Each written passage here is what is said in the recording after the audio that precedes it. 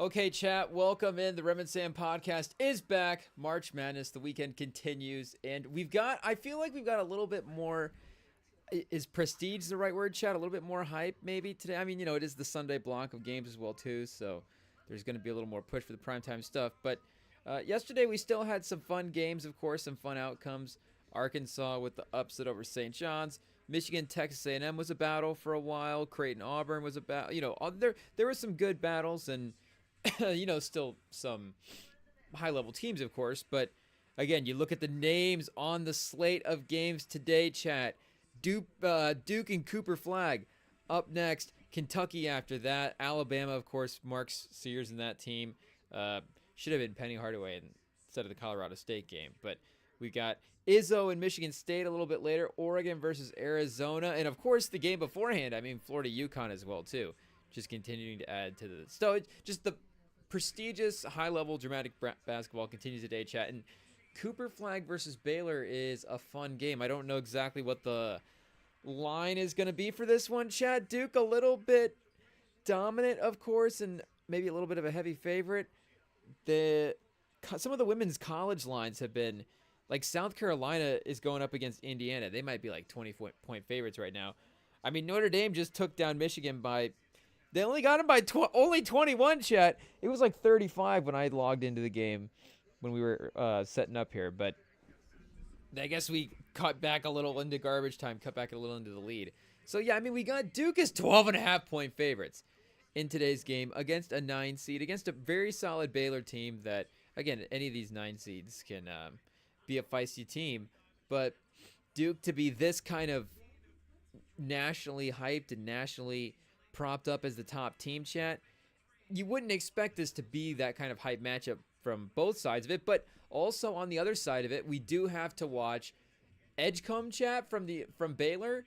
He is, of course, for our fellow Tankathon fans, he's been a top 5 guy in the draft boards, at least on here, chat. So if you guys are locked in on the rest of the mocks, and you guys can confirm that Edgecombe is a consensus, which I imagine, it feels like, I think Tankathon is a guy. But, or a girl, but I also think I remember seeing some interview or something, so I think it might be a guy. But, yeah, it's maybe with the stats-based site like this, it may be a little bit of an amalgamation, or maybe it's just his individual vibes of the players. I don't know, chat, but he has been a consensus in that top 5, I think, range. Top 7, anyways. I guess where's the cutoff? Is Knuppel, chat? Where's the next tier, guys? Maybe is Edgecombe the tier, and then Jackie Sakona's, chat, and Trey Johnson, then Knuppel. I will, of course, continue to make up these draft tiers. Liam McNeely, is he going up the board today, chat, after that game against Florida as well? Maybe all the UConn guys get a little bit of a boost from that game. But a potential top 5 matchup in the tournament, chat. And we tip off here. Baylor gets to start. You don't necessarily get that a lot. I was trying to think just off the top of my head, what were the... And, of course, you just immediately have to recall a list. I guess some people, of course, that's our non-athlete side of us, chat. We just don't have the recall either ability. We would just be forgetting all the plays.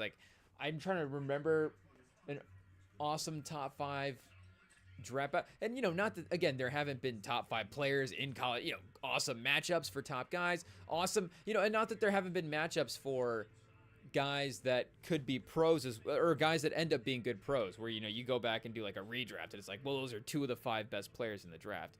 It's not like maybe those situations haven't happened as well, but at least going into the game, being watching 2 prospects this high level on each side in the tournament with, of course, single elimination stakes on the line. It is a little bit, again, even if Duke is a high-powered team and expected to be a little dominant here, it is still something to keep you entertained. For the nerds out there, anyways, something to watch. Proctor, immediately moving the ball, chat, in transition. Cooper Flag just swallowing. Oh, hey, yo, whoa. Cooper Flag just, we'll say good defense on the other side, chat. You got to put the fence on there as well, too, especially after the way we were describing it. But just solid lockdown on the guy, forcing the long fade away from the paint, chat, and then forcing it in the transition as well, too. And is Proctor a second year or a third year guy? I mean, should we just see where he's at on the draft board? Because he continues to just feel like he might be moving up the list, Chad. Uh-oh. He might be moving down some lists, but maybe the Rem and Sam pod is the consensus. Oh, we see a lot of Duke logos. Oh, you know, a lot higher up the board. Yeah, where's Proctor, Chad? They got him at 53 right now, so he's a junior, 21, 6'5", 183. I guess they're not great on the per 36 numbers, but you see the three-point jump shot is really solid, Chad. And maybe it's just about him finding the right balance for him as a guard in that playmaker versus floor spacer. You know, is he Klay Thompson, or is he, you know, obviously it's not Steph Chat, but just is he a guy that you're going to be spacing the floor with, running around three-pointers? Is he going to be a little more creative than that? And Flag driving to the rim. And you can see he's, of course, the star power of him in the tournament with the refs. Like, he gets calls. And, you know, like we were saying, good defense on the other side. But maybe some of the extra, you know, body pause, like leaning kind of on a guy. Or now we're saying like Charles Barkley. When you're in the paint and the guy's bang, it's like, hey, yo, Chuck. But, you know, some of that extra pause smothering on defense, maybe you get away with it if you're Cooper Flag. And then on offense, driving to the basket, it's going to be favorable. So Baylor's going to have a lot to overcome. But then again, you know, speaking of high-level games and high-level matchups, something about these, like we're saying, Duke, they're the overwhelming favorite. They may storm through the tournament, Chad. Who knows? I guess we'll just have to wait and see. But it feels like there's going to be a moment, if they don't get, you know, upset and knocked out, there's going to be a moment where people are going to be sweating. You know, they're going to be making us nervous. There's going to be a moment where they're tested in the tournament. And something about these early rounds, and Kenny Smith was saying it in the pregame as well, too, about the fact that the 8-9 matchup is so even, you know, in that first round versus the disparity in the 116. And like we said, you know, the 16 seeds, like, maybe have gotten a little bit more competitive, but still, like, the disparity is still like a bigger margin between those two teams. So the 9 seed is like, the winner of that game is a little bit more, you know, warmed up against some better competition in the tournament. So they're still, of course, facing a better team in the 1 seed on the rare 2 occasions that they played a 16 seed. So it's not like they're facing an easier team necessarily, but again, they've played better competition, so they're a little bit more maybe locked into the highest level. Like, maybe they've been forced to already play their sort of peak version of basketball. They're sort of finding that a little bit early in the tournament. And maybe that's what's special about the good teams, Chad, is they can just, you know, those really truly special teams are the ones that can just go out there every week and just, it doesn't matter who they're playing. A great team, you know, a mid-team, Chat, they're going to go out and put 93 points. Like, you see just immediately the three-point shooting and the spacing for Duke is, like, Knuppel and Proctor was in transition, and Knuppel, that was a little bit in the half court, but still the right side, Chat. They've got a couple of threes over there. So I guess if you're going to be that wide open, then, yeah, the three-point shooting is going to look good. But still, the defenders being drawn on the drives, Chat, it's working out. And I guess that wasn't even a guy being drawn. The guy was just miscommunication, lazy defense. Chat, Scott Drew's going to be yelling at somebody at the next timeout. It's just what it is. But Proctor needs to be up the board, Chat. This is kind of crazy. I mean, there's a couple of guys. Dink Paint! He needs to be up the board as well, too. Somebody needs to... Maybe we need to get Tankathon on and defend some of these lower-ranked guys. Or maybe we just need to watch Will Riley more closely in the next game, Chat. And then... But, like, you know, Cam Jones versus Tyrese Proctor? It's interesting, Chat. It's interesting, and that's... You know, well, I guess we'll see if Proctor continues to move up boards, and maybe that conversation becomes a little, like, maybe he becomes a top 30 guy, and then we actually get to have those conversations. But if you're like, oh, you're arguing a 50 guy versus a 20 guy, but just think styles of play, like that type of guard. I mean, measurables, like Cam Jones, a little bit heavier. Of course, a better just career scorer as well, too. Better shot creator, but is he going to be a main shot creator in the NBA? Like, he does, if he's going to be a main shot creator, it feels like a little Bones Highlandy-ish, right? Where it's like, okay, if, you know, maybe he's giving you, like, maybe he's going to run the offense in the last 3 minutes of a blowout, like that's when he's gonna take over and be the point guard. Otherwise, you kind of hope the floor spacing thing continues to develop, and then there's a defensive thing. Like you kind of hope maybe for like a little more. Is Jordan Hawkins a good comp, chat? Like a little more Jordan Hawkins-y-ish. Like is Tyrese Proctor? Could he be Jordan Hawkins? And Jordan Hawkins, of course, was, taking those UConn teams to they won the title with him as the lead perimeter guy.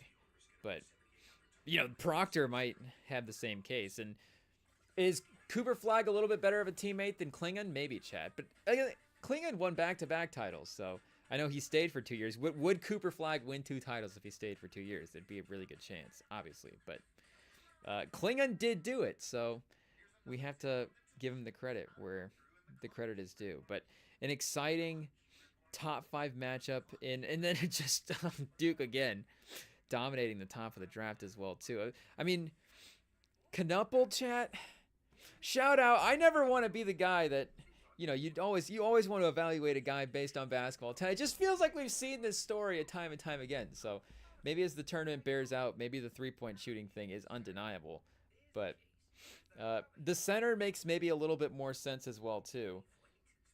And you look at a guy like the Illinois guard. I mean, we've seen that guy, sort of a bigger point guard, playmaker guy that doesn't really have much of an outside jumper. Like, I don't want to call him Michael Carter Williams, chat, but that's like the number one stereotype for that type of drafting that play. And obviously, maybe we're throwing out some, is this Luke Kennard and Michael Carter Williams? Not necessarily the high-end comps that you're looking for these guys, but regardless, chat, does it feel like there's just more guys in that lane? Like the center makes a lot of sense. Maybe the center from Maryland too, chat. We're just a big center draft this year. Pause. Jace Richardson. It is what it is, chat. Sometimes in the NFL, it's the Ohio State guys. This year in the NBA, we might end up being defending a Michigan State guy. It's just what it is. But I kind of like Jace Richardson. It is what it is. The man's definitely elevated his game as a scorer down the last half of the season. And then the international prospects as well, too. Why aren't they as high up the list as they normally are, chat? What's going on? Internationals falling down a little bit. We got a Georgetown player in the top 20 as well, too. That's crazy. Georgetown, nowhere to be seen in the NCAA tournament. But speaking of being potentially tested, Florida definitely tested today by UConn. I guess this might be a good game to check the line for as well, too, to see what kind of respects the books were giving UConn. Because if you, I think, had just asked a fan, maybe if we were just going bracket confidence, that might have been a tricky game to pick. And if you end up, of course, going with Florida because the stats are seeming overwhelming their way, and then, the way they've been playing as well, too, you just would assume that they're playing like the better team. Obviously, they're the 1 seed. But 8.5 versus UConn to 12.5 versus Baylor, chat. And if you just, again, look on paper, look at the regular seasons of what happened, like what is the degrees? I mean, again, UConn was UConn's an 8 seed, Baylor's a 9 seed. Like, there's basically no degree of separation on paper between the teams in the regular season. But once we get into the tournament, the experience of the guys, of course, Dan Hurley and that team's motivation, just all of that has to be taken into consideration, and especially if it's going to be a close game. And that's exactly what we saw, chat. It was a close game. In Florida, I mean, you have to give them credit. And I know, like we were talking about, maybe a lot of people picked them because of the stats. But if we were looking at a lot of the people making the stat case this year, and I don't even want to say too much, chat, because I know I got a lot of bracket picks on the line with these couple of teams that are just playing right now. But it seemed like and I guess it was total regular season stats, but especially, again, with the way that these teams were playing down the stretch, it did seem like Florida and Duke were just going, okay, these are obviously the 2 best teams in college basketball, but it just becomes the bracket thing of, can we pick the 2 best teams in college basketball to be in the championship game, win the tournament? And like we're saying, Duke is, they're down 2 right now, chat. Cooper Flagg driving to the rim, draws another foul. Foul merchant, chat. Is he shake already in the tournament? Jeremy Roach revenge game as well, too. Forgot to mention that for Baylor. They're showing the career stats. He transferred from Duke to Baylor. So you've got Edgecombe and you've got Edgecombe, chat, and you've got Roach, newcomer of the year, in the Big 12. So you do have a talented backcourt in this game that could potentially go toe to toe with Duke just on a talent level. But yeah, just because that line's 8.5 and UConn makes it a little feisty, I think that is obvious. That we expected to be UConn a little bit closer than that, and they did hit a late three as well too, like literally at the buzzer on the last possession when it wouldn't have mattered. So I guess they still would have covered anyways, even without that 3-pointer. But if anybody had like the alt spread or something like that, but that was. And you're going into the tournament, you're thinking, could UConn potentially, just as one of the question marks, win a three-peat title run or whatever? But of course, with their seeding and what they're at, with just talent on the roster, they're not one of the top teams that you would pick. But of course, it is a question that you have to at least ask as a storyline.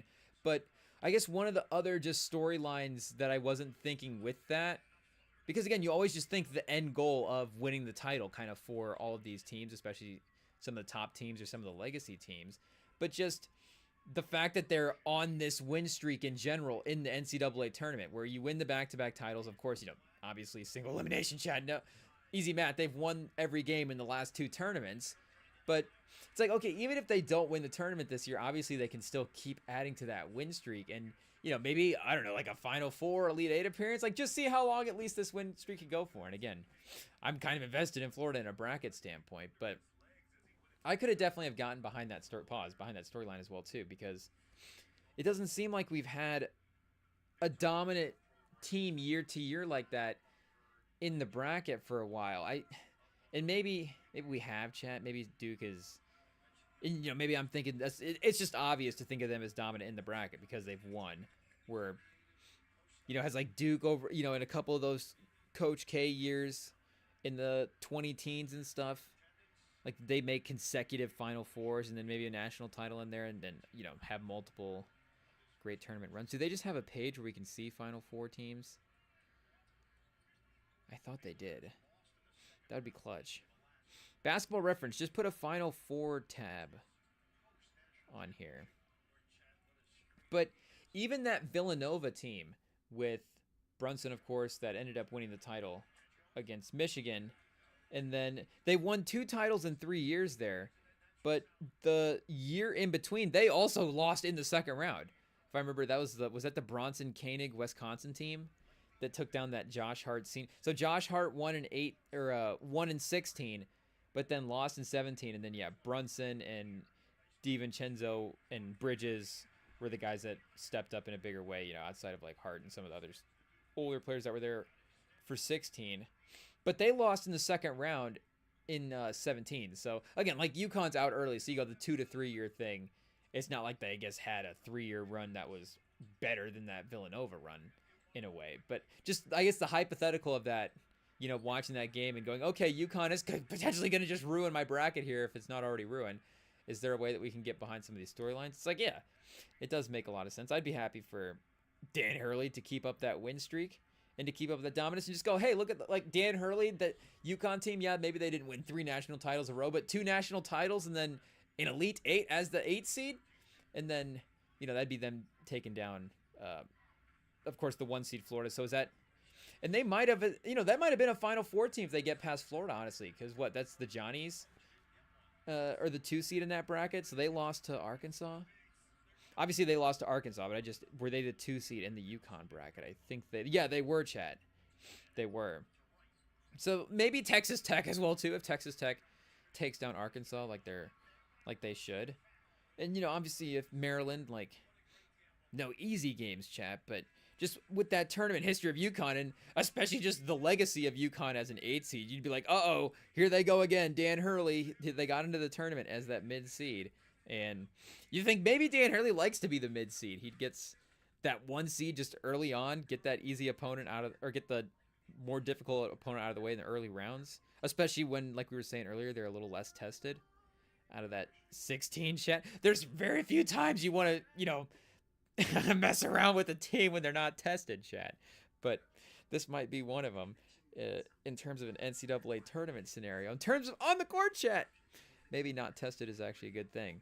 But, that bracket would have been cleared out nicely for him in a fun way. So, unfortunate that, At least, for UConn, for Florida, and for people that had him in their brackets and money parlays and all that stuff. Like, we're still happy that they're surviving, but could have been fun. I guess I don't know how much the public was backing Florida from a betting standpoint as well too. Maybe because like to make the Final Four parlays, I'm assuming Duke as well was just the most bet team to win the national championship. Maybe not. Maybe because of the odds, there was another team that people were gravitating toward. But just with the way people were picking them in their brackets, you'd assume that they were also investing it, with their pocketbooks in the same type of way.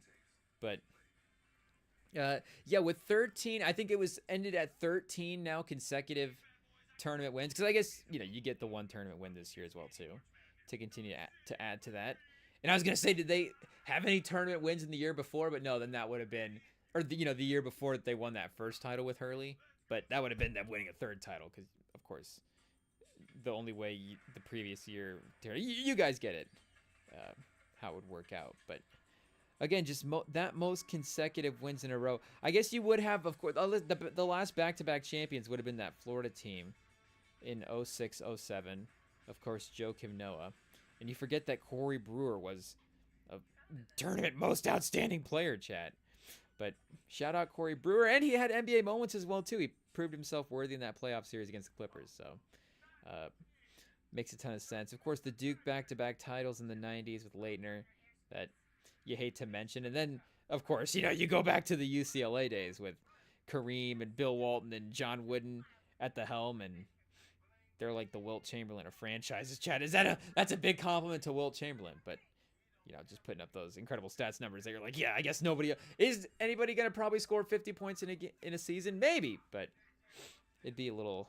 Maybe not in our lifetimes, Chad. I guess we'd be lucky to see it. Or would we? Would it just be boring to watch? It's like, okay. Would we get bored of a guy scoring 50 points a game?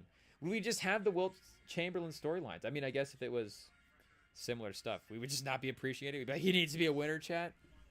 It's like, wait a second. Nobody's done this since Wilt. We didn't think this was possible. He's scoring 51 points a game. But I guess there'd be something that we'd find to mess around with.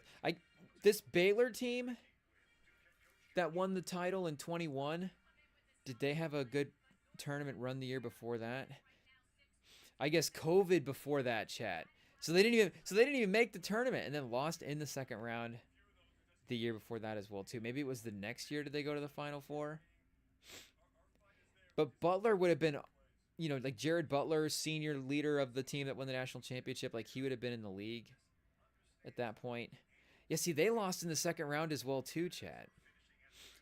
So not that you'd be like, okay, Baylor would be the first team that you'd think of for, I guess, speaking of Baylor, going up against Duke, but that was a competitive team, for a lot of years there. And I guess still is in the regular season, but as like a top tier team in the polls as well.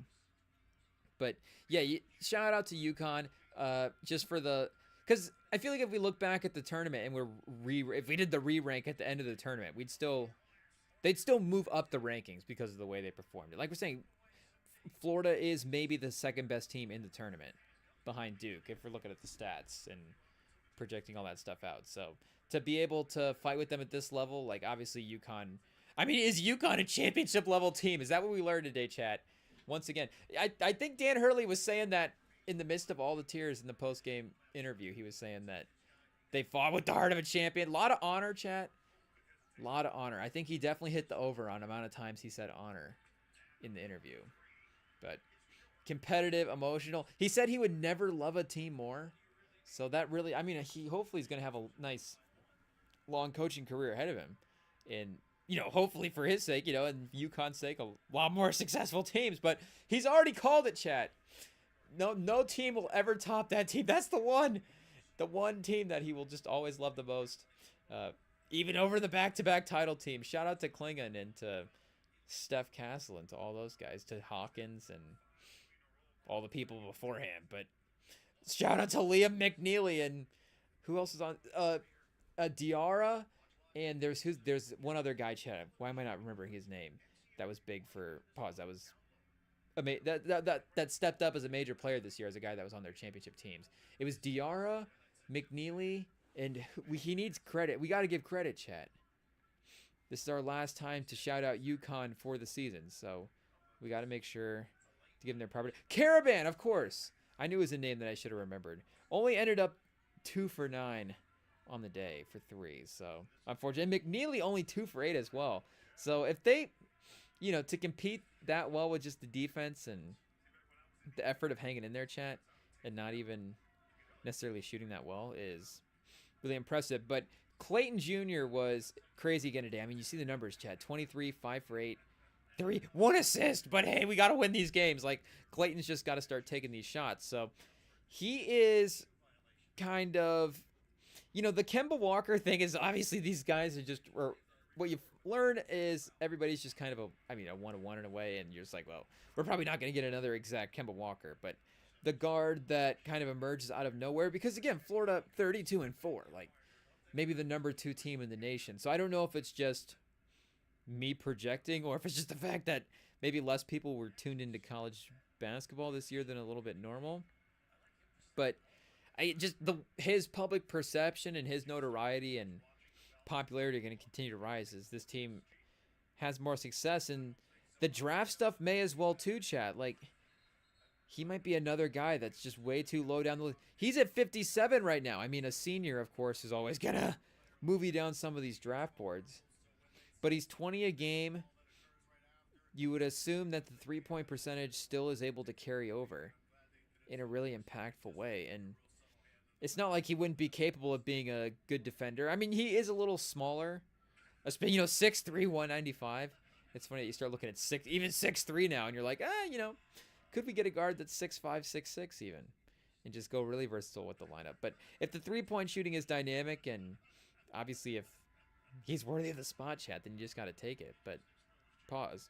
But his, just the notoriety sort of rising, and then him carrying this team, because they're getting good, of course, performances from everybody else, but especially in big moments, like his shot making is really a go-to thing. And he hit another clutch 3. There was a sequence where when they started to pull away, when Heath hit a 3, and then the defense, they turned him over into offense really fast, and it was like, okay, Florida ramping it up for those last couple of seconds, because like we're saying, this is a championship matchup both ways, where, I mean, you could say that UConn, like we're saying, is maybe a little bit of a championship team. So for a championship team to be able to separate at the end of a game like that against another team at that level, it's like, okay, Florida, that's, that really elite team type stuff. So a real proving ground matchup for both. Just like we're saying, for UConn, unfortunately, they proved that they can end the season with honor, chat.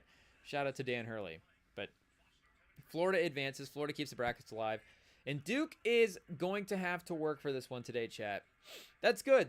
We don't want to see Duke in a blowout win. I mean, I'm sure, obviously, for Duke fans and for our brackets, it'd be nice to have that confidence throughout the game that we're going to be okay for one more round.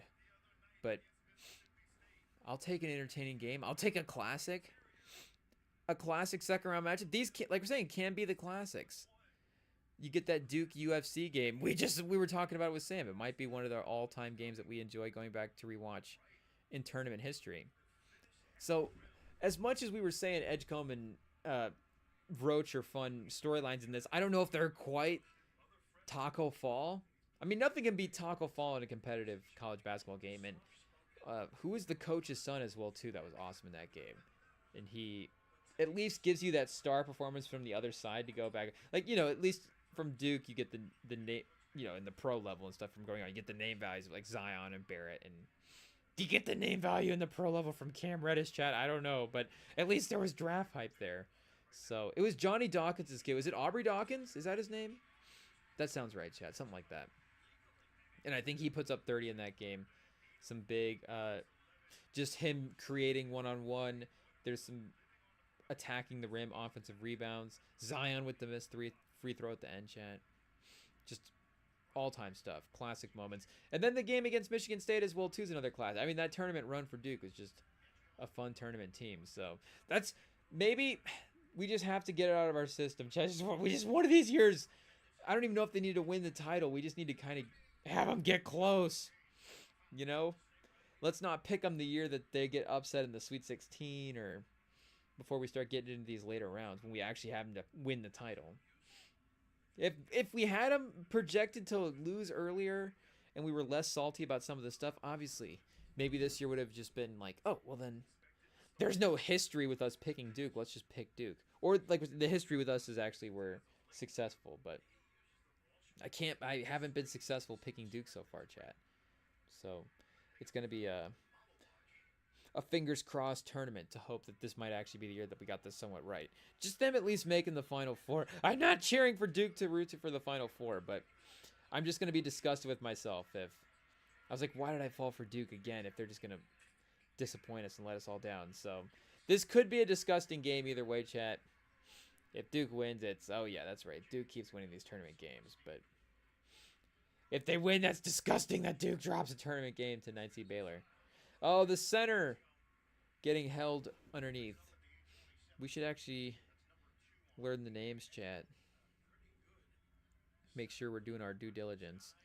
And the one, of course, for Duke that's the top of the draft boards because there's players for Duke scattered throughout. Gaham Maluk? Gaham Maluk? Shout out, chat. Like we're saying, I don't know. I mean, it would be even to take him fourth. We'll have to just see how this tournament plays out. And maybe Edgecombe continues to be like a clutch player in this game as well. But something about, again, the lead scorer guards, especially in today's age, like, I'm not trying to be sizist, chat, and that's crazy, but I know Sam has kind of gravitated that way with his draft boards as well, too. Like, and he's obviously been on that train of thought for a while now, but I almost think his draft board would be like, wait, let's just start with like 6'8" and up, 6'7", and then, okay, yeah, wait, which 6'6" guys and 6'5" are like, you know, the really high level prospects. I guess we'll dip into that back. Like maybe Scoot would have been the one exception. It's like, oh wait, what Scoot? Yeah, I guess it just doesn't matter. But hey, I don't think we'd be wrong yet, chat. I think we'd still have time. So maybe, you know, Brandon Miller could have been a good Thompson. Maybe there is a world where we actually talk ourselves into Thompson in a real way. I think we could have gotten there, chat. To actually take Amen Thompson number 2. If we were really running the teams and really had to make that pick. I'm just giving us all the credit in hindsight looking back. But why not, chat? Why not? I guess there's no evidence outside of the fact that we both unanimously said Scoot was the second best player. There's really no evidence to say that we wouldn't have taken Amen Thompson. There's no evidence to say that we wouldn't have changed our mind or traded back. You know, somebody moves up to 2 and now all of a sudden we're... And then, you know, maybe it's Detroit. Was Detroit trying to trade up at all in that draft? Maybe for Miller? Get over... I guess Scoot, they took Scoot at 3. So, that's how still biased we are towards Scoot, as I'm just projecting him as the second overall pick back in that draft. But, was Detroit... I'm trying to think if one of those teams was trying to move up. Maybe they're trying to move up for Thompson, so... Maybe that would have got us thinking a little bit as well, too. But Asar, like, we both really liked Asar. I think we liked him maybe a little bit more equally than people were like, okay, Amen maybe has a little bit more, you know, upside. And you see it kind of as well, too. Like, I think Amen's kind of the unanimous higher trade value guy. But Asar's been awesome and seems like a real building block and still, like, shows the same stuff. So I get that. And, you know, Amen, of course, a little bit better of a guard playmaker player. But in the open court, just with room to create, like, both those guys, of course, super still dynamic. So who knows, chat? Maybe somebody in the room makes a really compelling case, and then me and Sam, we're just giving ourselves credit. We're willing to listen. We're like, yeah, that does make sense. We would take Amen Thompson. So who knows? Get AI to just, what would Rem and Sam have done in the draft in 2024 after Victor Wembanyama's off the board, and I guess Brandon Miller number 2 off the board as well. But and then maybe the teams that we had, and then I guess maybe the teams that we had assembled beforehand. Who knows if we even had the number 3 pick, chat? I guess what kind of job did we just get hired at this team? What kind of job have we been doing where our team is now drafting 3rd? It's not ideal, but who knows? It was like, okay, our star player. You know, if it's Portland, it's like Dame Lillard requests a trade. He's out. Blah, blah, you know, whatever that timeline for that saga was, and all that stuff. So maybe it's not our fault. We'll blame it on the players, chat. We'll do what any good front office does. Just start blaming it on the players. But when does Illinois, Kentucky. So we got this game, and then like the window starts to kind of pick up a little bit. after that. So that'll be cool. So they really made sure that Duke and Baylor were going to be in the primetime slot, chat. All eyes in America focused on Cooper Flag. And South Carolina as well, too. I think is on. Actually, there's probably a couple of tournament games on for the ladies' side right now. What do we got? Should we do a quick scan through for the... Or I guess we could just look at their scores as well, too, chat. That'd be a little more efficient than just trying to click through all the channels. So I guess we're just going to land on Kansas State, Kentucky. Oh, Indiana currently up against South Carolina. Uh-oh, chat. Uh-oh. We might be switching games. Sorry to Kansas State and Kentucky. A lot of studs in the court in that game, I'm sure. But if Dawn Staley's on the ropes, chat, that's not good. We got to make sure that Dawn Staley's doing okay. Shout out South Carolina. One of the few powerhouse teams that you could actually be biased toward, just because obviously Dawn Staley makes that program so likable, chat. But they could, I guess, modern day John Wooden. Everybody has probably made that comp already. But if they hadn't, I mean, what are we doing, chat? Dawn Staley, I get, John Wooden won 11 titles. So does Dawn Staley have to do a couple more championship wins? Maybe. And, I'm sure that there's obviously, like Pat Summitt and, Gino as well, too. Like, there's people that have a legacy in the women's bracket side that, like, again, the Dawn Staley talent of it, the 1v1, if we just needed a fantasy drafted coach, like, but then if we're fantasy drafting coaches, and then again, if Pat Summitt's back on the board, chat, it's hard not to take the legends. Pause. Difficult. But not to say that Dawn Staley's not gonna have a court named after her at some point. Does she already have a court? Oh, chat. The TV's not working right now. We'll have to reset and hope we can. Hey, yo, pause. Get back in real fast. See if this works. The ESPN is South Carolina's losing. It's nobody watch right now. We can't tune in until this game gets a little bit closer. Okay, there we go, chat. We're back. We're locked in. So I feel like with one game going for the men's side, this would be a good time. Kick up the women's side of the bracket. Are we in? Because we also got NIT games going as well right now. So shout out. I mean, it helps bulk up the parlays. But just so we can focus on the correct scores. Yeah, some of these might be NIT, chat. I don't think we have this many games going at one time. Less than 2,000 perfect brackets remaining. I'm surprised it's just less than 2,000, like the lowest it'll count, and then it just stops after that. Maybe that's why it's the less than sign. Otherwise, why wouldn't it just be 19 or like 1,742, 1776. Like, why wouldn't it just be some random Revolutionary Warrior? But again, we got to scroll up that Michigan score, chat. Yikes. Yikes. Shout out. An incredible game in the last game. Jordan Hobbs dropping, I forget the exact number, chat. It is what it is. My bad. Cancel me now. I don't remember the box score, but she had a great performance, and we at least get the advance in the one round. Notre Dame, legacy school. Great players. Hannah Hideglo, 21 points. Sonia Cretan, 16. And Latu King, 18 points, chat. So the trip. And Olivia Miles, I forgot. They had the Tankathon, highly rated draft player as well, too. Who I don't think had necessarily an impressive first tournament game either. So I don't know, chat. We got 2 for 4, so not really concentrated that much on getting up the shots, but 5 assists, the 8 points, no steals, 15 rebounds for King as well too. So an 18 and 15 stat line of the day, contender, chat. 18, 15, and 3 is crazy. Oh, Duke up by 4. The crowd is on their feet. Is this where the game starts to turn? John Shire versus Scott Drew. I mean, that's a fun, at least, coaching matchup. That's like one of the levels you would have to go past to be elevating the, on your way to being the best head coach in college football. If it was like a UFC fight style, like Scott Drew would be like, the 7th ranked contender. And you're like, oh yeah, there was that one time that Scott Drew was the interim champion and almost won the belt and has had like a really solid career. But like, hey, yeah, John Shire, the young talent, like we probably expect him to get the win. And speaking of John Shire, the algorithm on the tube chat, you to clarify, but the algorithm sent us a highlight reel of John Shire in high school, putting up 21 points in 75 seconds. His high school team in the national championship was losing by, I want to say, close to 20 with 75 seconds left in the game. And he put up 21, chat. Unfortunately, they didn't hold the team scoreless in that last couple of minutes. So, spoiler alert, I guess, if you're not one of the... Was that clip in the millions or maybe hundreds of thousands? I don't know. But, if you're not one of the people who hasn't seen it yet, if the algorithm has sent you the John Shire high school highlights, they didn't get enough stops. And there was a couple of penalties and turnovers as well, too, even from Shire's side. But maybe some sketchy calls.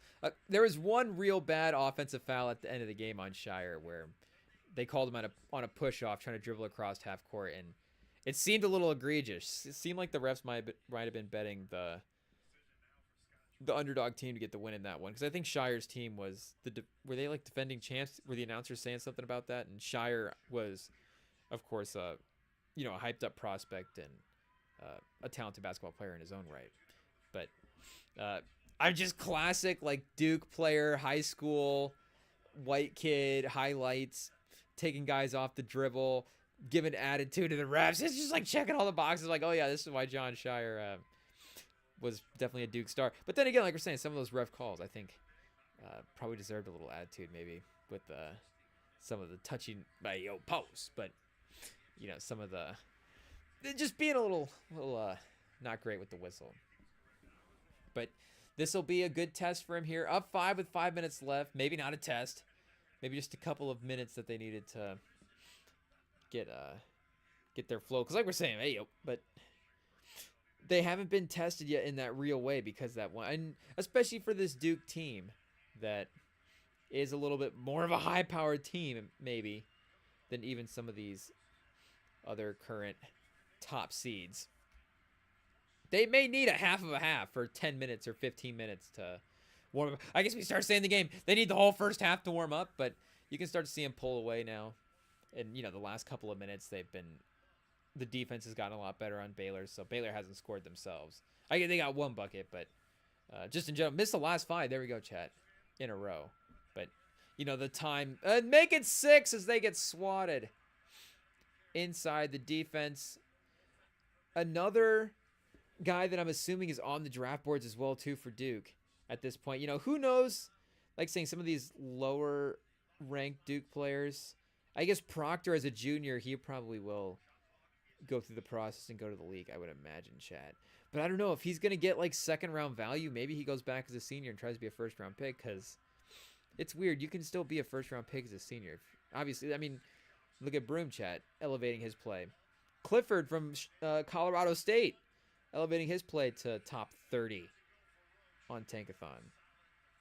So if he can prove, if he goes back as like the number 1 guy on that Duke team. I mean, Grayson Allen, went all 4 years, right? And was still like a top 20 pick in the NBA draft. So could Proctor be Grayson Allen in the NBA? Yeah, probably. I feel like there's a lot of skill crossover between those two guys. But now they're the physicality as well, too, for Duke. And the aggressiveness. We saw it on defense. And Cooper Flagg, of course, like we're saying, drawing fouls, getting to the rim. But right now, Cooper Flagg not in the game. And everybody just kind of putting their head down, being physical, being aggressive. 3 fouls for Omier already for Baylor with 4:45 left in the first. And they might have to leave him in unless they sub him out here on this free throw right here.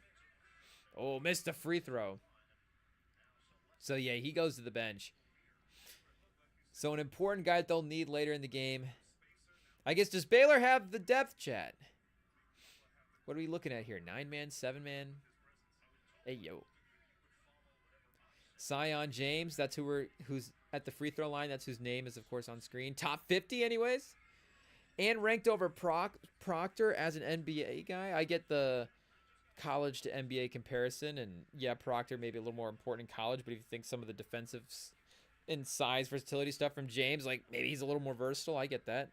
But he's also a senior as well too, chat, so you couldn't even make it like a, he's a freshman, he has like the upside case. as well too against Proctor. So tough. Tankathon. What's your beef with Proctor? Maybe not a fan of the couple seasons before this, but even still, you still saw all the pieces of the jump shots and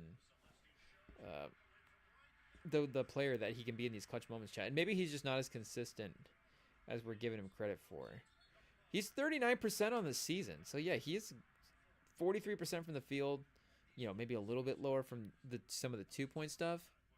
And again, maybe he's not like all-round playmaker, you know, an awesome rebounder for like an undersized guard. But him and Memphis, you know, speaking of Kennard, I don't know what Kennard's contract is at right now, but, you know, you could make a move there, clear up some cap space, and definitely get some equal production from Tyreek Proctor, I think. The floor spacing, some of the movement shooting, chat. So shout out, we will be on a Tyrese Proctor campaign for as long as the rest of this draft can continue to ride out, chat. And shout out, do we have to give Rutgers like a little bit of a chin scratch for having 2 top freshmen and not making the tournament? The rest of the team, of course, roster construction, it all matters, chat. We're not saying that these 2 guys should just automatically be able to carry these teams to the tournament, but a top 64 team, chat, is that a little too much to ask for if you have 2 top 5? If you have 2 top 3 draft players? And like we're saying, Michigan, the Fab 5, I don't think we had 2 guys on the team necessarily drafted in the top 3. Of course, Weber was number 1 overall pick, but I think Rose was still a lottery pick, but he might have been just barely. It might have been like 14. He was 13, chat. Howard also, again, first round pick, a little bit lower in the first round, though. I want to say 20s, though he might have been 17. We'll say 17 for Juwan Howard to give our guy the benefit of the doubt. Chat! I'm a fool! He was the 5th overall pick. Am I thinking redraft? Yikes! Shout out Juwan Howard, though. But, and, you know, Michigan coach will remember his time finally at Michigan. There's no hard feelings for the Michigan tenure. Dusty Mays, you know, we're happy with how it all worked out, chat. And he still managed to put out some competitive teams, even if it went a certain way at the end there. But, okay, so we also did have 2 top 5 picks. Yeah, I mean, again, it would make sense for that team to have 2 top 5 picks. Of course, you know, King and Davis, were those guys? I assume those guys did get drafted. And again, they were great college players, so it's not like they would have been undrafted, you know. Okay, 35 overall pick for Jimmy King. So, let's see here, chat. Shout out, I'm a bad Michigan fan. We always forget the first name of our 5th player in the Fab 5 chat. The Fab 5 is just a great nickname because you don't have to remember everybody's name. But you should remember. Oh, Ray Jackson. So I didn't remember the first name. For some reason, why am I thinking Ray Davis, chat? It is what it is. You just get too many names sometimes stuck in your head. But I guess he didn't get drafted. He didn't have an NBA stint either. Did he get drafted and not have a stint? He didn't get drafted, chat. Tough. That's a big miss. That's an L by these NBA teams. Not getting Ray Jackson into the league. Unless there's something else that I'm not remembering. And I'm just remembering the good times as the NBA players. But, yeah, I mean, 2 top 5 picks. And obviously, you know, that team was right away, of course, making waves in the tournament. So, not to say that, again, Rutgers has the Fab 5 on their roster right now. But those 2 guys couldn't have made a little bit of a interesting push, chat. Lost the national final as sophomores, obviously, to North Carolina. And again, still stacked team. Like, you get 4 NBA players, and then Riley's going to get NBA. I think Jackson's a great college player. And Pelinka as well, too. You forget Pelinka is just hanging around on these Michigan teams. It makes sense why he's making all these great moves now in the Lakers front office. But yeah, chat, you know, it's tough standards to compare and hold everybody to. But, you know, we can't say that anybody can just be the Fab 5, of course. No team in history has ever been or will be the Fab 5. One of ones. But just in terms of making tournament runs as young players, we're just saying they did set a precedent. Not, of course, the only team to accomplish that with young players, especially now. even though still some of the older guys can, of course, have an advantage going into the tournament.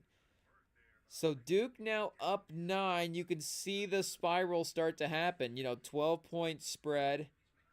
Maybe it's a little bit more accurate than we expected. Edgecombe 3 for 7 is, doing good, chat. I haven't seen, necessarily we need to take Edgecombe out of the game type approach. The Duke defense is just good in general, though, so, that can maybe just be the confidence of the defense of the team, is we can go against any, it doesn't matter. We can go against any, maybe there's not a player in college basketball that, because Cooper Flag is on Duke.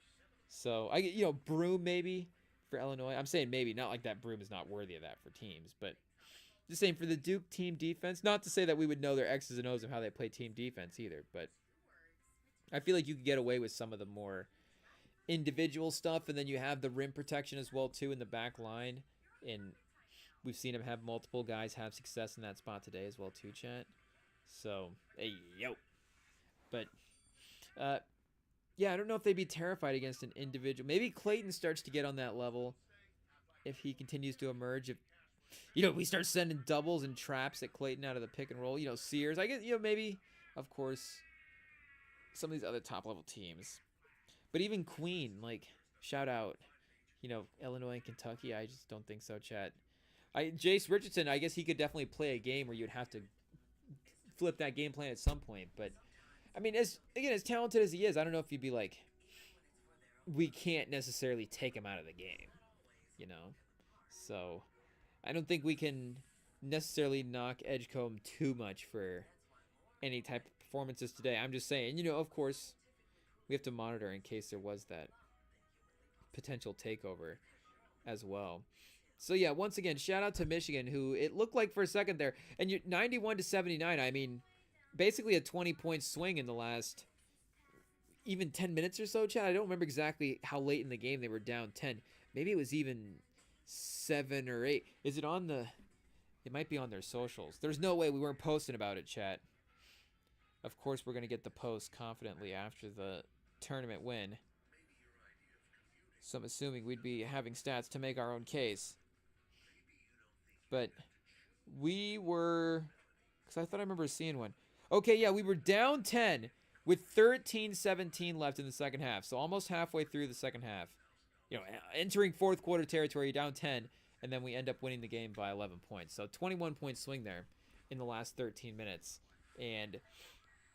Again, this team continues to be a streaky kind of three-point shooting team in the midst of these games. But, again, with the way they locked in the last 13 minutes of the game, you still say that is a good chunk of the game. It's not impossible, of course, to make it's not a historic swing of the game necessarily. It's a really great one for a team to have. It's not going to be one for the Michigan record books. We'll be like, yeah, that was a fun tournament run. Danny Wolf, he continued to have big performances. And Gale as well, too.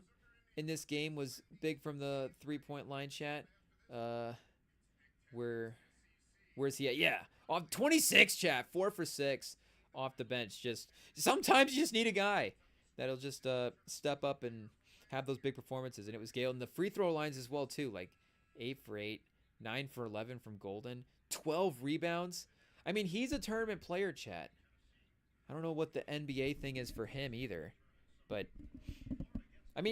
Sam always says to value the prestige of these guys, but the success that they have in college does mean something. And this guy was on the tournament team for Florida Atlantic that did have the run that they had. And this Michigan team, who knows what the future continues, I guess, in the next game against Auburn. But he just continues to prove his value in the tournament. And his aggressiveness on the boards is... time and time again just bailed them out, where even if when they are having these moments of not being able to get the three-pointers to go, like we're saying, some of the guys, their individual games looked good, but Donaldson was 0 for 3, Burnett, I guess Golden was taking threes, Jones 1 for Wolf. So none of the starters were really getting three-pointers. Gale was really the only guy in the lineup. So just as a collective, the spacing and the consistency wasn't there. But because Golden's such a monster on the board, and Wolf as well too. He's almost in double digits with rebounds at 9. Donaldson for a bigger guard at 6 rebounds. Like, because they're attacking the glass so well, some of the offensive boards and extra possessions and the extra shots are able to keep these games close. Like in the UC Davis game, it was kind of keep them in front a little bit until they were able to seal that one, and then that one it was like, okay, Texas A&M can't like totally put Michigan away, and then the 3-point thing starts to go as the defense wraps up, and then we really start to see, them take advantage. But Danny Wolf and Cooper Flagg are like the 2 7-foot creators in college basketball right now, Chad. It's just what it is. And Cooper Flagg is obviously capable of playing at the level of Danny Wolf. I'm not saying that, but is Danny Wolf right now responsible for more offense than Cooper Flagg? Probably not. You look at all the stats, and Cooper Flagg does lead the team in all the stats. So, and he just hits. He's listening right now, chat. I think is that an earbud he's got in the game? He just buries a 3 as we start talking about him. He's like, well, is Danny Wolf going to just off the screen hit a 3? There was a 3 late in the game where he had it open with like 9 seconds, maybe 11 seconds left on the shot clock, and passed up and kind of tried to dribble in, then dribbled back out, and then just reset and took a worse dribble up 3. And it's like, I get, running a little clock. Again, they win the game, so and they win it nice too. So it's not like, and maybe this was like with like 9 minutes left or something like that. But it was like, okay, I get that it does work out, but just like take the open 3s when you get it. Maybe if he's a little more confident in some of the ability stuff, maybe open up a little bit more of his game, even more than it already is. Chat pause. But the size of the front line and the fact that Danny Wolf gives you that size as that ball handler. That's just a unique thing that nobody else really has in college basketball. And, every other college fan base is going to be like, no, our guy is a creator. Our guy's, the thing. But, I don't know, maybe Lamar Odom, chat? We got to find the right comp for Danny Wolf. I don't know if we want to start Googling if anybody else has comps out there for him already. But we've test driven a couple already on the past live stream. So I guess this is the one we'll test drive today. How does a Lamar Odom to Danny Wolf comp feel? It doesn't feel too bad. I think Lamar Odom a little more athletic, but Danny Wolf maybe better at defense. Chat, I don't know. I can't really speak to Lamar Odom defense in college, but Danny Wolf's a good rim protector as well too. How many blocks did he had? 3 blocks in this game. Golden had 3 blocks. So there was a moment when and shout out, I got to watch some of the second half of this game with Billy Buckets as well too. Chat. It's one of the reasons we weren't live yesterday. When Billy Buckets is in town, chat, it is what it is. If make no mistake, the pod is right up there, top priority, chat. But if Billy Buckets is in town during a Michigan tournament game, the priorities do start to, become a little bit shaky at that point. I'm just saying. But we fortunately, got to watch some of the game, and they were able to get this win in the second half. And there was a moment where we're watching the game, and Creighton Auburn starting to look really interesting. And Creighton, we're like, is Creighton gonna win this one? And there's a moment where like, if we win and Creighton wins, are we even a little more scared of Creighton than we are of Auburn? I get Auburn again. The 1 seed Broom is, a more terrifying player than maybe what Creighton has. But with Creighton's extra perimeter shooting, like Creighton does have an interior presence with is it Calabrenner? Calaburger? I think it's Calaburger. I think it's Calabrenner, chat. But with their center, they do have an interior presence, but they also have that contrast with the outside shooting. And I think that the speed of that might have been a tough matchup for Michigan. So the fact that we get to go up against Auburn and Broom with the centers and the size in the front court that we have, and just again the sort of athleticism and versatility throughout the lineup, I think Auburn might be an interesting matchup for this team. And Auburn is a great team. Broom's a great player. They could again win a close game, but we've now been the better team in 2 second halves against 2 good teams. Like maybe UC Davis is even a little better team than Texas A&M. Who knows? But Texas A&M has talented players in the backcourt with Wade Taylor and Phelps, and Payne was really giving them problems in the front court as well too, especially earlier in the game. I don't know what his final stat line ended up being, chat. Oh yeah, 26 points. 10 of 13 from the field, only 5 rebounds, 1 block as well too. So, definitely more the scoring and the feeding off of the creating of a lot of the guards, but they were a big problem. Phelps, you see 6 points, but he had six assists and 7 rebounds, 2-4 from the free throw line. Wade Taylor 5 for 6 from the free throw line. not getting shots, but again, penetrating, pause, creating, 4 assists on the day for him. So those two guys really doing a share of, leading the offense. And if they had been a little more consistent shooting in the second half, who knows? But Michigan has now put these teams away in back-to-back games. So the minute I get confident in a tournament run is when things start to go bad, because we're always the pessimistic fan beforehand until we start to see them be like, hey, now we're having success. It's starting to look interesting. But I'm just saying, I'm not maybe as scared of Auburn as I would have been a couple of weeks ago, a month ago or so. And not to say that I'm expecting us to win the game. Like I'm saying, I'm just not as terrified as I would have been. I see the recipe for us. There's a very, very visible recipe for us to win the game. We just have to, make sure that the outside perimeter shooting and the floor spacing is there for some of these creators to operate. And not just from, not that Gale can't go back out there and have a great game, but and maybe that's just the team that we have as well too. Like I think Burnett in the first game was he the best 3-point shooter for the game for us? So it's like we have the talent. One guy's going to have a good 3-point shooting night one night, and then, the next guy the next night. But you'd also like the team consistency of it to get better as well, too. So assuming that is up to par, like all the other things can be in line for them to really hang with Auburn and to really make that interesting, Chad. And then, you start looking at the rest of the bracket and go, who knows? I don't think that, I have my eyes set on the Final Four at this point, Chad. But because Michigan State is still very scary, and they have kind of our number as well too. So I think Michigan State would take us down in a tournament setting, to be honest. But they would win the game. Pause, not take us down. Hey yo, but just for Dusty May to continue to have these impressive tournament runs and for his teams to continue to overachieve in a real way. It's another thing. It's how long can that streak kind of continue for? Not that he's on a back-to-back national title streak, but the feisty teams that Dusty May has going into the tournament. How can that streak continue to kind of add years onto it, chat? Oh, excuse me. Oh, whoa, whoa, whoa. Okay, we're back, chat. A minute 13 in the first half. Duke up by 11. And we're reviewing now. Is this for a flagrant? The Baylor defender pulled the Duke guy to the floor, paused by the arm lock kind of situation. And they do give him a flagrant. So college football, I guess, this is not college football, so he'll get to stay in the game.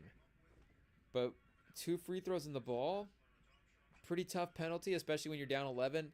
It's starting to slip away. It's kind of in range for the second half, and now you're putting them in the spot where, I mean, if they're up 15 plus here because of this couple of shots and the possession that it follows, then, I mean, now it's oh, they really got us in the second or in the first half in a different kind of way, chat. Pause. But BYU was a team that people were kind of eyeing as a team that could make a run, and they got a competitive win against Wisconsin. Yes, Saunders was incredible in that game. Just people in the restaurant chat just going crazy over BYU, just late game heroics. And I mean, do we have team percentages here? What did we have? 49% for BYU and 43% for Wisconsin. 46% from 3. They were really, really cooking last night, chat. The ball was moving, 21 assists. So they're a scary team. BYU was a tough first-round match to predict. It's do they win in the first round or do they go to the Final Four? What's going to happen with BYU? But are they staring down Duke potentially? At some point, not quite yet. They would have Alabama next. Cooper flag, chat. Yikes. Now Duke is up 15. Cooper flag, the cut to the rim, the lob, the fans on their feet.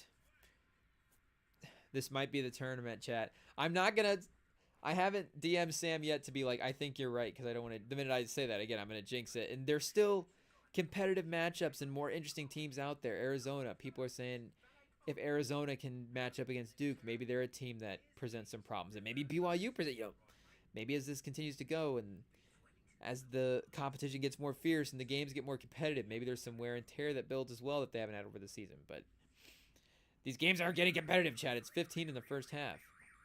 They're already covering. They're already showing their domination. Nobody can stop Cooper Flag. And they're proving that they can continue to dominate without Cooper Flag on the court as well, too. Just like they proved in the ACC tournament. They've been just as successful. I don't know what the plus minus would say and how it would bear out, but it seems like in maintaining and growing the lead, they've been just as successful since Cooper Flag's been off the floor. And when Omier went to the bench, they just showed Duke's outscored him 2-1 since he picked up that third foul. So, you know, losing that inside presence for Baylor hasn't really helped as well. Missing a three from the corner. Duke rebounds. They'll be able to... Baylor, I guess, going 2 for 1 there to end the first half in kind of a rush way. Not a bad look, but still moving, fading in the corner. You know, you got to be really locked in to try to make that kind of basket. So the Baylor defense, I don't know if we get like some kind of press in the second half, chat. We're seeing the zone continue to be more and more aggressive. And just the guys locking in. And Duke... They stay calm. They stay collected. Dribble right in. Floater. Put it up. A block to end the first half, chat. And that's a 17-point lead by the Duke Blue Devils. I mean, 17, it's not going to look like they dominated the entire first half. They obviously went on a run to end it and pulled away. But it's kind of the math is the math, chat. They're a team that, if it was that type of way and it was 17, it wouldn't be surprising. So... domination by Duke in the first half. Cooper Flag, the star power. John Shire's got this team locked in. Proctor's doing press, chat. The leader of the team. Bigger Jared Cunningham, pause. Or not Jared Cunningham, Jared McCain. Hey, yo, Jared. Is he a little bit of combo, Jared McCunningham? Jared McCunningham? Jared McCain and Cade Cunningham? That'd be kind of a crazy player, chat. I don't know if Tyrese Proctor is quite at those levels yet, but his draft stock continues to rise. Definitely. So halftime is here, chat. Hopefully Scott Drew lights a fire under these guys for the second half. But the second half, I mean, it's Cooper Flag, it's Duke. There's still going to be things to pay attention to. In college basketball, chat, there's still tons of games around the corner that will be on this afternoon that we'll be following. So don't go anywhere, chat. We'll be right back.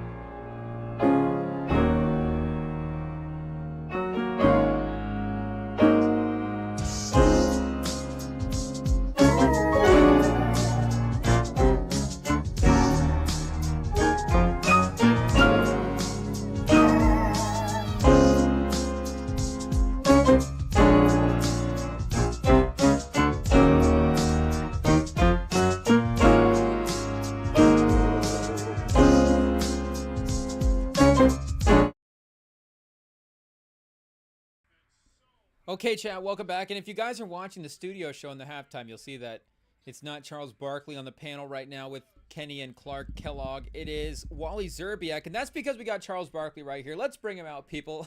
Oh, we got you. We got you. Charles Barkley is not here. But I will say this, Charles, Chuck, we do have a couch here. And make no mistake, we can get even a bigger couch. So I guess make TBS, Warner, CBS, whoever's got the budget here for this stuff, like they probably have a good investment in the swivel chairs at the desk. Make no mistake. But I mean, what can top a great comfy? Can we rebrand the big comfy couch as like a Charles Barkley basketball show on Remington Plus?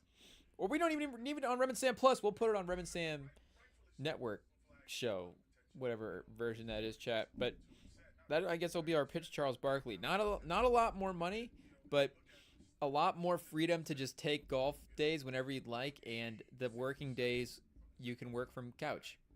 And I guess if you want to shop for the couch as well too, that'd be potentially. But unfortunately, if that's the case, you also, Charles, you may have to put up your own money for the couch. But you could write it off as a work expense. We'll talk about it. We'll continue to negotiate the deals and see what happens. I know that they signed some stuff for bringing back the show, and make no mistake, we don't want to be the ones. I mean, we don't want to see the show go. We don't want to be the ones that break up team. I mean, imagine, like, it'd be cool to get Charles Barkley, be like, okay, the first guys to get Charles Barkley after the NBA on TNT show. That'd be kind of a tough way to follow it up, chat. It's just what it is. You'd be watching the whole time, be like, can we just get Chuck back into the studio with Kenny and Shaq and all those guys, chat? It's just what it is. But are we even paying it? Should we be watching the South Carolina game? Is South Carolina, Duke, is it the same situation? John Shire, Don Staley, they've got their groups locked in. We checked the score a little bit ago, chat, and Indiana was making it look interesting. But now that we're in the second half and into the third quarter here, I mean, yeah, look, Indiana was up by halftime. Get a little preview on the delay, on the lag, chat. But now South Carolina up 9.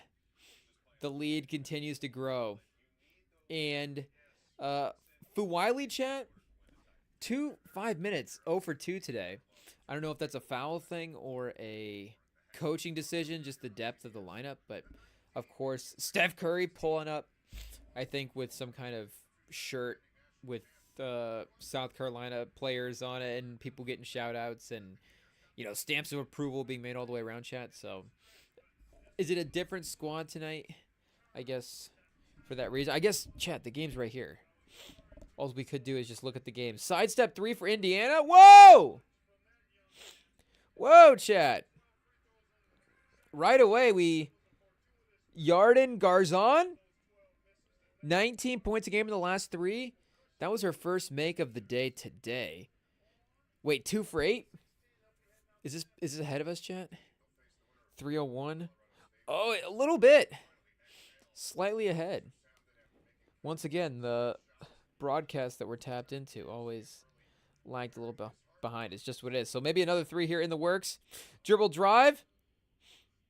Oh, offensive foul. Is that Garzon again? They count it? Volume up, chat. What's going on? Ruko! Who's on the call?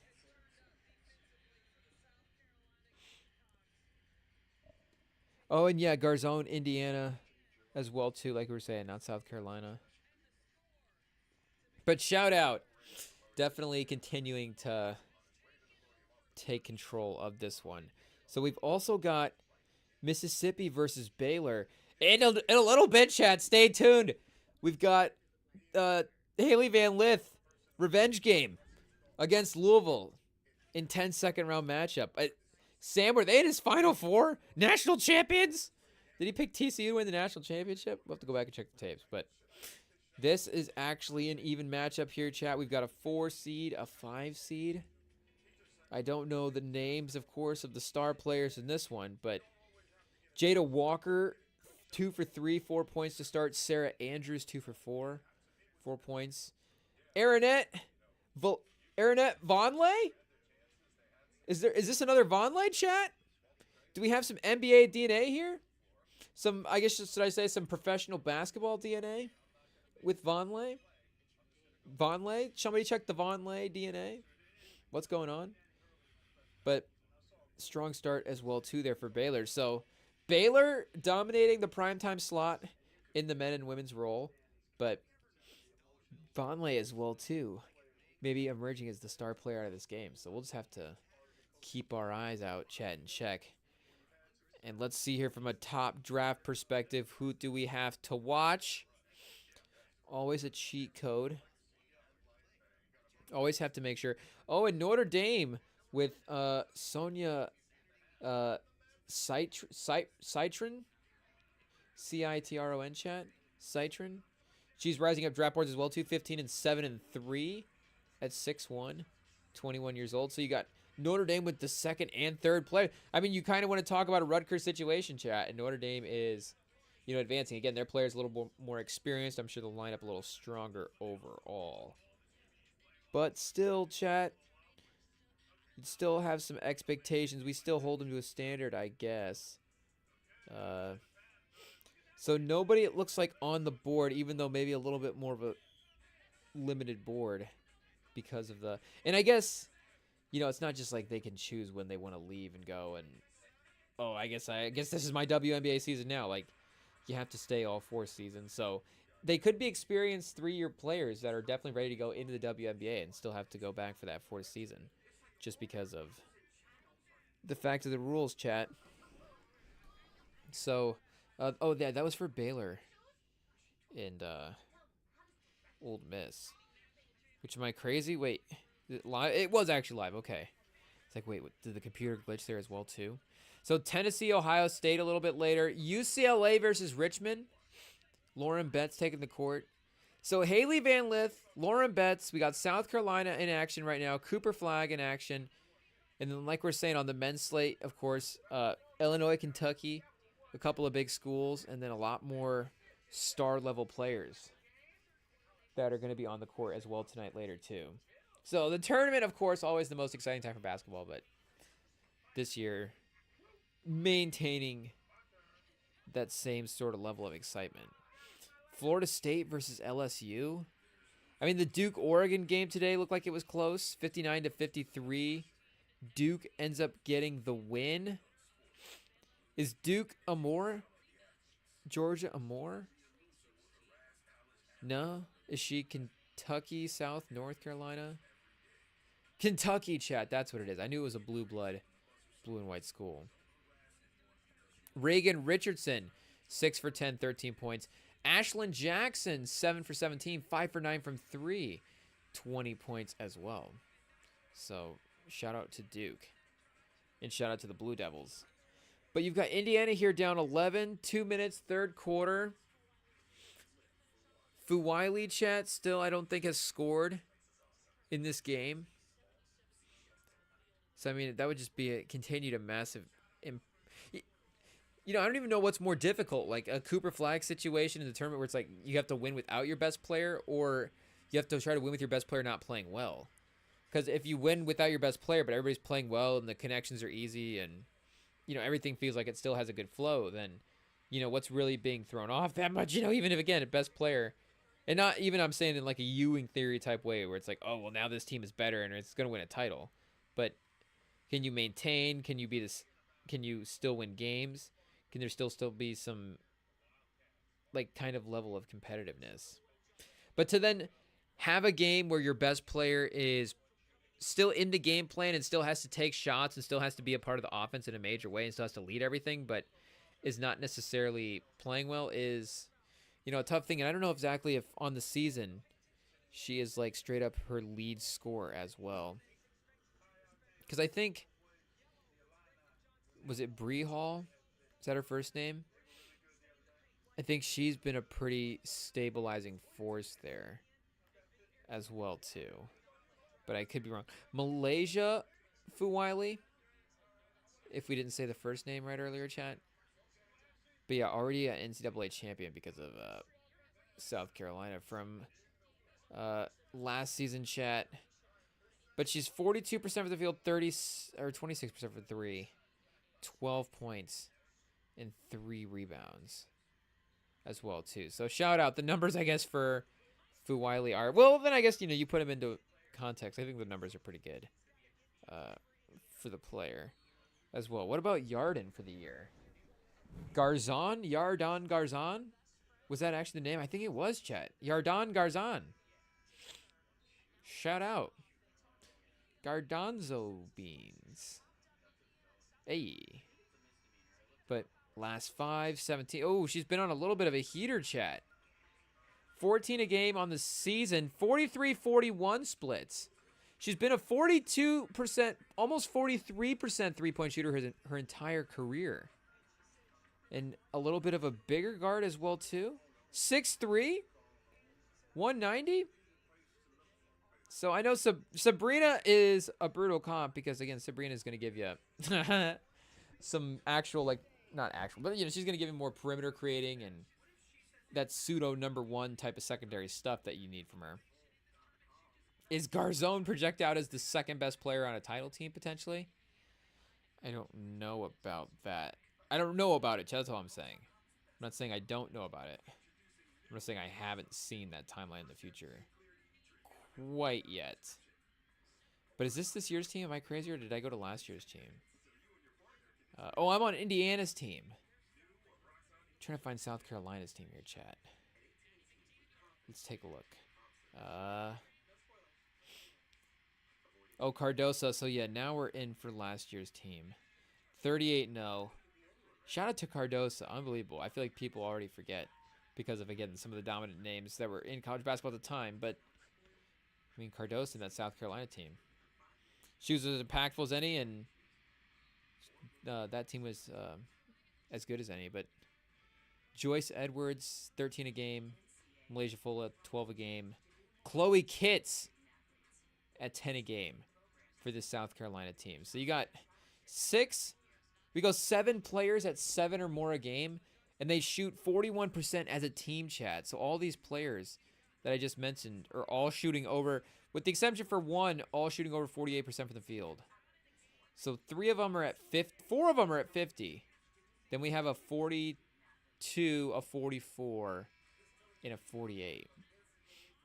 And Fagin is like a 62%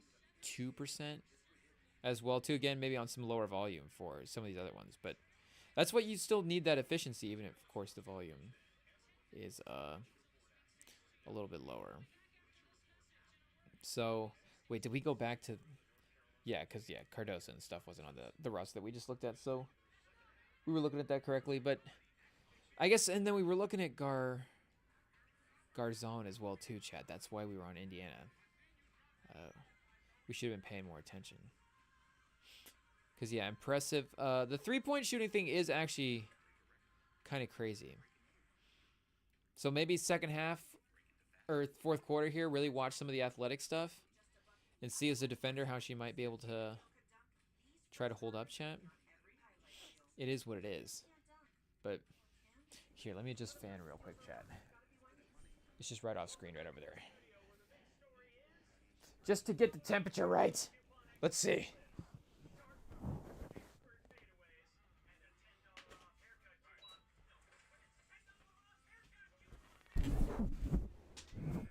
Okay, chat, back like we never left.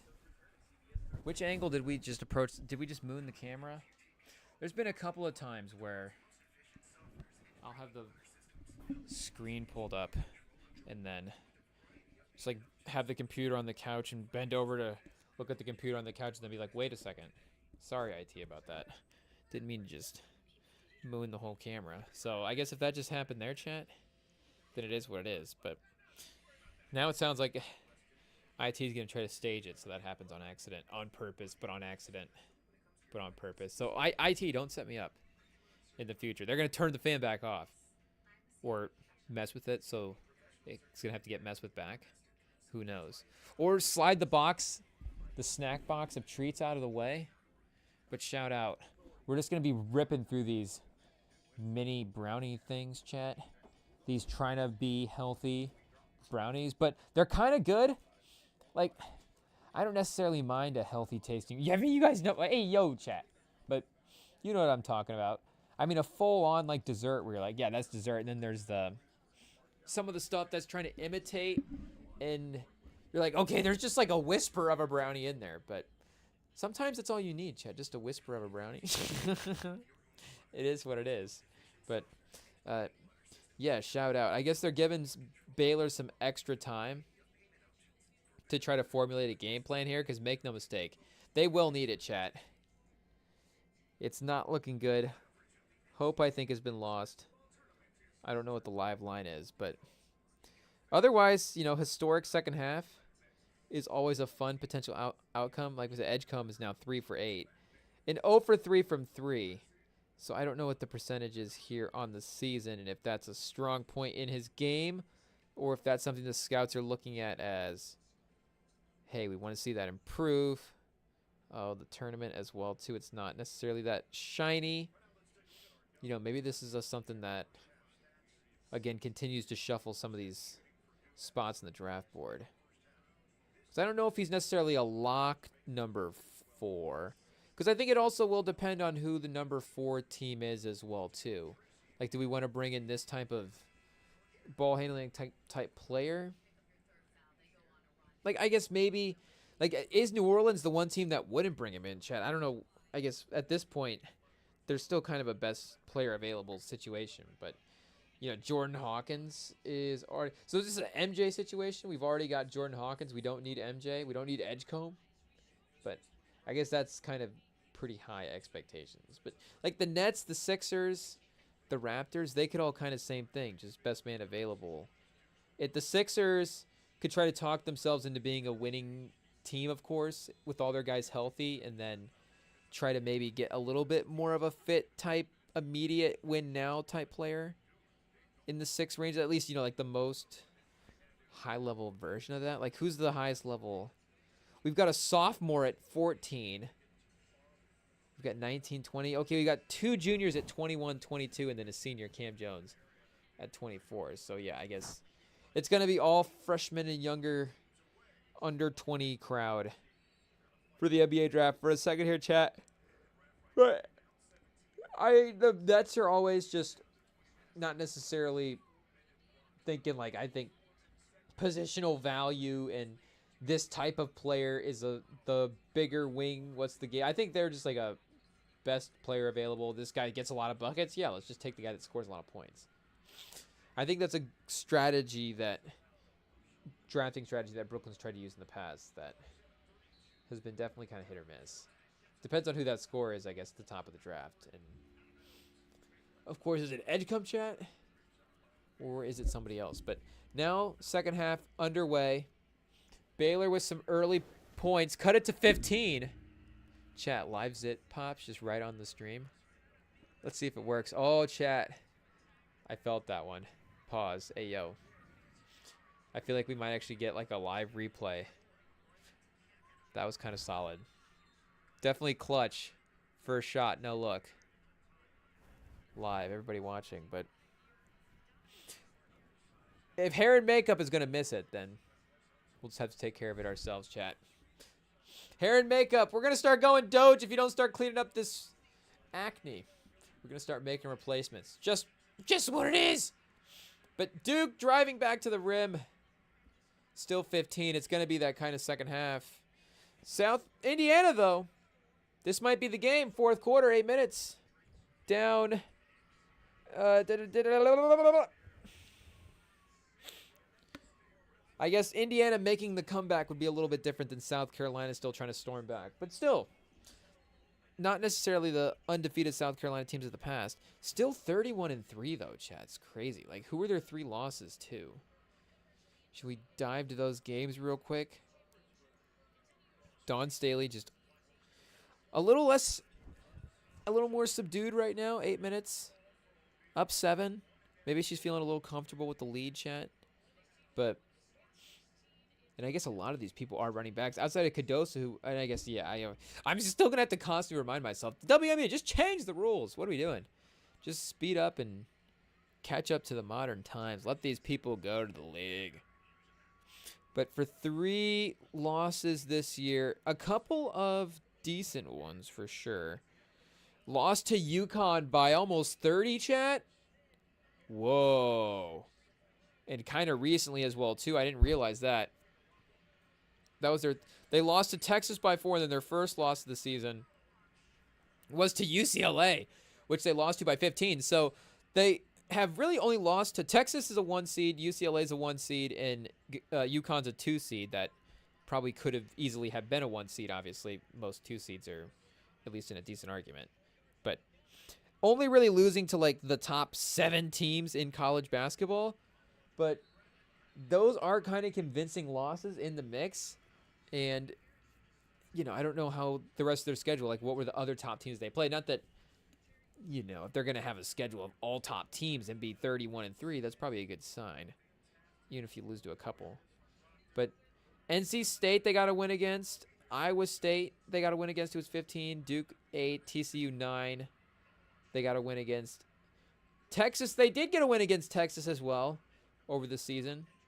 And then, like we said, ended up losing to them earlier. Or, I guess, later in the season. And then, was there one more that I missed, chat?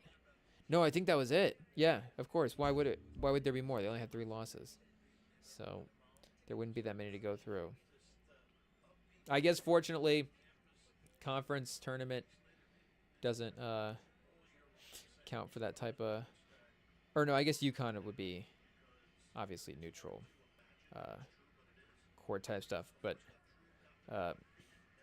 yeah, anyways, maybe once they get into the later rounds like we were talking about, would this team have the same kind of results as the teams in the past? But Indiana testing them here could at least start to prove that a little bit. And then Mississippi, we got them up 6-7 over Baylor. So tough night for Baylor Athletics. Tough Sunday afternoon for Baylor Athletics. Sorry that Baylor just has to be the punching bag of March Madness right now, but somebody's got to lose. Unfortunately, just Baylor on both sides. Pause.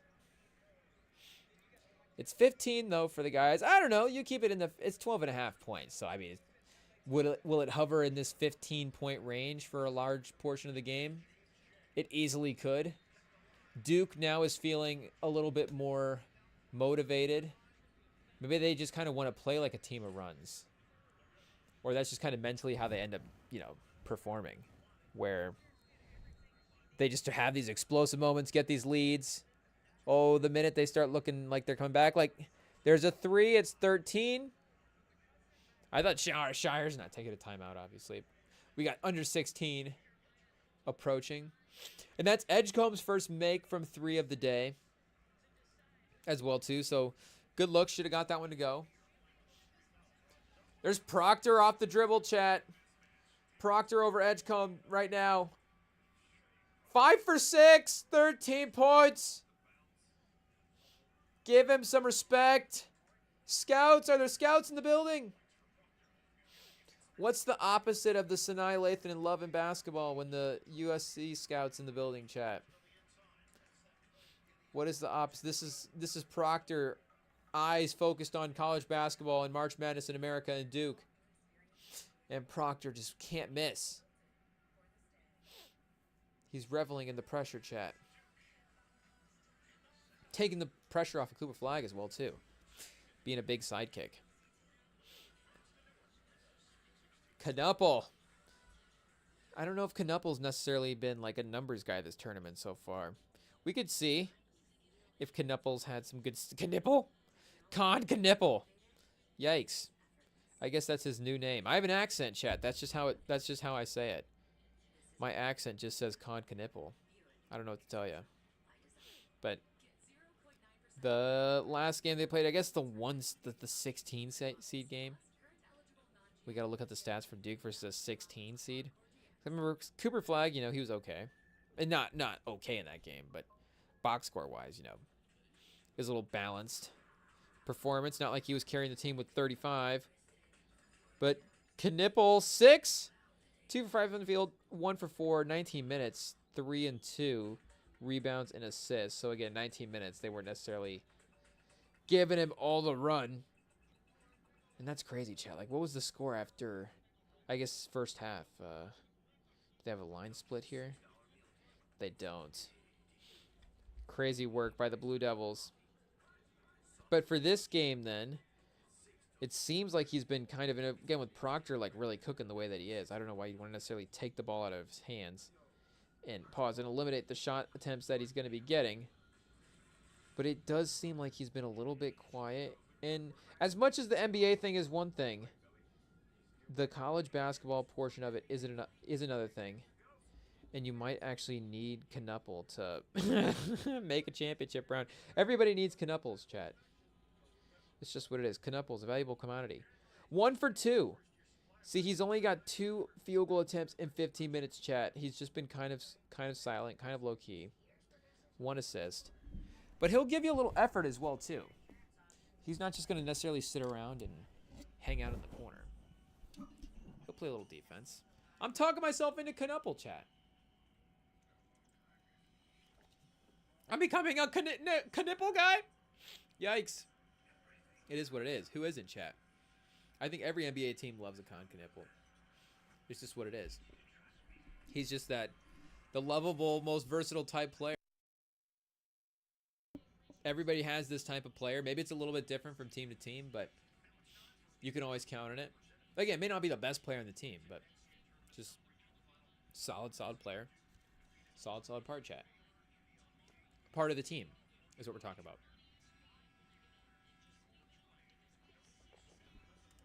And I guess, depending on the situation, chat, yikes. Solid part is a pause. But, Knipple, do they need him to get a little more solid tonight? 1 for 2. Get a steal out there. Start diving for some loose balls. Again, the Proctor versus Flag show. 5 for 7, 17, 4 and 2. Stat line of the night contender. And do we need to give out a stat line of the night for last night? I think it was the Wisconsin guy maybe going for, what did he end up going for, 37? I don't know what the total box score added up to. So, Cooper Flag might be pushing a 40 box score here. And that might be a little rich. It depends on, I guess we're 50 minutes into the second half here. So he might finish with like 23, 24 points-ish.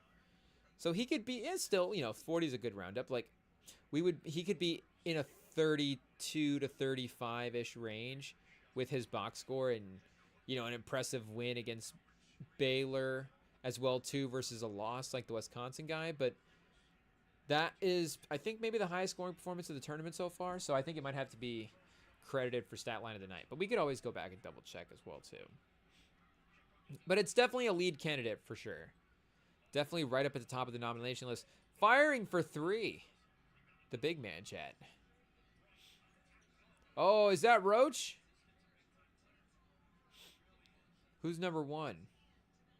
Right, chat. With the nice little midi pull-up. You love to see him taking a guy off the dribble, the patience. Now they always just teach you dribble to the side. Dribble back, of course, if the defender flies past, and that's not a bad thing. But it's also not a bad thing is dribbling in. I mean, yeah, it's not a 3, but also 2 points aren't bad either. Where's the advanced analytics? It's 2 points aren't bad. It's just not a bad thing to remember every now and then when looking at the stats. 2 points is still better than 0 points. It's something that the advanced analytics just leave out quite a bit. Yeah, feet in the air for no mere 4 fouls, Chad. Did he pick that 4th one up right away?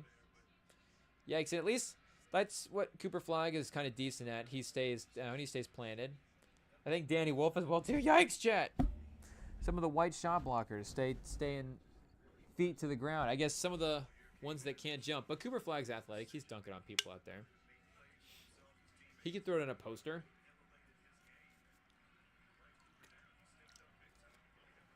I mean, what Cooper Flag can't do, chat, is really the question.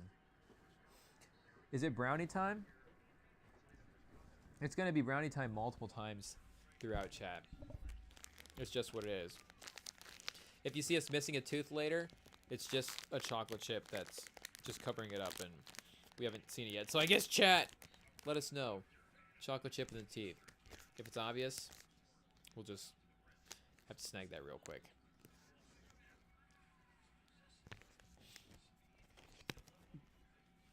But And, there's going to be more talented players than Edgecombe on this team, but is there a little bit of mentality where he kind of takes over? Is he leading them in shot attempts right now as well, too? 9 points. So him and Wright, like, again, we haven't watched Baylor a ton this year. So I can't say that I'm just going Ryan Wright. I don't know why. I'm going to guess here, but looking at the way Wright creates off the dribble, is it Robert Wright, the freshman? It is, and he's all big freshman. So, yeah, he's clearly a very, very talented player. I'm going to say watching him play, it would be deserving of the shot attempts that he's getting just over the course of the season. But Edgecombe's still probably a little bit higher ceiling, better player right now. Will he sort of get into that takeover bag? Not a selfish takeover, of course, but somebody's got to save the season. The game is slipping away. Maybe it's Roach as well. I mean, Roach is a veteran guy, and of course, it just depends on the team. Like some of these, especially now, chat, especially in the NBA now, there may be a resurgence of, I guess I don't even know if resurgence is the case, because, at the end of the day, like you go through the summer league process, how many guys in the draft are even, you go into the offseason going, this guy is like definitely a part of the team. Like, most of the first round, you're like, that guy's probably going to be on the roster. Like, that's pretty rare that he would not make the roster going into the first season. Unless, international, like, draft and stash type of guy. But once you start getting into the second round picks, like, there is basically no guarantee, and of course for anything, but of what kind of impact that guy's going to have. And the immediate just making the team, is he going to play, whatever, and the two-way stuff, just the gap of separation between those type of players. And then you get into summer league, you have your emergencies and all that stuff. But especially now with how the salary cap is structured and the value of young contracts, like young contracts used to be valued because they gave you time to build. And it's, of course, it's always going to be valued because now you can balance having, cheap talent. It's always that you need the cheap talent to be able to pay the expensive talent, chat. I guess it's just unfortunately how finances work, but at least in the NBA, we'll say in this case. Excuse me, but you're gonna need that cheap talent to open up your salary cap in other ways, but they're gonna be more relied on. Oh, chat, this is gonna be gross. We're gonna be picking up the crumbs of the brownie, and where'd it go? Oh, we're just gonna be into the pocket. Yikes, chat. Nobody look. Are we going to eat it? You didn't see that. You didn't see it. It just was on the pocket. That's not bad. See, like this one right here? That's not even, that didn't even fall that far. That's basically a napkin at this point. But, chat, I'm not even a, but, what were we saying anyways? Yeah, with a guy like Roach, maybe a team values his veteranness because they're like, we need especially a good team. Like, we need cheap talent. We need rookie contracts. And we need guys that can step in and be contributors in a sort of immediate type way. And, after the sale of the Boston Celtics, of course, Mannix is on Simmons' pod talking about how that's going to be a thing that the Celtics owners are going to have to be making a decision of in the future as to, and it's something that does get lost just from some of us fans as well too, is when you look at the number on the salary cap thing, and I guess maybe just make no mistake, the percentage of fans that are even looking at the salary cap number for guys, but then that percentage is like, the salary cap number is not just the number that the team is paying it. If it's a team like Boston and you're paying the tax bill, then like the real dollars that a guy like, and the example that Mannix kept using was Hauser. Like, the real dollars that Hauser costs is more than just what you're paying for him on the payroll. So, you do have to, and as much as these guys are rich guys and you're like, you just sink as a fan, you just sink all the money into the team. Why not? I guess they do have to make some financial decisions at the end of the day. And again, especially as the higher contracts get higher and, that, I guess, as the wage gap just continues to grow in the NBA, chat. But yeah, you're gonna need the rookie contracts. You're gonna need the younger talent to step in maybe a little sooner than before. And be impactful from some of these later round guys. So maybe a guy like, Roach, maybe, who knows if he's the perfect example, but just a guy like a 5th-year senior that has a big tournament run and proves that he could be an impact player even if he's a little bit later in his college basketball career. That type of guy might be valued at the end of the first round now in like a real way. Like Denver, if Denver was like, we could get a first round guy that could step in and play right away for us and be a contributing role player, we'd be fine with that. If we've Jokic and maybe the Murray piece, we'll see what he looks like in the playoffs and what the future, like maybe the Murray and Porter and Gordon pieces of it make it go, okay, well, we end up looking for it. It's like where we thought our second best player was set in stone. Maybe we need to start looking for different types of players to bring in the roster. But if you think in theory, of course, Jokic, we're set at best player, and he'll handle second best and third best player as well too. But if we're set at the sidekick with Murray, if we're set at the wing with Porter, if we're set at this other valuable role player with Gordon, and we just need these role guys to give us depth and options, like those kind of experienced younger guys, or those kind of experienced college guys might actually have more value. Chat, and I know this commercial has gotten us before. I don't know if it's ever gotten us live on the stream, but it's one of those, they hit the baseball into the camera, and it's like going right at, hey, yo, pause. Not going right at your face, but you get what we're saying there, chat. You're going to get tripped out by the baseball. So if we're not paying attention, there are been times that I have been, blinked about it, chat. And I was listening to something the other day that caught me off guard that I was not. Oh, chat. The fact that I was caught off guard by it caught me off guard. I was caught off guard, and I was like, wait, why was I caught off guard by that? But I was listening to of course, Good Kid, Mad City, and when Sing About Me, I'm Dying of Thirst came on, and he's singing the one verse, because I guess, chat, it's just one of those songs that, of course, you don't maybe always mean to. I mean, you always mean to listen to it. So it's a great song, but since it's such a heavy listen, it's not always like the main song you're going back to every time. But just the production's great. And it's just a song that you just end up like it. It just ends up playing. You just don't skip it, and you just end up playing the whole thing. But I had it on in the background, and I was moving around. I was getting ready for work, and I was just. I guess the song really had me in a trance this time, chat, because I was just really locked into something I was thinking about. And then the part where if you don't finish the verse and then pop, pop, pop, and that part caught me off guard for a second. I was like, everybody down! And then I was like, oh, wait a second. We're still listening to Good Kid, Mad City. So, yeah, for like as many times as, you listen to that, you think you know every beat of the album. And it's not like you don't know the beats of the album, but just for the where you're at, just kind of like lost in thought, and you're like, what part, if we're even on this part of the song. Yeah, oh, pop, pop, pop. Wait a second. I guess it wasn't even like that type of day outside, chat. We didn't didn't seem like there was any word on the street or anything. But regardless, yeah, seems like Duke is going to be the formidable opponent today, chat. Shout out Baylor. There was a moment we all remember. We thought it could be a game. Whoa. Sorry for you having to watch us deep throat this brownie, but we accidentally just crumbled it up there while we were ranting about Jeremy Roach. It is what it is. Oh, hopefully we don't lose power, chat. It's storming right now.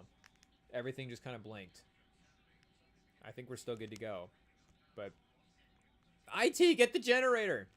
We got to have the backup going for, hey, yo, for the REMINGTOM pod. We can't lose the live stream.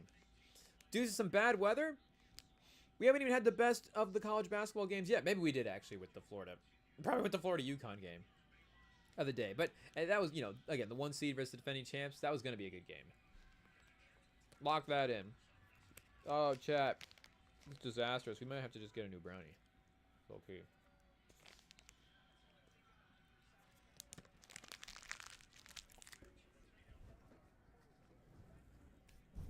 Okay, beautiful, chat. Beautiful. 10 minutes to go.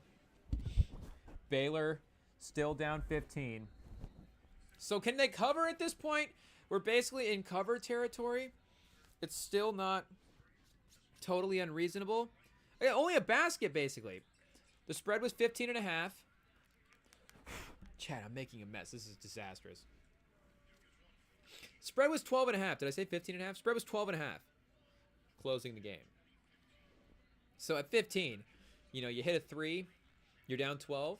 Bam, perfect. That half a point that's why those half a points matter, chat. That 3-point shot would make a difference.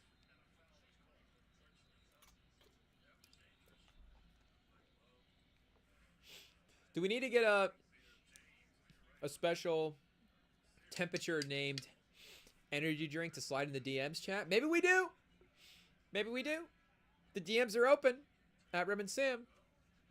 Because make no mistake, the Rem and Sam pod, we're here for a bit, chat. Make no mistake. We power through some live streams, so you got to get powered up sometimes.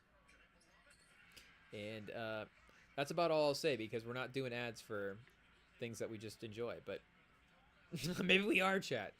Maybe we are. Knuppel, he's up to 10. 2 assists. Is that a lot for Knuppel? I guess that's the thing that can kind of worry you sometimes is if you're a guard, and not that you need to be, you know, not that everybody needs to be Jason Kidd, but if you're not going to be playmaking, then obviously you're going to be either scoring 30 points a game, or we have to pull back on the scoring pause, or, you know, we just have to reduce the level of scoring, or change up, you know, the type of scoring that we're going to be taking. Maybe we move you off the ball a little bit.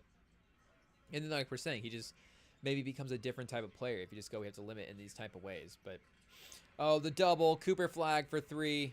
Gillis. Shout out. Wide open. Buries the 3. I mean, Cooper flag, chat. Maybe the tournament. I mean, should we have mattered or thought about that for Zion? I'm trying to remember exactly when they lost that tournament. Did they lose that Michigan State game? And it's not like Zion didn't like cost them the tournament, and there's like this disastrous moment where, again, Zion had big moments in the tournament. He missed a free throw, of course, in the USC game, UCF game. Let's not forget. But he was still really good throughout. Yeah, Michigan State, they did lose in the Elite 8. 10 for 19 in that game. I mean, yeah, look at these numbers, Chad. Let's see what he was for the tournament here. So, North Dakota State, do we even include that one? And you forget that the Virginia Tech game was close as well, too. A 2-point game. I forget exactly how that one ended, I guess, like we said. And Cassius Winston, always. There's just a lot of Cassius Winston memories. I'm not going to say good or bad, because from a Michigan fan, you know, he had his moments, Chad, and unfortunately he got the better of us a couple times. But a great player and a good dude. Hopefully, if we're remembering the Cash Winston thing properly, but I think good dude, chat. We like to give everybody the benefit of the doubt. It's tough. You want to give everybody the benefit of the doubt. You can't do it in 2025, but then it's like, you know, what even is, well, I guess. But anyways, chat. He was 61% from the field and 41.2% from 3. He was 7 for 17 from 3 in that tournament run. And he had 8.5 rebounds a game as well. 3.5 free throw attempts is not like the highest number you'll put out. So they did get to the Elite 8, I guess, in that game, in that tournament. They did make a pretty decent run. And, you know, this Duke team hasn't even gone that far yet with the win today. So they'll still need to even get past Arizona to match what Zion did. So I was going to say, do we need to look at that Zion run and be like, the college thing, the NBA thing, you know, he didn't go as far in the tournament? Because, again, like, Davis is another all-time comp for this type of stuff. And another all-time comp for the college route because, I mean, you think even LeBron, like, LeBron's the last, well, not the last great American, but, you know, the transcendent American prospect, and Wemby's a little bit different. He gets the comparison from LeBron from the hype level, but he's a little bit different because of the international stuff. So there's just a different process toward the familiarity of him gaining that traction. You know, he's a star that's approached us in a different type of way. And there's just a different relationship as well, too, with that type of star. Not better or worse, just, you know, it's just everything's different just depending on the circumstances, chat. But even LeBron himself didn't go to college, obviously. He went to high school. So, yes, American superstar that had that generational hype, but was able to make the lead straight over there. So if we were thinking the best college basketball transcendent stars like that, then again, for this century, we're going, and of course, more common throughout NBA history when we go back and look, and the guys played longer, and even a guy like Magic who had a short college tenure, like he still went to college 1 year. He didn't make like Magic definitely could have made the jump straight out of high school. Make no mistake. I mean, was he better 2 seasons out of high school than he was? Yes, but would he have been awesome probably as a rookie straight out of high school? Yeah, he probably still would have been awesome. And I guess we can't say that he wouldn't have dropped 40 points in the finals if he would have been a hypothetical freshman in college as a rookie in the NBA, age-wise, if we're moving everything back a year. But, excuse me, Chad, at least for modern times, the college guy going, I mean, Dwight Howard as well, too. Dwight Howard was, and not that I guess he's like the third guy on the list for generational prospects, but I'm just thinking like number one overall picks as well. Like we've had a good mix of the number one picks being, all the international, the high school, and the top level prospects. And Davis is again, sort of the premier leader, especially if we're thinking the NBA upside for what those guys could become, because, unfortunately, we just haven't seen Zion put the pieces together. And like we're saying, LeBron, I mean, has any athlete ever put the pieces together the way that LeBron has, chat? But again, not a guy that emerged from the college scene in that type of way. So yeah, you get Jordan, played 3 years in college, but then even Jordan didn't have the hype going into college the way that Cooper flagged. Jordan, is this a hot take, chat? Like Jordan couldn't have been a one and done. Is that something for the LeBron fans to make the case? Do we just get MJ for college here? Does it know? Oh, chat. So if we just did it on the pro page, it would know to take us right to Michael Jordan. But for college, see, he doesn't quite get the MJ dominates everything moniker. And you can always say he's the third pick in the draft. Like, oh well, Sam Bowie had more NBA hype than him. I don't know if that's necessarily true. I guess we'd have to go back, and I guess to some degree they thought he would be a better player than Michael Jordan. But again, the famous thing is that always they took Bowie because of positional value. It's not that necessarily they thought that he was. I mean, I'm sure now the GMs will always be like, yeah, of course we thought MJ was the better player. We just had Clyde Drexler. We didn't want to take MJ. But, in the moment, maybe the talent was a little closer. But still, he's just not. It's a different type of rise. Like is this another MJ Steph thing, chat? Now we're turning into Steph Glazers the last couple of weeks, but it is what it is. Are their rises to stardom and to the top of the league a little bit more comparable? Again, MJ, by the rookie season, by a couple of years in there, some of the playoff stuff, like it's very quickly, and in college as well too. It's very quick in college and very quick in the NBA that he ascends to the top of both things. But then again, in college, he's not quite all the way separated, and then in the NBA, eventually he does, but still, it's not like he goes into the NBA with, okay, now the next best player in the league is in the NBA and Michael Jordan. Here's a potential great player. This guy, I'm sure maybe even somebody was like, hey, I got a hot take. Michael Jordan's going to be a Hall of Famer someday. Like, hey, everybody gets in the Basketball Hall of Fame. It's 1980 something. We're just putting everybody in it. Pause. Like, maybe somebody's got those hot takes back in the day. But if we're thinking the super hyped prospect to go to college and then also put the piece together in the NBA, like what the career path is for that. Again, in the modern day, it is Davis. Like Kyrie went to college, but Kyrie also didn't go to college. Kyrie played 9 games in college. So we didn't really get Kyrie going to college. That'd be another number one overall pick as well. And then just the number one overall picks that became the number one picks, again, in the course of the college basketball season, and I think a guy like Cade was kind of at the top a lot. So, it's not like he was like, oh, all of a sudden, wow, Cade Cunningham's going to be the number one overall pick. But, he still definitely had to earn that through his college season a little bit more.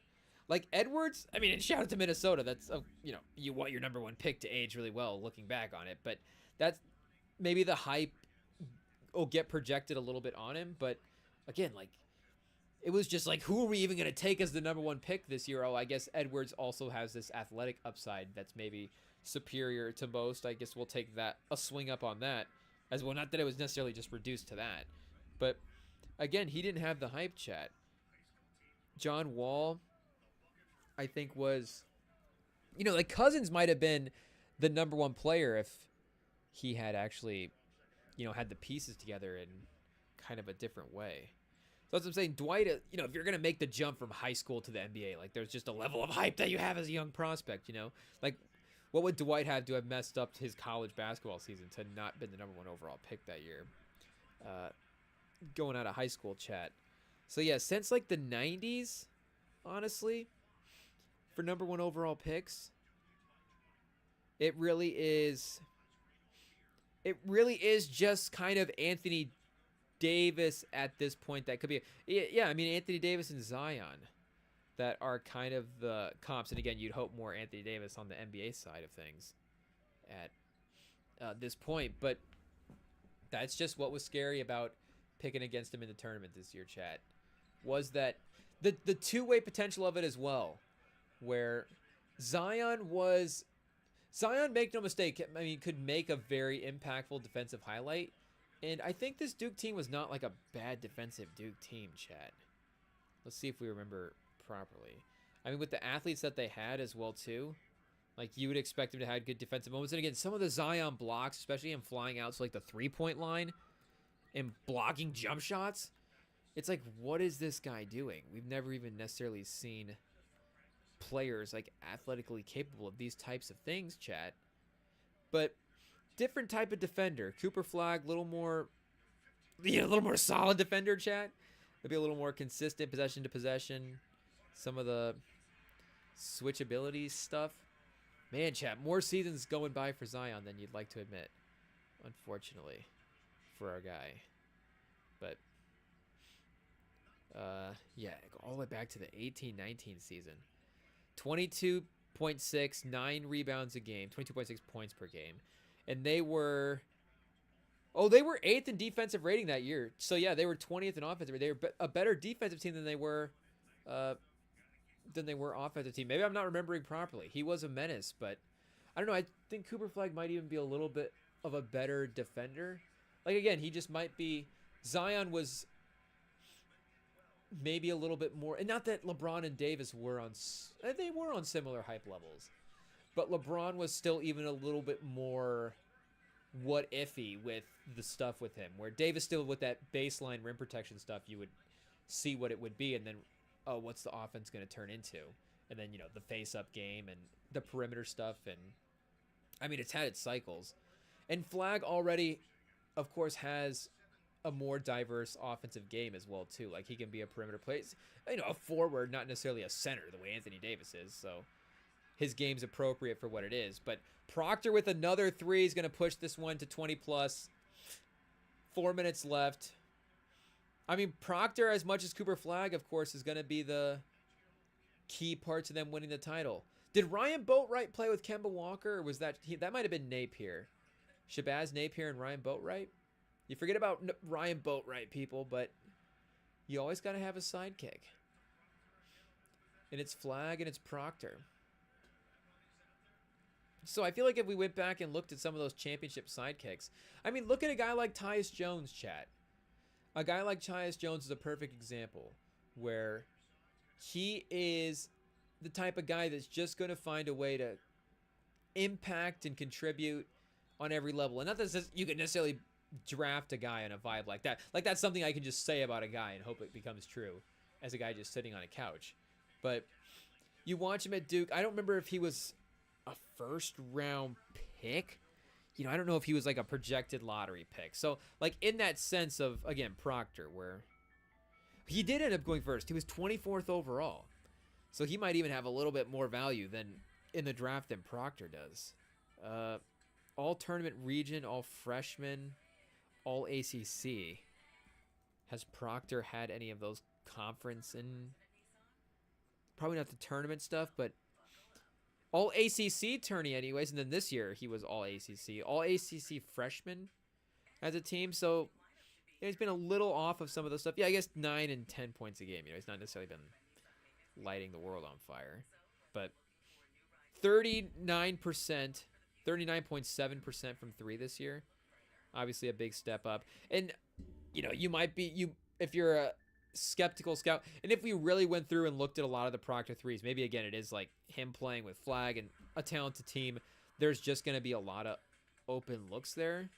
But you think about a guy like Tyus Jones again, who is a lead guy, a sidekick guy next to Okafor, who leads Duke to a title. And yeah, he's not going to enter the league and be a star player, but he's going to be one of the best 6 men. He's going to be a solid backup, and he's going to be a guy that is going to be additive to any, like, Tyus Jones is in that list of guys where you could put him on any roster in the league, almost. Like, what team would Tyus Jones not contribute to, And again, does it become easier to, like, fit 8th men into lineups? Like, is an 8th man just kind of versatile? Like, is that why he's in the league, as an 8th man, kind of sticking around? Like, obviously there is, maybe as the talent switches around, maybe it becomes a little easier to make the lineups work. But again, for maybe a point guard who's going to be a little bit more ball dominant at times and be a little bit more responsible for the game than maybe his talent would necessarily dictate, he's going to be able to do that in any lineup potentially in the league. Like, I think even a team like the Lakers, like, if you had, I guess, would it be him in a trade for, like, Austin Reeves? Not that that's the deal, but, like, maybe those are the contracts that are, Tyus Jones is one of the contracts being moved in a deal like that.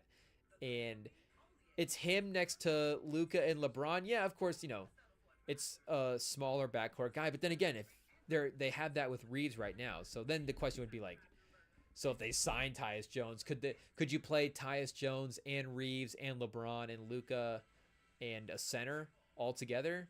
Like, it might be a little bit of a small lineup, but then again, Tyus Jones and Reeves is a backcourt. It's a small backcourt for sure, but if your center is good enough defensively, like, you could make it work. And if you had Tyus Jones on the roster, you split possessions, and then Dalton Connect kind of becomes the guy that's like, he's out there with Reeves, and then he's out there with Tyus Jones, and can kind of be a scorer guy with both those guys. Reeves can obviously float back and forth between being scorer and playmaker. I'm just saying, like, he's a versatile player. Like, I think Proctor can be a versatile guy. Maybe he's a little bit more Strothery than he is Tyus Jonesy.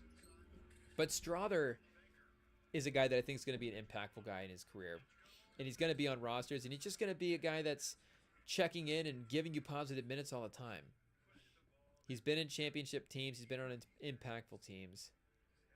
And I think the Nuggets are kind of working him in right now.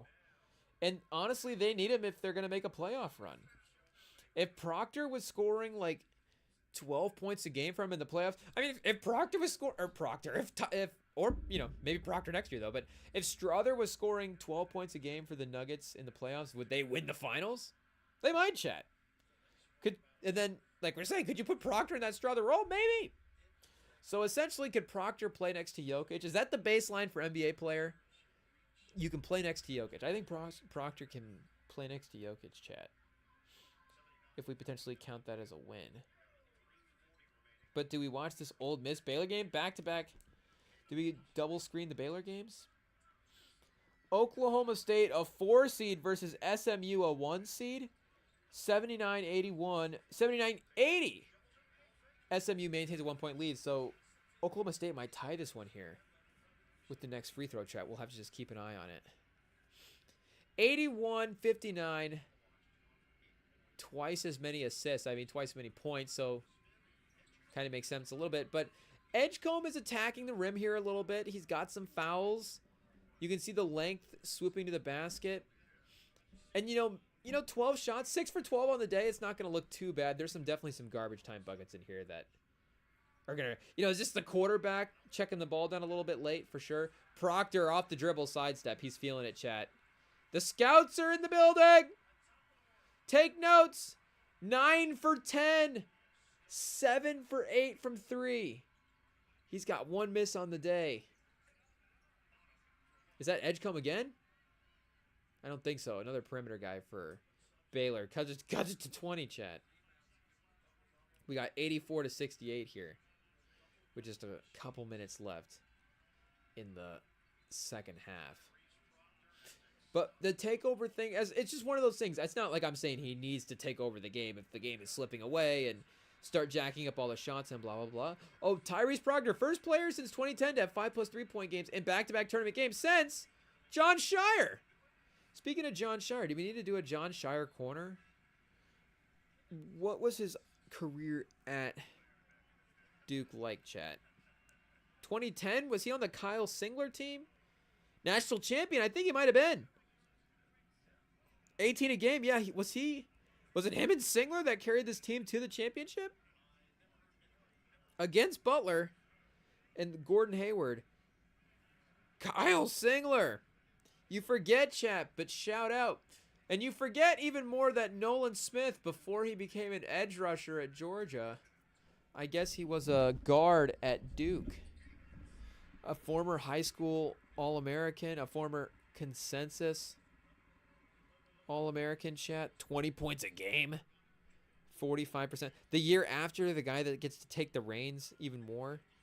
The year after.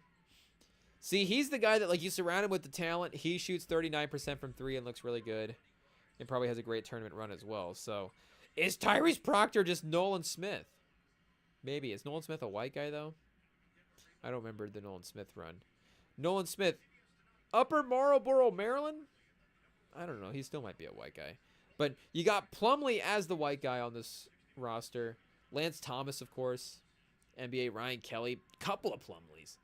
Mason Plumlee as well. But Shire, I guess, led the team in scoring that year. I didn't realize that. I just remember Singler being their quote-unquote best player. But then Shire was the only guy that made All-American. So why did I think Singler was their best player? Was that just my first hot take? Higher field goal percentage. John Shire, 39% from the field goal. And Duke won the national title. So this was a defensive team, chat. Or the refs were biased. What happened? I forget. 4th in defense, 7th in offense. Just a lot of size, I guess, between the Plumlees and Kyle Singler and Ryan Kelly out there messing around. But, and Shire's not necessarily a small guard either. You know, especially back in the day. But Singler, did he ever make an All-American team? At any point?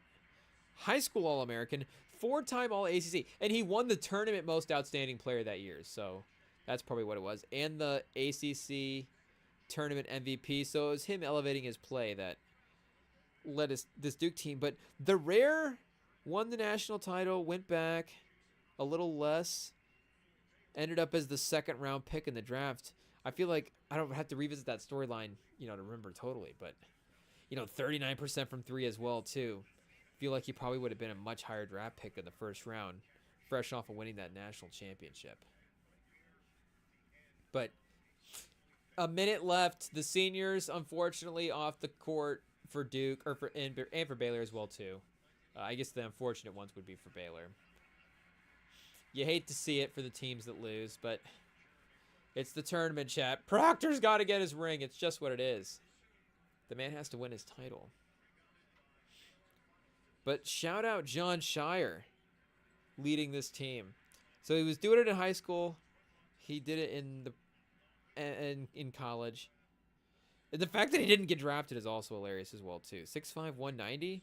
Nobody wanted to swing at John Shire. Pause. I guess a career 40% from the field is a little bit low, but 38% from 3. I don't have to go back and look at the highlights, the athleticism. He was 5 assists a game that last year. Again, just really good teams. So throw it to anybody. They're probably going to hit a 3 that year. Good free throw shooter. I don't know, chat. Revisionist history. Somebody should have drafted John Shire. 30 seconds. The countdown has started, chat. A 23-point victory for the Duke Blue Devils against the Baylor Bears. So, not tested for 2 games in a row. Proving to America they are still possibly the best team in the tournament. And regardless, a much easier matchup than what Florida had to deal with. So, I think both teams handled business in the manners in which they should have. I mean, I guess you could have made the case that Florida could have gone out there and been a more dominant team. But to pull away in a close game against a feisty team, I think is handling business.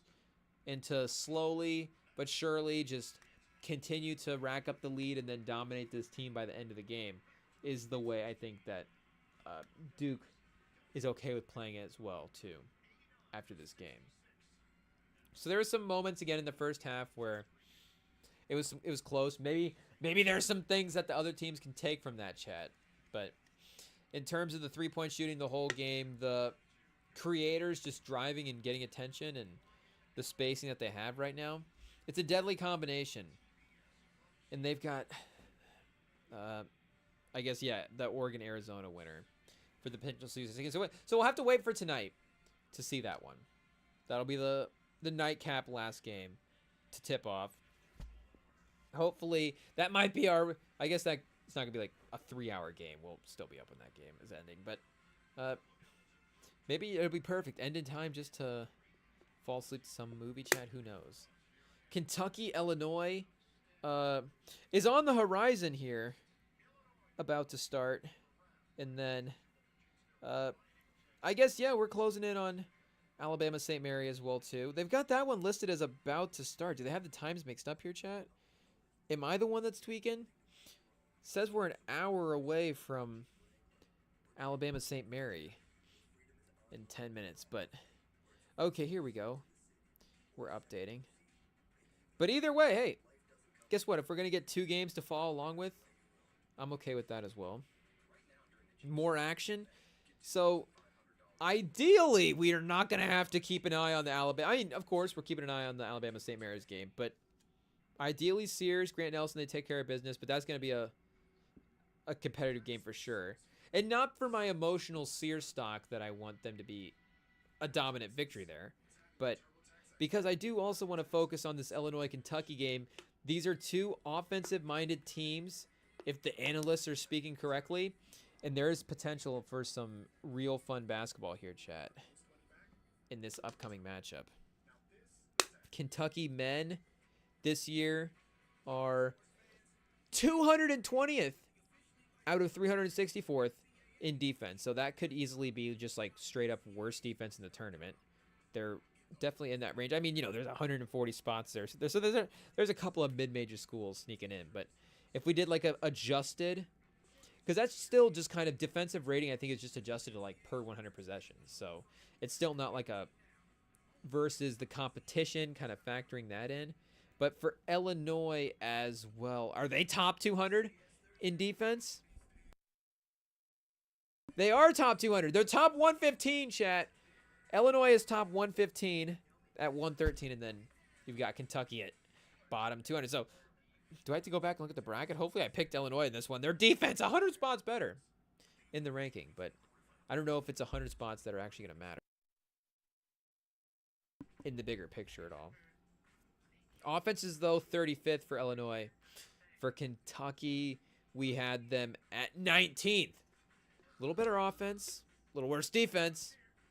Same, you know, vice versa-ish for Illinois. So this is going to be a fun one. SMU, Oklahoma State, we're getting some loading issues. What's going on here? ESPN? Don't poop out on us now, ESPN. What are you, misogynist? Why are the men's games working and the women's games not? What's going on? Somebody sound the alarm. Somebody's got to let him know. We'll put him on blast. We'll call him out if we need to, chat. Are we on the wrong internet? I don't know what's going on, chat. Is what it is. We'll get it. Fixed here in a second. Lamar Butler out for a bench. Oh. App crash. Okay. Maybe it just needed to crash once to be fixed again. Once it crashes, then it works okay. I wish that would happen with our car, but unfortunately crashing it makes it worse, so we'll probably have to pay to get it fixed. It's just what it is, chat. What do you do? But come on, Oklahoma State versus... Oh, this is NIT stuff. What's going on here? I want to watch NIT. SMU. I thought that was St. Mary's. That's deceivingly close logos, chat. Okay, for some reason the IT is not working correctly. Anyways, I mean, we could probably take another quick break here now anyways and try to get this stuff reset. So now's the time, chat. Don't go anywhere. Slate of games continues. Exciting Illinois-Kentucky game up next.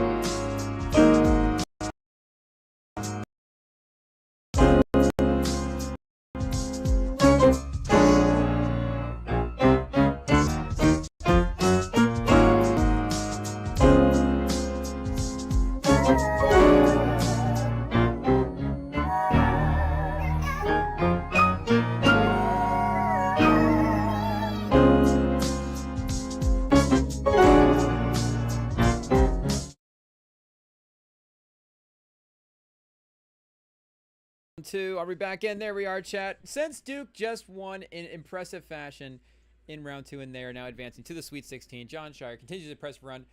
We did reach out while we were on break to the president of the Cooper Flag fan club, so we will see if he is joining us here in a bit. Who knows? He's probably busy right now. Again, Cooper Flag, that time of season, everybody is trying to get in touch with the president, chat, of the Cooper Flag fan club is what we're talking about right now. But we'll see if we can get him on in a little bit. So, yeah, now that we are back, though, perfect timing. The next game about to fire up here, like we said, Kentucky versus Illinois. And I guess we could mention Coach Calipari as well, too, if we have to, chat. If we have to, because they did, unfortunately, take down the St. John's Johnnies last night in the upset win. The 10 seed over the 2 seed, 75-66, and there was a stretch too. That St. John's didn't even have their best player on the court. Chat, Lewis just on the bench. Patino just giving you the stares in the game where I don't even remember what the score was at one point, but just the way Patino was sort of blankly staring out on the court was like, oh, wait a second, does Patino just not have the answers? He doesn't know what's going on. Like, is he just gonna hit us with the we were outplayed at the end of the game? And I get it, like. You know, we could look at the St. John. They shot 28% from the field. They shot 2 for 22 from the 3-point line. Excuse me. There is some validation to it, but I mean, look at the other side, chat. Arkansas shot 2 for 19 from the 3-point line. St. John's did get to the foul line a little bit more, so maybe there was some stuff attacking the rim. 28 offensive rebounds to 16 offensive rebounds, even though the field goal percentage, of course, is a little lower. They're at least giving themselves second chance opportunities. The defense is right there, and they had less turnovers than Arkansas as well, too. So it's not like there wasn't a recipe for them in this poor performance to win the game, chat. But I'm just saying there was a moment where you're like, oh, Patino, is this what it is?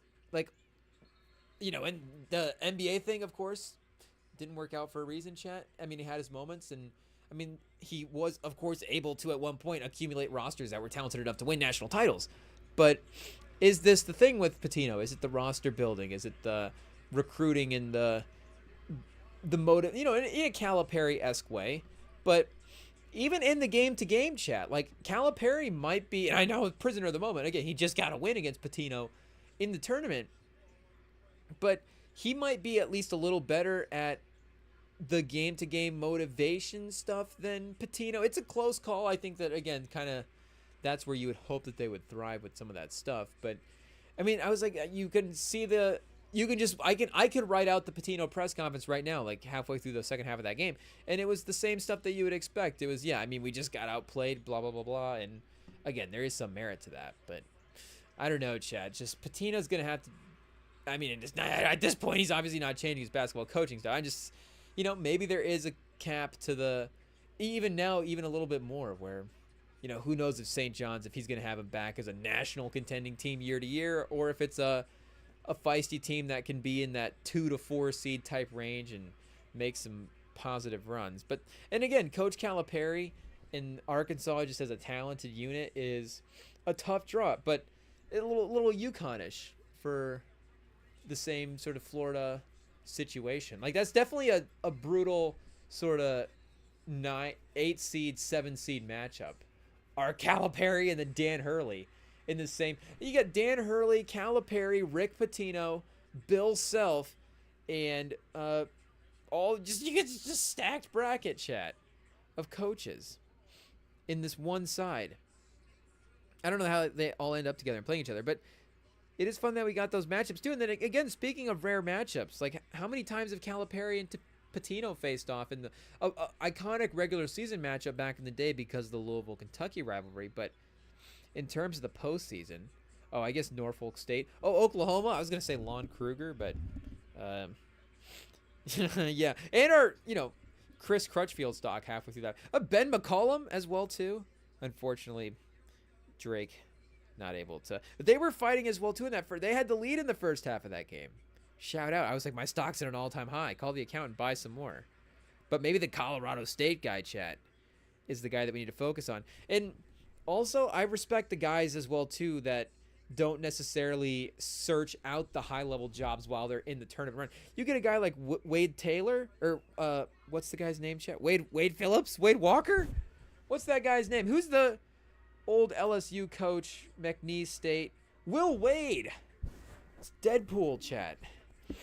Will Wade, who has been, VCU to LSU, and then unfortunately let go at LSU to McNeese State. And I think maybe was there some stuff that happened with him at LSU, some recruit. I don't remember exactly the full story there, because he was always kind of viewed as a nice coach as well too. So any younger guy, it's not like people were writing him off after the LSU run was done, but he already has a job lined up before the game was even over today. So McNeese State, I don't know if we were saying that was going to be a Dusty May, like he's going to take that team to the Final Four, but I don't know. It's just always a little sketch, chat. It's always, it's like NFL, it's like college football. And from a personal job evaluation standpoint, you got to, if you're a high level coaching candidate and you want a little bit of a pick of your job as well too, you want to make sure that you're in the proper spot. You might need to take advantage of the opportunities that they're available as they present themselves, but there's probably also going to be opportunities available as well, even if you have to wait a couple of games. So I know McCollum, I guess, just because he hasn't taken the job, like is he still interviewing? Is he still actively doing the stuff? Because again, I know people in our lives are excited about the potential of Iowa maybe hiring him as well. Staying in state, hometown state. Maybe he's invested in the idea of, coaching for the hometown school. So maybe he's kind of holding out for that. But also, I don't think he's taken a job at this point. So maybe we should actually look up real quick, chat, to see if that's the case, because maybe Google would just be like, nope, actually the job was lined up this whole time. Turns out he's been in the works, been in the time. And again, I don't know, like, what's the difference if everybody's doing the interview process and the one guy accepted versus the one guy didn't? Like, now we're out on the one guy that actually just took the job. So again, but if the teams are reaching out, and again, the interest is different than the interview. So if teams are reaching out and he's getting offers from all these teams and he's lining up stuff. But yeah, see, Chad, he did have the Iowa deal lined up. They were talking, they were in the works. 11 minutes ago, Iowa to finalize deal to Heil Drake's Ben McCollum. But, and I mean, it's business, Chad. It's business. It is what it is. You can't disrespect a guy for taking a job again when an opportunity is available. So I do like the timing of it. Like, at least make it official after the stuff. And Will Wade, he goes to the team afterwards, he makes it all official. But still, it's like, it's just something about the mindset, chat. Is the Iowa job not going to be there for Ben McCollum if he doesn't want it a little bit later? Two more. And again, I think that, like, maybe I don't know what the sequence of. I guess I shouldn't say anything. It literally does not matter, chat. I think it's actually a really great hire for Iowa. So am I worried? Of course not, because we have Dusty May. But again, it might make Iowa more competitive, and it may make the games that we can go to more watchable. And if Iowa gets a couple of guys as well too that are going to be in the mix, get a Keegan Murray back, get a Luka Garza back in the mix. We don't mind the hometown team having these high-level players to go and see in the NBA teams, and competition, it's going to breed better games. So he had a run even before Drake at, was it Northwest State or one of those other, it was like a Division III school, but one of those Division III schools. He had a dominant state championship run at that we looked at a couple live streams ago. So I guess if you want to look at the Ben McCollum history, we did go through it at one point on one of the live streams. I don't remember the name of the school. I remember the championships, and the winning is what jumped out, of course, from that run. But the Baylor women must have, the Lady Bears? Is that the official name of the team? Did we not get canceled for saying that? The other Baylor team, chat, is now tied with Ole Miss. Again, the 4-5 matchup. They're the 4 seed and the better record, so they're probably the favorite. But they're now just the last hope of good times for the Baylor fans. The men's team not really giving them much today, unfortunately, against Duke. But maybe they'll continue to survive in the tournament in some form for a basketball kind of way. So shout out to Ben McCollum. I don't know if there is a coaching tracker that we can look up here real fast. and try to get a glimpse of what all the tournament stuff has happened. The coaching carousel, is this going to be updated, chat? These MSNBC cutouts. Virginia, so Tony Bennett retired. They didn't let Tony Bennett go. I know we were questioning that when we saw that he wasn't there. Ron Sanchez was the interim. Yeah, shout out Ron Sanchez. Don't let Ron Sanchez around your mom, people. Sounds like a sketchy name. But Ryan Odom, they bring Ryan Odom in from VCU, who got bounced in the first round this year to BYU, but was a feisty team and a team that people thought had upset potential. And again, you see BYU is a good team this year, so no disrespect in losing them. Jim Larinaga hangs up the polos, the Skechers, hangs up the orthopedic shoes in December. Shout out. And Leonard Hamilton, I think I remember that. I remember when that happened as well, too. Mike Woodson wouldn't return. And yeah, I guess Darren DeVries was the other people, the hometown people were excited to try to lock down. Craig Smith let go, unfortunately. Alec Jensen hired away from Utah assistant. Utah Mavericks hired Maverick. I thought it said hired Utah Mavericks assistant. I wasn't reading that correctly. They hired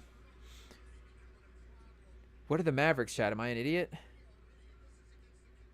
doesn't say what the Maverick school is. So for some reason, I'm not remembering who the Mavericks mascot is or what school the Mavericks mascot belongs to. But Kentucky right away, chat. 5 minutes into the game, 11-5. Taken over. Illinois, like we said, that better defense not really holding true so far. Minnesota just needs to make a move. And yeah, Iowa, I guess they'll need to update that. Villanova apparently not finding success with the former Jay Wright assistant, Kevin Neptune, chat. Neptune not able to produce a great run of Villanova, apparently. And yeah, West Virginia, you're going to leave for the Indiana job when that presents itself. Texas, Rodney Terry fired. So Texas is going to need a coach. So that could be another big job. Oh, here we go, chat. This is nice right here. Pause. So, again, not updated with the Iowa coach, so I don't know if we need to do a quick search on but I guess Villanova as well too, obviously. I don't know why we're not mentioning that right away as just a A+ head job opening candidate. So we'll see. Oh, shout out, chat. Shout out. Anyway, it's on the resume. The man achieved the status of being the Villanova basketball's head coach. That's a thing that only a few people can say that has happened. So yeah, they haven't necessarily made a move this soon. Any of the tournament guys, chat. And again, like Iowa gets the advantage that the Drake head coach, who I think would have been a hot candidate anyways, is just a hometown guy and probably maybe interested in that school, chat. But UCLA, Mick Cronin, are they saying? As a potential guy? Top 5 candidates replace Sean Miller. Sean Miller also out at Xavier, chat. Yikes. Maybe Sean Miller gets back in the coaching cycle as well, too. So, yeah, Villanova and Texas. Definitely some major jobs available. And like we said, I like the Omaha coach. I know they lost by 30, but I thought they played good in that first half. And I guess we'd have to go back and watch some of the X's and O stuff. Maybe, again, criticizing Patino for some of the X's and O stuff and the fact that it fell away from Omaha is maybe not a win for Crutchfield, if I'm remembering that last name properly. But it did seem like he was doing an impressive job when that game started as well. Beard still at Texas Tech. Like, I'm sure there been rumors of him leaving Texas Tech for Texas. Like, would that ever happen officially? Maryland had a good year. Maryland's a pretty good basketball school, but could you get the Maryland guy? And, Florida, like, Florida is obviously, could you say from a legacy standpoint, the Florida basketball to Texas basketball? I mean, how many national championships has Texas basketball won compared to Florida basketball, especially this century? Texas basketball's had some great players. Definitely go through, obviously, Durant being the main one. But could Texas NIL, could the boosters, could Texas pay more for a Florida head coach if they were? And again, if the Florida head coach wins the national title, then Florida's probably going to scoop up some money and try to keep him around as well too. But say there was like Elite Eight or even like Sweet 16. Say they lose early to Maryland. Say Texas Tech gets him in the Elite Eight, and he needs like a change of scenery. Or is Calipari at Arkansas for some relationship? I'd have to go back and look. I think maybe there was some athletic director NIL booster stuff that he was there for as well. But is he looking to pivot back to a bigger school? I don't necessarily see Calipari at Villanova. I don't know if I see him at Texas either. I do kind of the Arkansas kind of not second tier school obviously, but there's something fun about having Calipari at that level. With he was at Massachusetts when he was able to get them up into a powerhouse school. So I don't know. Kelvin Sampson, could Villanova or Texas be more tempting to Kelvin Sampson than Houston? Texas maybe from a money standpoint, but I don't know if Villanova. I don't know what Villanova's working with NIL. And then Nate Oates as well too. Alabama's an interesting one. A legacy school versus a big spender. I think Alabama likes being a dominant college and not just a dominant college basketball team. I mean, for a long time there, obviously under Saban, they were just a dominant college basketball team. But now, of course, they were just a dominant college football team. But now they're a little bit more balanced with the college basketball thing, being competitive. And I was seeing an interesting post, actually, that I might pull up as well, too, now that I'm thinking about it, that is interesting to go through. Because, again, I was bringing it up with Michigan, thinking about what the upside of a Dusty May, Sharon Moore double head coach combo is. It's like, and like I talked about it with Harbaugh, with Boeheim leaving and, with Howard being there. And Howard was still good, but I don't know if the Howard-Harbaugh combination was as high of like a 1-2 coaching combination for college. Like if you could have one school's coaches and you just got their college coaches for both football and basketball, like who would it be? And I saw a post that ranked it. That was interesting. But the Alabama guys were on the list. And again, DeBoer is obviously not Saban, but he's still, I think at this point, viewed as a high-level college football coach. And, who knows what happens at Alabama, but they were still a top 15 team this year. Washington's still been a really good, like, again, he's still a top-level football coach that you're going to get. Same with Nate Oates. I'll defend Kalen DeBoer since we were able to take him down in a national championship chat. So maybe, again, Alabama's more committed to the basketball thing now. The football thing has been good enough NIL-wise. So, yeah, I guess they've always been a good tournament team. There was a run there, sort of late 90s, and then maybe in kind of the teens as well, too, where they were a little up and down. But at least they've consistently been in the polls and made the rankings. So, yeah, unfortunately for some of our lifetime, they just would have been, like with Saban there. Mark Gottfried, shout out, Chad. Shout out Mark Gottfried. Had him in the tournament for a bit, but just not able to keep it up. Trying it with Anthony Grant. And then, Avery Johnson had some good recruiting classes and had him in the tournament that year, had some feisty teams. But Nate Oates has been the big thing. So, again, is it Nate Oates with the contract? Are they going to spend big and try to keep Nate Oates? Or maybe a team like Texas? I could see Texas. But then again, they've always, what did they get beforehand? Shaka Smart? I think, no disrespect to Shaka Smart. He was obviously, a couple years ago, right at the top of the head coaching cycle. And the Texas job is not, again, like an A-plus college basketball job. But there's obviously a lot of resources to work with if you're going to be affiliated with the Longhorns. Have they ever won? They've never won a national championship, not even back in the day, chat. I didn't know if, early 1900 turn of the century, 119 season. I didn't know if some of the 1920s years maybe Texas ascended to the top of the college basketball landscape. But, yeah, I mean, the Rick Barnes runs, again, with, like, the Durant, Aldridge teams. Like, they had some great teams. They've been in the tournament consistently since the 80s, since the 90s. They've consistently been in the tournament, it seems like. Tommy Pendergrass turning this organization around. Then, Rick Barnes to Shaka Smart to Chris. Oh, Chris Beard's already had his Texas run. It didn't work out, chat. And then now to Rodney Terry. So, wait, where did Rodney Terry come from, chat? Fresno, UTEP, and then Texas? And was he must have been an assistant at Texas for a couple of years. Because, there's a gap in years there, and it's not like UTEP was And there's a reason he was an assistant. So shout out. And I guess a 3-year run, had a couple of good seasons, still has been in the tournament all 3 years, but obviously looking for something a little bit more high upside. So maybe Nate Oates would be a really big swing. I don't know if that's asking too much for Texas. Obviously not like a guy that's available. I'm just saying if we're like St. Mary's, who's the St. Mary's coach? If we're Texas, should I know? Is this like a stalwart of the game? Maybe this guy's like a lifer St. Mary's guy, and you're just not going to be able to get him away from the team. Been there for forever. Oh, Randy Bennett is head coach at St. Mary's. Okay. Shout out. Long run. Yeah, Bennett's been there since 2000, so Bennett might be in it for the long haul. I'm assuming he's been approached by teams every now and then. What happened this year, chat?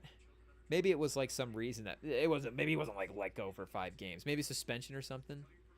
I forget why Randy Bennett missed 5 games in the 13-14 season. But that could have been a guy. Vanderbilt this year was a feisty team. Wisconsin. I mean, speaking of BYU, maybe it's the BYU coach that gets an elevated job.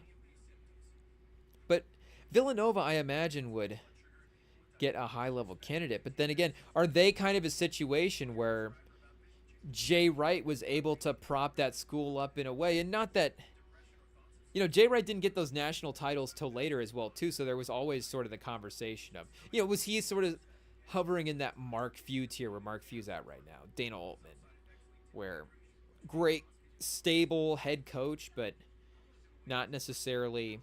And yeah, as I was going down, how could I forget the 80s with Rolly Massimino, star from Goodfellas, I think. He was also in the Goodfellas cast, but then also coached the college basketball team, and they had the upset win in the national championship, and then, made some good tournament runs in there as well, too, under him as a coach. Steve Lapis, shout out to the Steve Lapis run.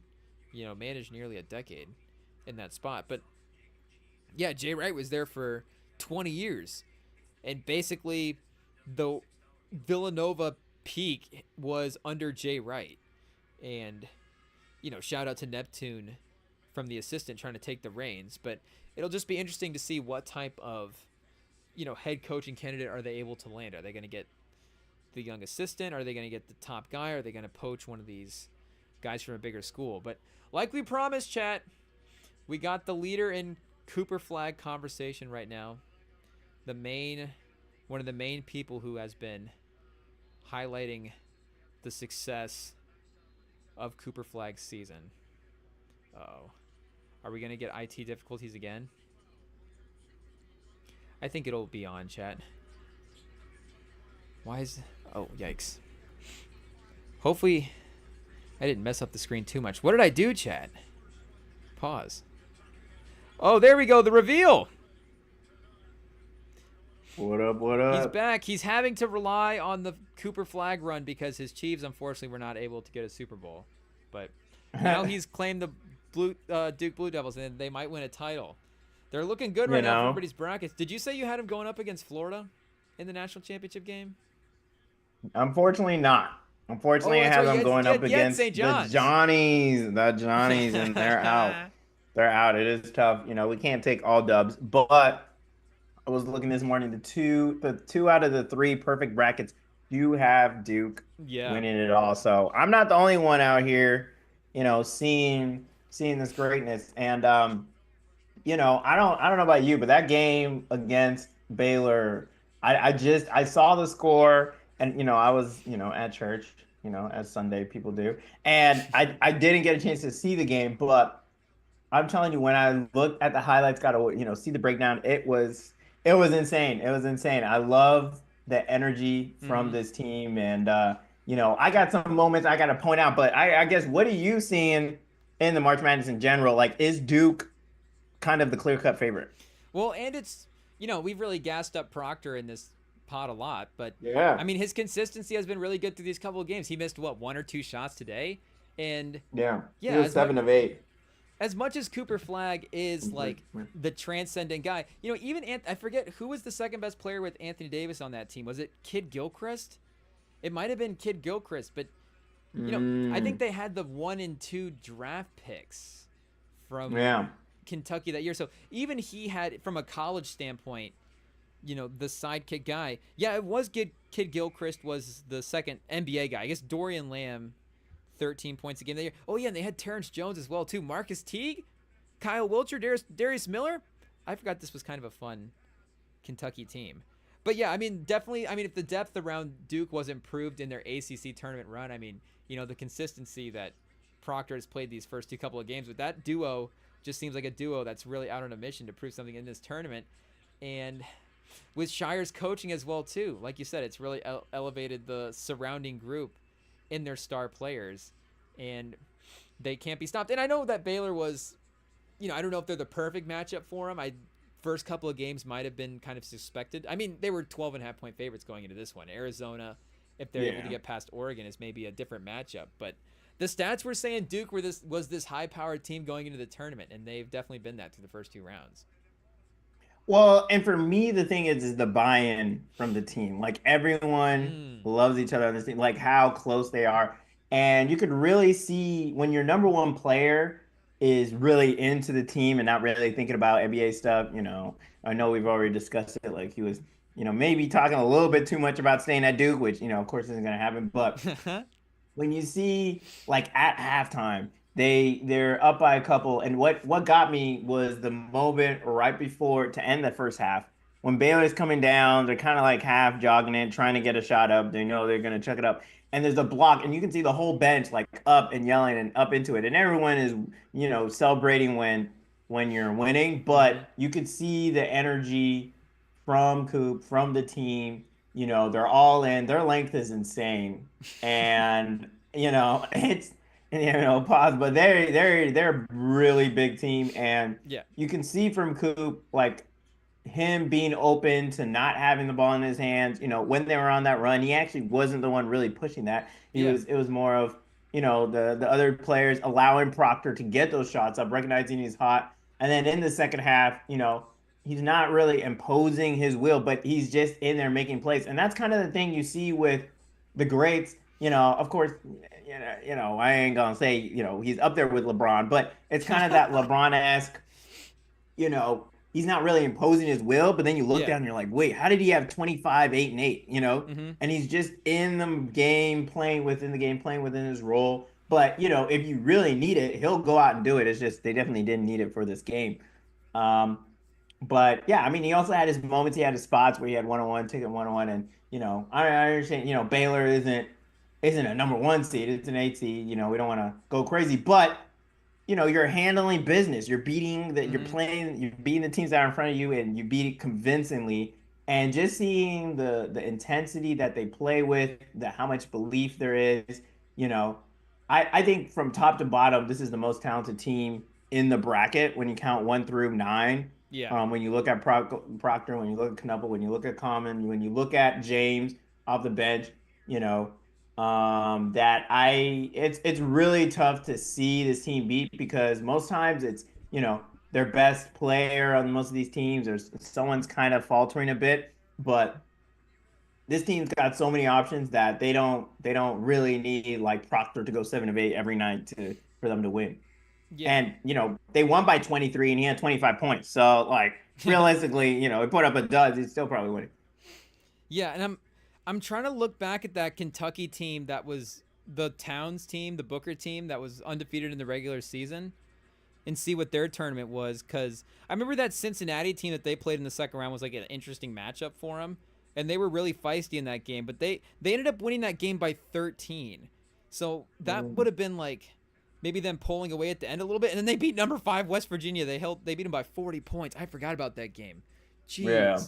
And they had the 2-point game against Notre Dame in the Elite Eight. And I mean, that team made the Final Four, so it's not like if this Duke team would made the Final Four, it'd necessarily be a disappointment. Like, you know, they're 1 game away from the national title. It'd be a little bit of a bracket buster still, just because how many people picked them to win. But it'd still be like a pretty successful season overall for what that roster was able to accomplish. And Yeah. I'd have to go back and look at the course of that game to figure out like what happened and why Kentucky fell apart. But like even Proctor's a junior, like he has a little bit more experience than some of the guys on that Kentucky team. Like there's as much as Flag and Knuppel or some of the younger guys like Gillis has been around a little bit. Like they do have a little bit more tournament experience as well too to rely on for some of those guys versus them just being a full young team of freshmen and then just can they try to pull it off pause in one season that kind of like where the Thunder were at last season where they needed a season to prove themselves and then get back into the finals this year. But yeah, I mean Cooper Flag with the efficiency and the respect that he gets as well too already with the refs where you can see that star power translates. Like he had 9 free throws today. He wasn't necessarily had like the most efficient field day. I think he was 5 for 11 from the field, but was still able to get to the line. And you're right, not necessarily feeling like a guy that's just imposing his will getting to the line, but does have that crafty way of drawing fouls now already. Like he could kind of almost get a foul merchant label in college. And you don't necessarily think of him as a ball handler in that type of way, but he's already playing with that kind of physicality. Yeah. No, and it is going to be interesting to see how that translates to the league. But no, I'm really excited when you look at let me see here the bracket, trying to pull it up, see who their next matchup would be. They would have probably Oregon or Arizona, that is 2 more blue blood teams. And probably a tougher test regardless of who it is, even if, you have that experience from both those, kind of programs. So it will be interesting to see how that matchup shakes out. But yeah, I don't see any reason why they definitely should be the favorite for the rest of the tournament. And I don't see any reason for that to change. Wait, we have a decision to make. We have Alabama starting up against St. Mary's, or we have the TCU Haley Van Lith revenge game against Louisville. Oh, did they get that bracket with Louisville? Yeah, Louisville, I guess, won their first round matchup. There you go. Yeah, I think I remember seeing that. So they're in the matchup game against Van Lith. I guess we'll just have to flip back and forth and just keep an eye on both. But Bama's the number 2 seed in this Duke bracket as well too. And I know as like a Duke truther, you're not necessarily worried about Bama from a matchup standpoint. Like, yeah, is there a matchup or is it just Duke playing to the standard? I think it is Duke playing to a standard. I mean, we'll see that. I mean, has Bama? Let me pull up Bama's record because has Bama really been tested this year? I mean, the SEC was really good, so. Yeah. I guess Auburn. They did beat Auburn, and Auburn is another number 1 seed, in this tournament, and but yeah, I mean they're 3rd in their own division. Yeah, 3 out of the 4 number 1 seeds are the top 2 teams in the SEC are number 1 seeds, and then there's Alabama as a 2nd seed. And yeah, we'll see. I'm not gonna sit here and say I've been watching a lot of Crimson Tide basketball, but they did only win their first round by 9 points, and the last team to kind of have a really close beginning, and you're like, what's wondering going on, is the team that's knocked out. Isn't that the Johnnies, St. John's. Yeah. Another number 2 seed that was struggling in their first round, got knocked out. And for, a team that only plays like 6 guys, or a team that plays 1, 2, 3, 4, 7 guys. I mean, to be, in Robert Morris, for it to be that close is concerning if I'm Alabama. So, now they're going up against another school. Robert Morris has been to the tournament a couple of times. Now they got St. Mary's, another, decent school. And yeah, we'll see. I mean, Alabama had 12 turnovers in that last game. So maybe you could say, they're cleaning up some of those turnovers. Maybe they're shooting better from 3. But yeah, I mean, that's a little concerning. We'll see. It's a tournament. So, all you need is one bad game. And they already have one against Robert Morris. So happens again today. I don't think they're getting out of it. And it looks like they've had some tough games against Florida as well, too, out throughout the regular season. Other top teams. Like you said, they're going to get wins against good teams, obviously being a good team in the SEC. But they haven't necessarily been, an overpowering team this year, much as they've been, just kind of hanging up near the top. 11th in offense, 216th in defense.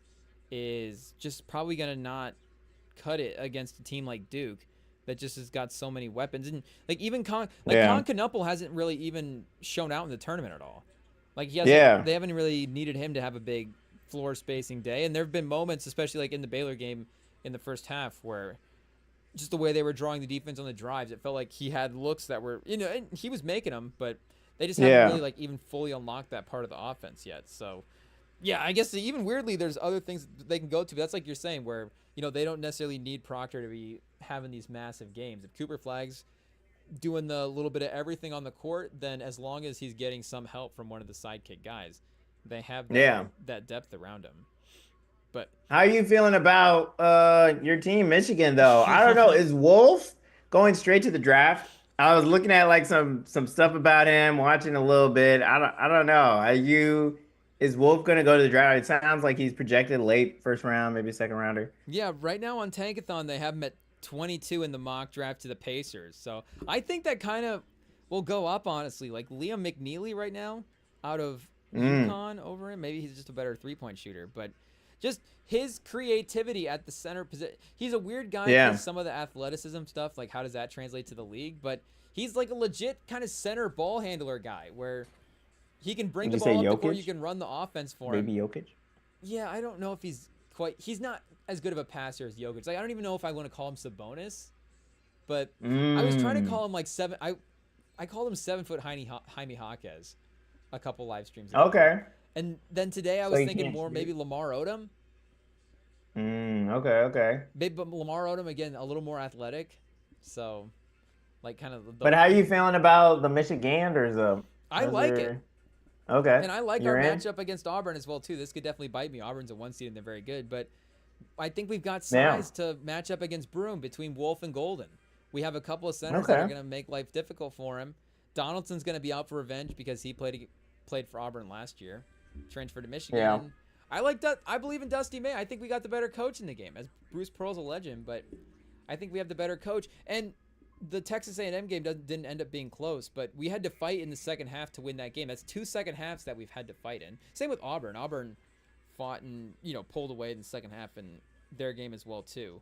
But I guess I'm just more confident going into this game. I'm not necessarily saying we're going to win, but I'm confident in giving us a chance. Whereas, a couple weeks ago, I necessarily would have been like, this would have been awesome getting to Sweet 16. But it's just Dusty May time and time again overachieving for what maybe we thought the expectations of this team were. And some people were questioning, Michigan is a 5 seed even too high. I thought maybe it might even be a little too low. So I thought, 5 is probably actually the perfect seeding for it. But to get to the Sweet 16, maybe with where this team was at. But then again, you watch the team like you're saying, it still has talent. Danny Wolf is just a unique player in college basketball and a unique matchup problem. So, I mean, Broome is definitely, 6'10", like he's a big center scorer and going to be a matchup thing. But I don't know if he can operate from the top of the key and play make and run the offense. Again, I'm not saying he's doing it at a Jokic Sabonis level, but he's still positively contributing in that fashion in a way that other guys aren't. So I love the depth of the team, and I love the way they're playing right now, obviously. So let's do a quick draft. How many coaches are you taking over Dusty May? Like how many? Because I don't know. You're like the ceiling is the roof apparently with him. Like, would you take John Shire over Dusty May? I honestly am fine with Dusty May. Wow. Is there any coach you would take? Like Bill Self's stock is down right now. I don't think so. You said, Hurley? Bruce Pearl, Calipari. You want Hurley after he keeps screaming at the refs? No, I said like Hurley, like not Hurley. Like I'll take May over Hurley. He went out pretty bad. I don't know. Hurley should have just gone to the Lakers and gotten the money. I don't know. Reddit's doing a nice job though. His stock is going down. No, I'm not saying it would have been good for the Lakers. It would have been better for Hurley because his stock is. Hurley coaching Luka, is that kind of a weird fit, honestly? No, it would have been a horrible fit, but he would have gotten the bag, more notoriety. Because now Hurley's career is definitely gonna. I mean, you can't go back. Like, he's hit the peak, like back-to-back championships. Did Stephon Castle carry him to the championships? I don't know. Klingon too. Klingon's gonna go underrated as just a college guy, too. Sort of Horford-ish. Yeah, but I guess the question is, is there any coach you would rather have than Dusty May? Because I think right now, from the way you're acting, it sounds like Dusty May to you is the best coach in college basketball. I am not necessarily saying you're wrong when you say that. If we're Oh my talking gosh. prospects, because you got to think with Dusty May as well too. Like I keep bringing up the Florida Atlantic thing, and that was a weird Yeah. tournament year. Like it was a bunch of low seeds in the Final Four, but regardless, that team still made a very impressive run. And Shire is interesting because Shire didn't work his way up in that way. He was the assistant at Duke Yeah. the whole time, so you can't necessarily use it against him to say that he didn't take a lower team that far in the tournament. So maybe Shire's the only other one, but you're telling me that Dusty May wouldn't be doing as good of a job on Duke as John Shire's doing? Like you don't think Yeah. Dusty May could I figure don't out I think execute I most think stuff the that's same I way? think Shire is doing stuff that I mean, at one point we haven't seen before, with the GM stuff. And I think there's Yeah, the GM secretly a stuff is lot of true. innovative stuff they might be doing in the back rooms that people don't know about. I think being able to take all these stars, and this is what Memphis is struggling with, because at one point, because they have Penny Hardaway and stuff, they had all that talent, and then they didn't do anything. This is like, I mean, Penny Hardaway might get fired because this is like the seventh year of him being not great there. But just getting the talent doesn't mean anything, in college basketball, and especially men's, because you need that talent to mesh together and to have not only this team buy in and all these guys buy in so much that they're even joking about, talking about being at Duke forever, but also play at a super high level within 3 years of being there. And again, Duke is a blue blood, and this is where they should be, but it's definitely the way the standard that Shire has continued from Coach K, maybe even risen a little bit, is making like Duke into what it used to be of old, like this dominant team led by a white superstar, and kind of crushing teams with size, and you can see that pretty clearly. And I think there's got to be reasons for that with NIL deals and stuff like that. There's no things like this don't happen accidentally. And not saying Dusty May can't get to this level. Give him a couple years, who knows? Um, but yeah, I think Shire has kind of made the standard for college basketball as of right now. And were we saying this last year? Not really. I mean, they didn't have a generational player like Coop, but I think you can see kind of the fingerprints of like his team building and this team just consistently winning each year. And I mean, hopefully they get a championship this year. I don't know. So is he a little almost Phil Jackson-y where he's better with the stars? Not that any coach is better with the stars, but Yeah, like his specialty no, but he is. is getting the stars to work together. Yeah, I think that is a great way to put it, Phil Jackson. Like, I don't know if he is a program builder, if you throw him at like what, like UConn or St. Mary, not UConn, but like, some smaller school and he's got to make it out of nothing. But I think he is really good at making like something pretty good into something great.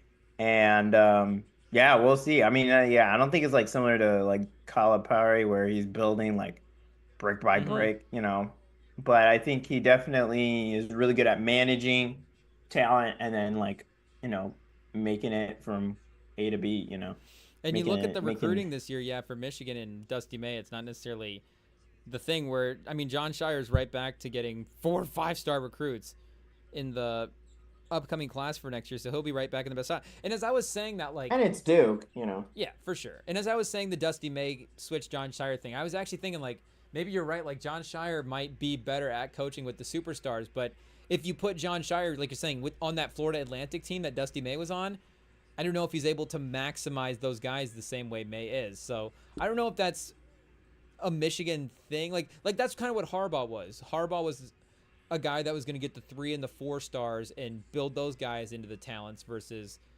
bringing in the 5-star recruits and just building up on the top level guys. So I Yeah. don't know if that's just something that the program is that we're used to rooting for and that's what we like at Michigan. But Dusty May's ability in that aspect, I don't think can necessarily be worse than what Shire's approach is in the overall success for the school. And I'm not saying that John Yeah, we'll Shire see. wouldn't be my number 2 option as well too.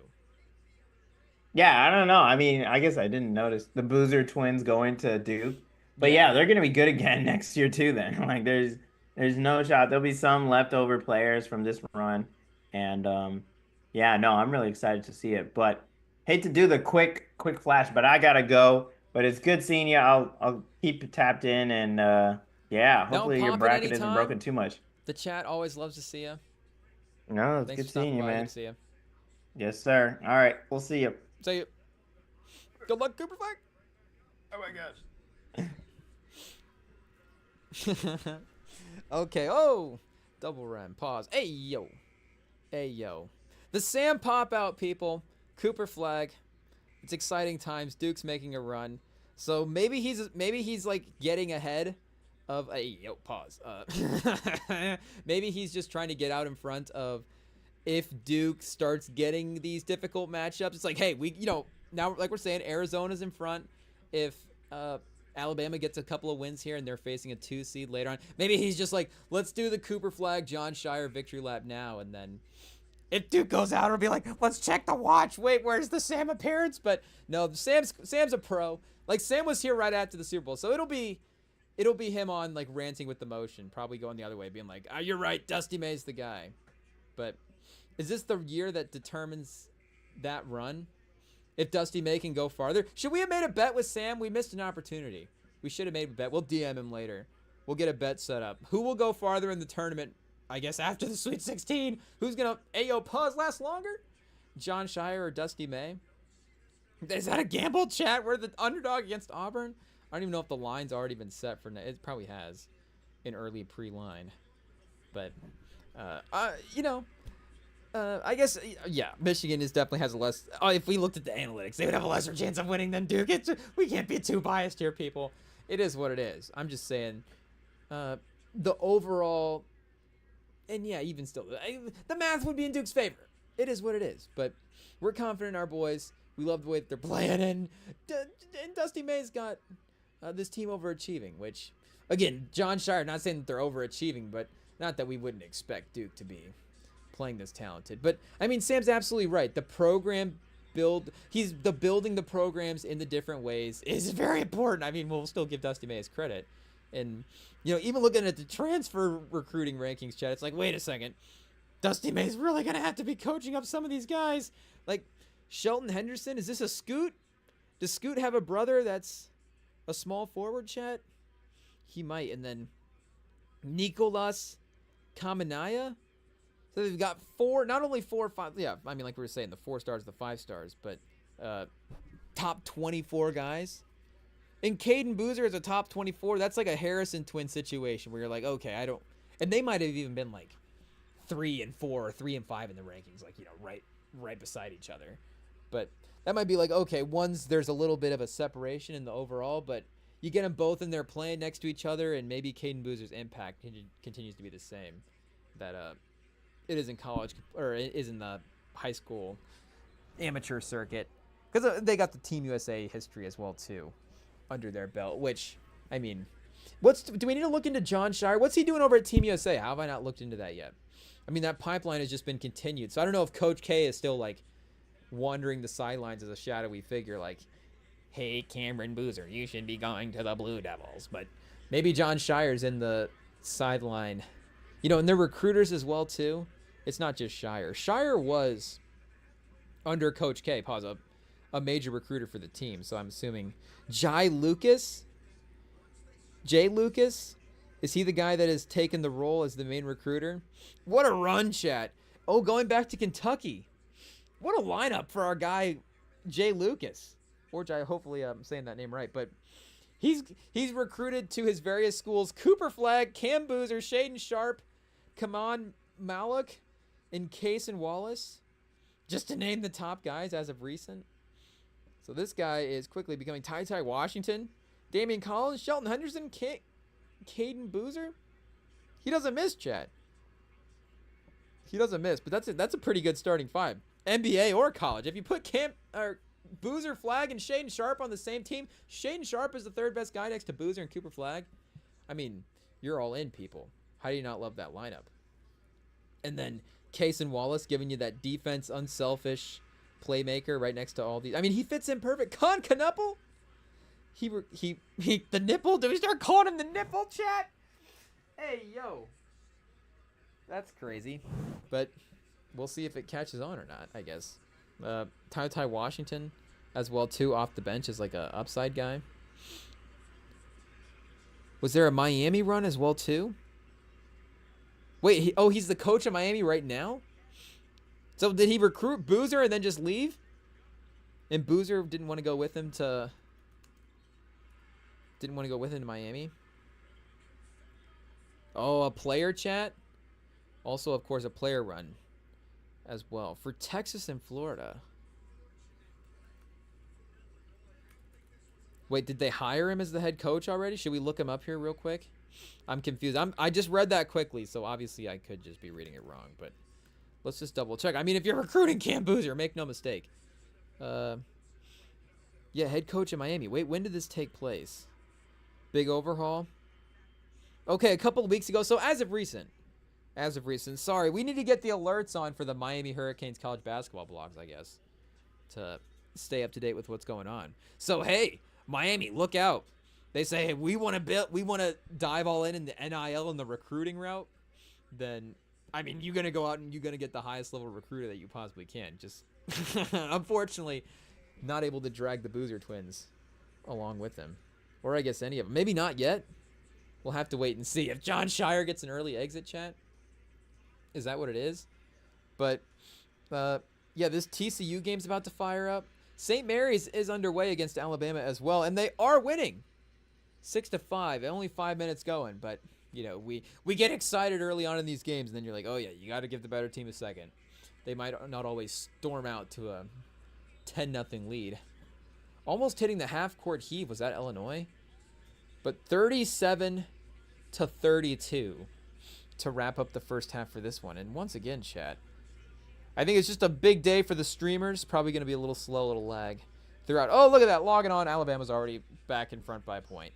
7-6. So, like we said. And like Sam was saying, maybe they don't necessarily pull away from this game. The defense has been bad.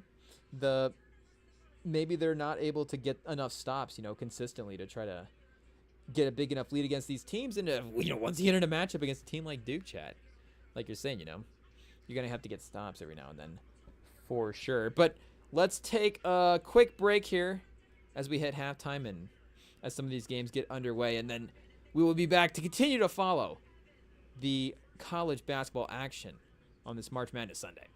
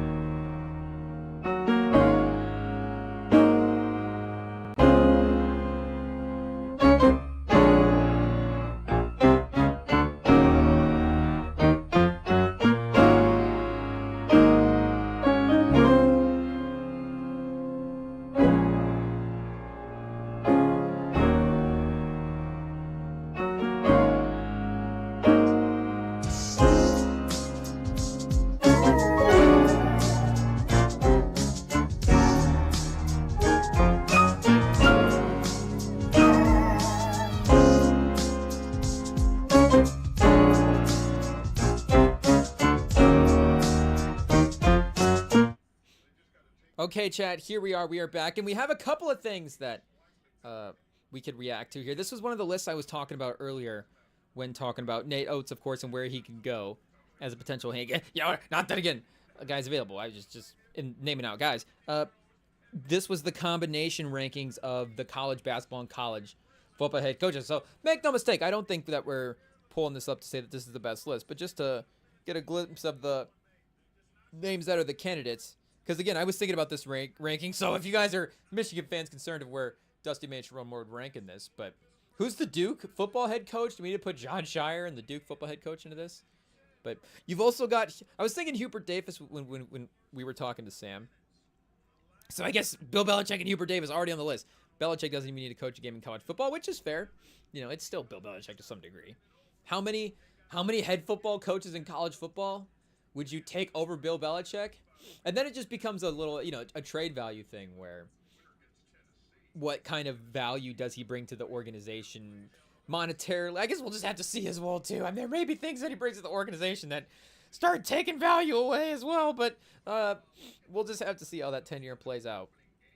Honestly, though, I think the thing that they did get right is Oregon might be number one in this list. Just in terms of a combo, Dana Altman versus Dan Lanning is definitely very strong. And maybe that's like an advanced stats, like aggregate score as well, too. Like the polls of it, where I guess this year specific, you know, the last couple of years, like we're saying with Nate Oates and Kalen DeBoer maintaining this season, Alabama being kind of competitive. Even though they didn't even make the playoffs, so I guess they were, 13 or 14? They were still in that top 15 range, though.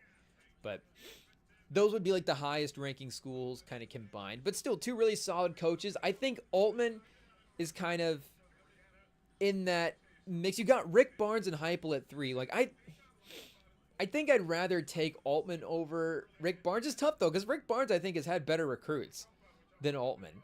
I don't know if he's necessarily maximized those. Like, has he had more tournament success? So what does that say? But I was saying, from a program builder, maybe you're going to get some more fun guys in there.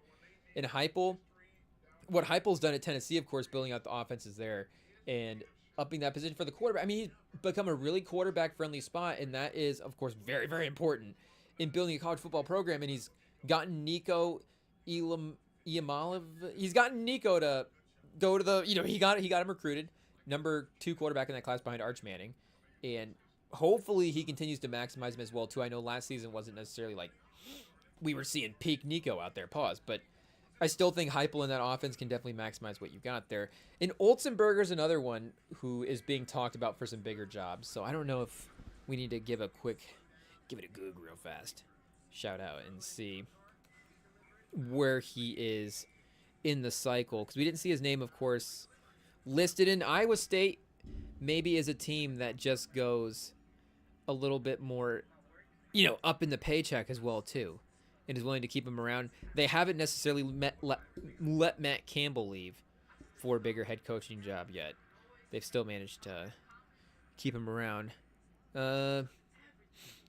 Doesn't say Texas maybe. So yeah, Big 12 staying in the conference could make a lot of sense if they're familiar, you know, facing him every year.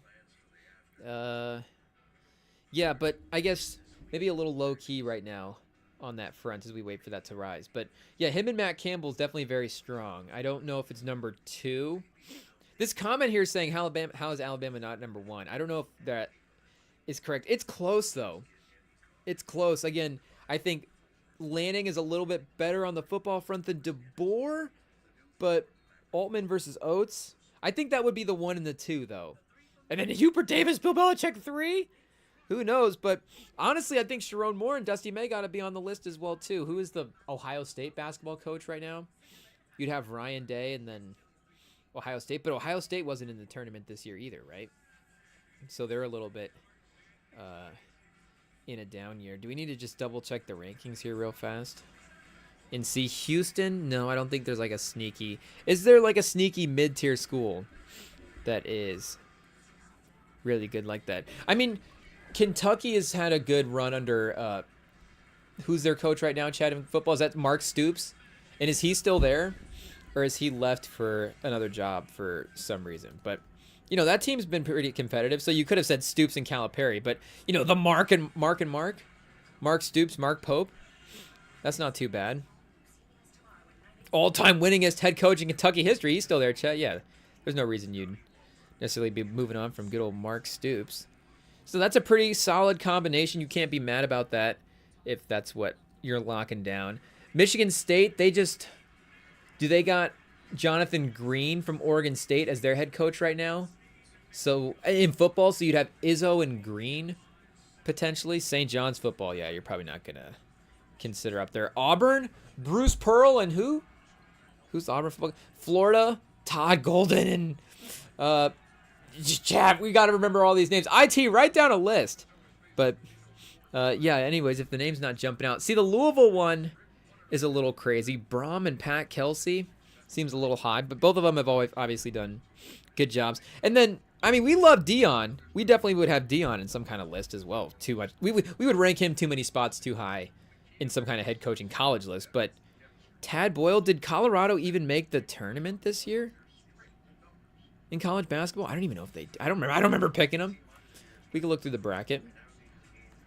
But I guess Tad Boyle's had a run as well. So he's been around, so he's established for sure. But yeah, 14-20 this year, and they haven't really made the tournament that much, to be honest. So yeah, again, been really competitive. They've had some good players. Colorado, Derek White, is that like the best NBA guy that they've had in that time? It probably is. But that seems a little bit aggressive as well, too. What are other people saying? Tennessee definitely won. Alabama robbed. Jim Mora, Dan Hurley, UConn football? Whoa! Whoa, chat. Wait a second.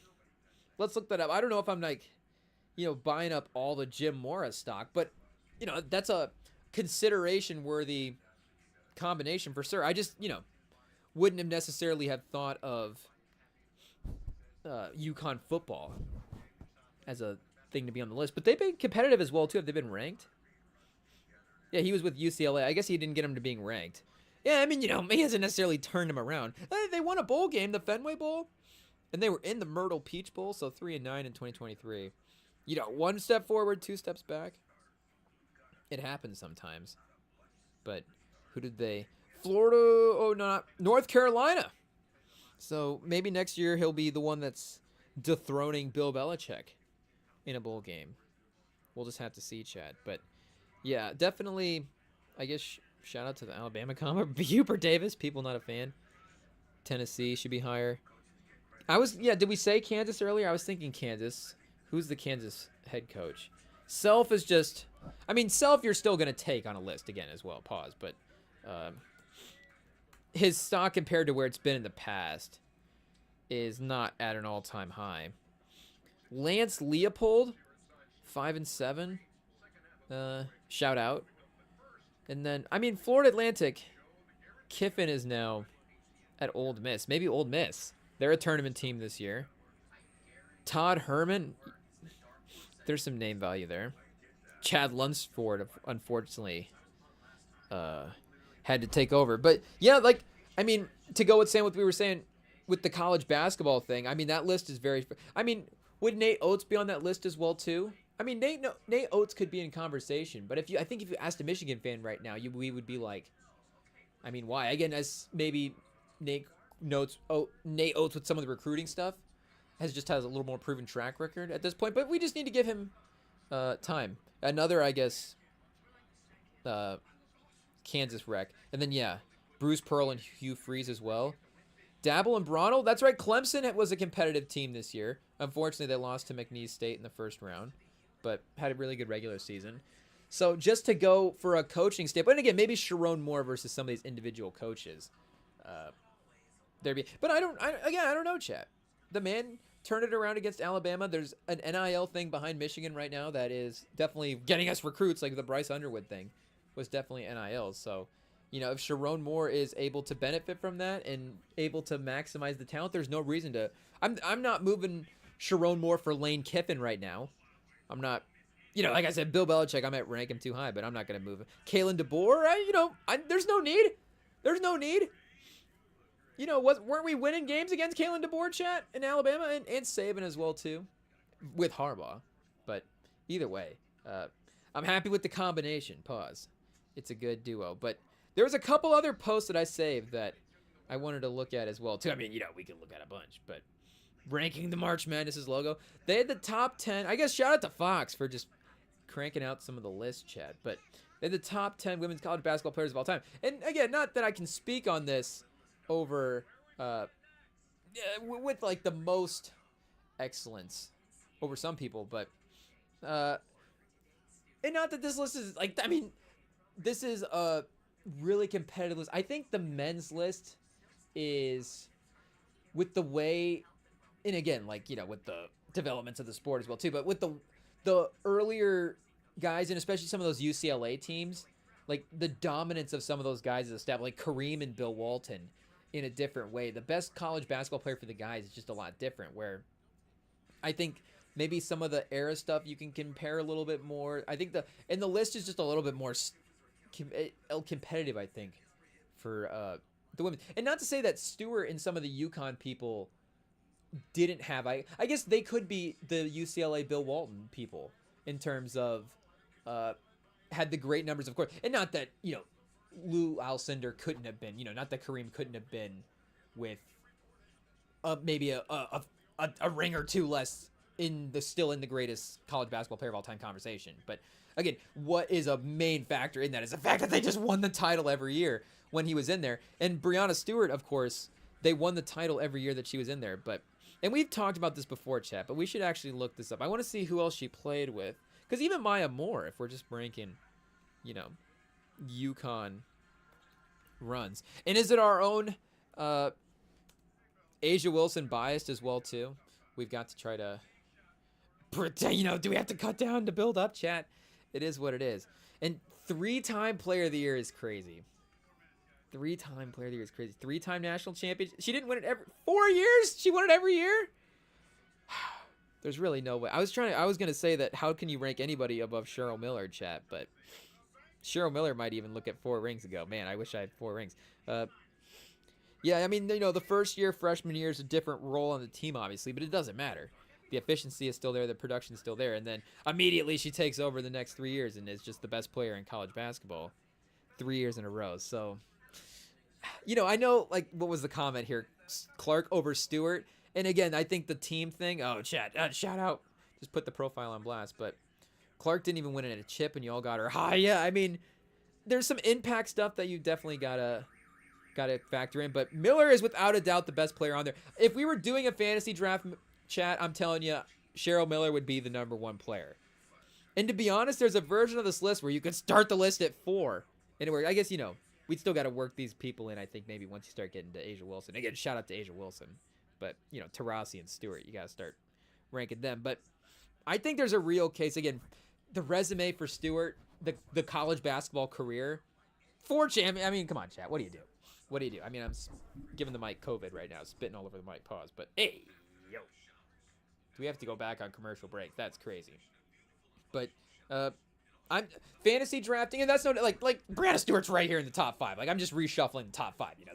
The list is set. Like, we're talking about the great players. I'm just saying, like, I would still go Cheryl Miller, and I would go Holmesclaw number 2. I'm not saying I watched as many Holmesclaw highlights as Stewart highlights, and not to say that Stewart, the WNBA thing as well too. Like, she's been just as successful in the WNBA, but I mean, yeah, equal 4-time player of the year for Holmesclaw, chat. 3-time champion, so 3 to 4 either way. You got the All-Americans, 3 years in a row, still the top player in college basketball. 20 a game for her career, 23 in her best season. The defense as well. There's a two-way thing. 6'2". What was Breanna Stewart, chat? She's got to be in that range. 6'4". So I mean, yeah, they could definitely match up, and that I think would be a fair fight. And let me see the WNBA thing. Not that that's a separating factor in this college ranking, but just to help, get a grasp of the full basketball careers as well too.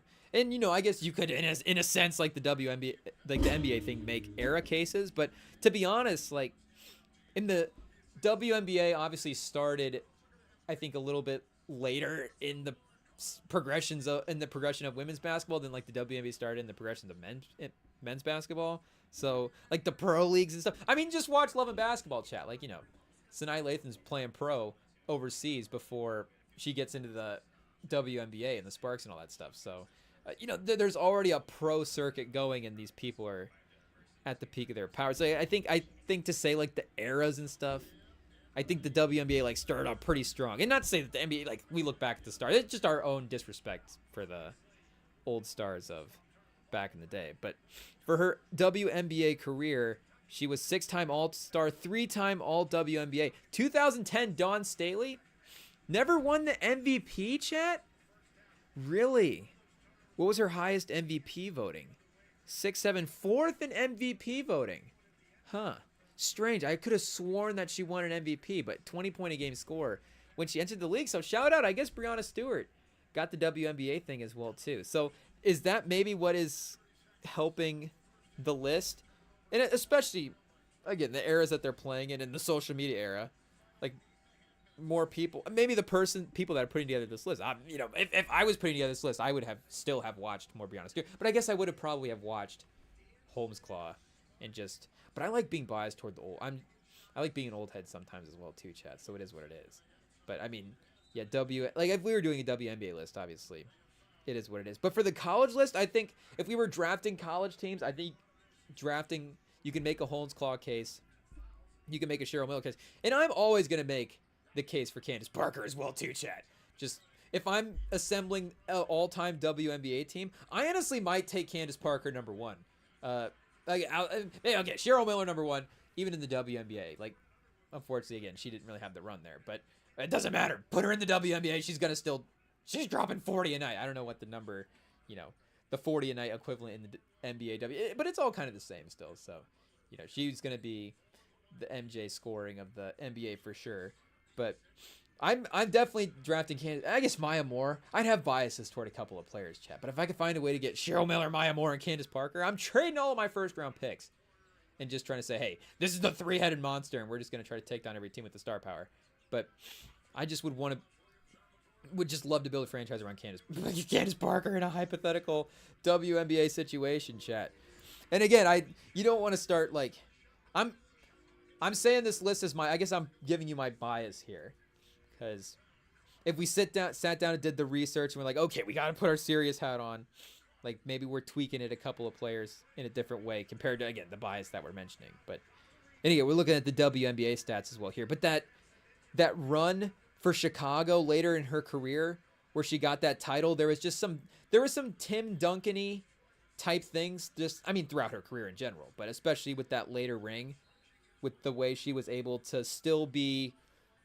Like, you see the percentages, like 49% from the field that year. Still like a steady offensive force and just defense. Like, still a rock of the team, even though she's maybe not like quite the full-on best player.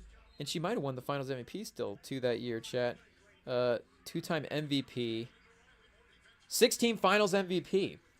So just the one, chat, for the Sparks back in the day. But did Kalia Cooper? I forget. Maybe she's the one that won the Finals MVP that year. But again, that kind of goes to prove that point. But and you know, like the way like the way LeBron, that is what is fun about LeBron. And I know we've talked about that before, but I guess I didn't make the dunking correlation the same way. And you know, it's kind of Candace Parker with the power forward. There's a little more positional crossover there between the two games. But that's kind of the phase LeBron is right now with Luka, where it's that Tim Duncan-y teammate thing. So I know we've been making the case for Steph in these LeBron type ways where it's like, hey, he's doing these things that LeBron's doing and not getting the credit for him. But hey, LeBron is also doing a thing now that Steph has been doing and he's not getting the credit for it in the teammate thing. And I know also there's a career of LeBron doing different things, but also again, Miami, he's working with Wade. He needs to be there needs to be a different shift in mindset to be able to get him to like be the star player, because again, he's like a willing passer and a willing teammate and all these things. But again, regardless, like I just love like the way Candace Parker plays basketball. So it just becomes almost a bias of like, if I'm gonna draft a team, like I want great players, but also I just want to have fun watching my team. It's like a fantasy team, a fantasy football team, where it's like, okay, I get it. I'm choosing between Amon-Ra and AJ Brown and Nico Collins. I guess I like all three of those guys, Chad. All the receivers you get biased toward all the receivers. I guess maybe And Jetta, I've had Jetta so many years in fantasy too, so I get biased toward Jetta. I guess Jamar Chase would be the weird guy where it's like, would I just rather have AJ Brown for some weird reason in my brain? Like I get the stats that they are what they are. Jamar Chase is I would rank Jamar Chase as a better receiver in the league, but I would build a real life team and a fantasy team. I just would rather have AJ Brown. I don't know what it is. I would just rather have AJ Brown at his spot. Like I would just rather have Candace Parker. So anyways, hey, yo, chat, pause. But like Griner, leading her team to a national title as well too. Like, what am I saying? You flip them one spot as again a personal bias. Like, it's not too far off. But I think Cheryl Miller still. It's tough. It's tough, chat. Let's see. Oh wait, we're in the NBA. That's why. And again, even with the WNBA, unfortunately, she wouldn't be able to make it in the I don't think there's a WNBA basketball reference like page on her for like some international or whatever pro stuff she ended up doing. But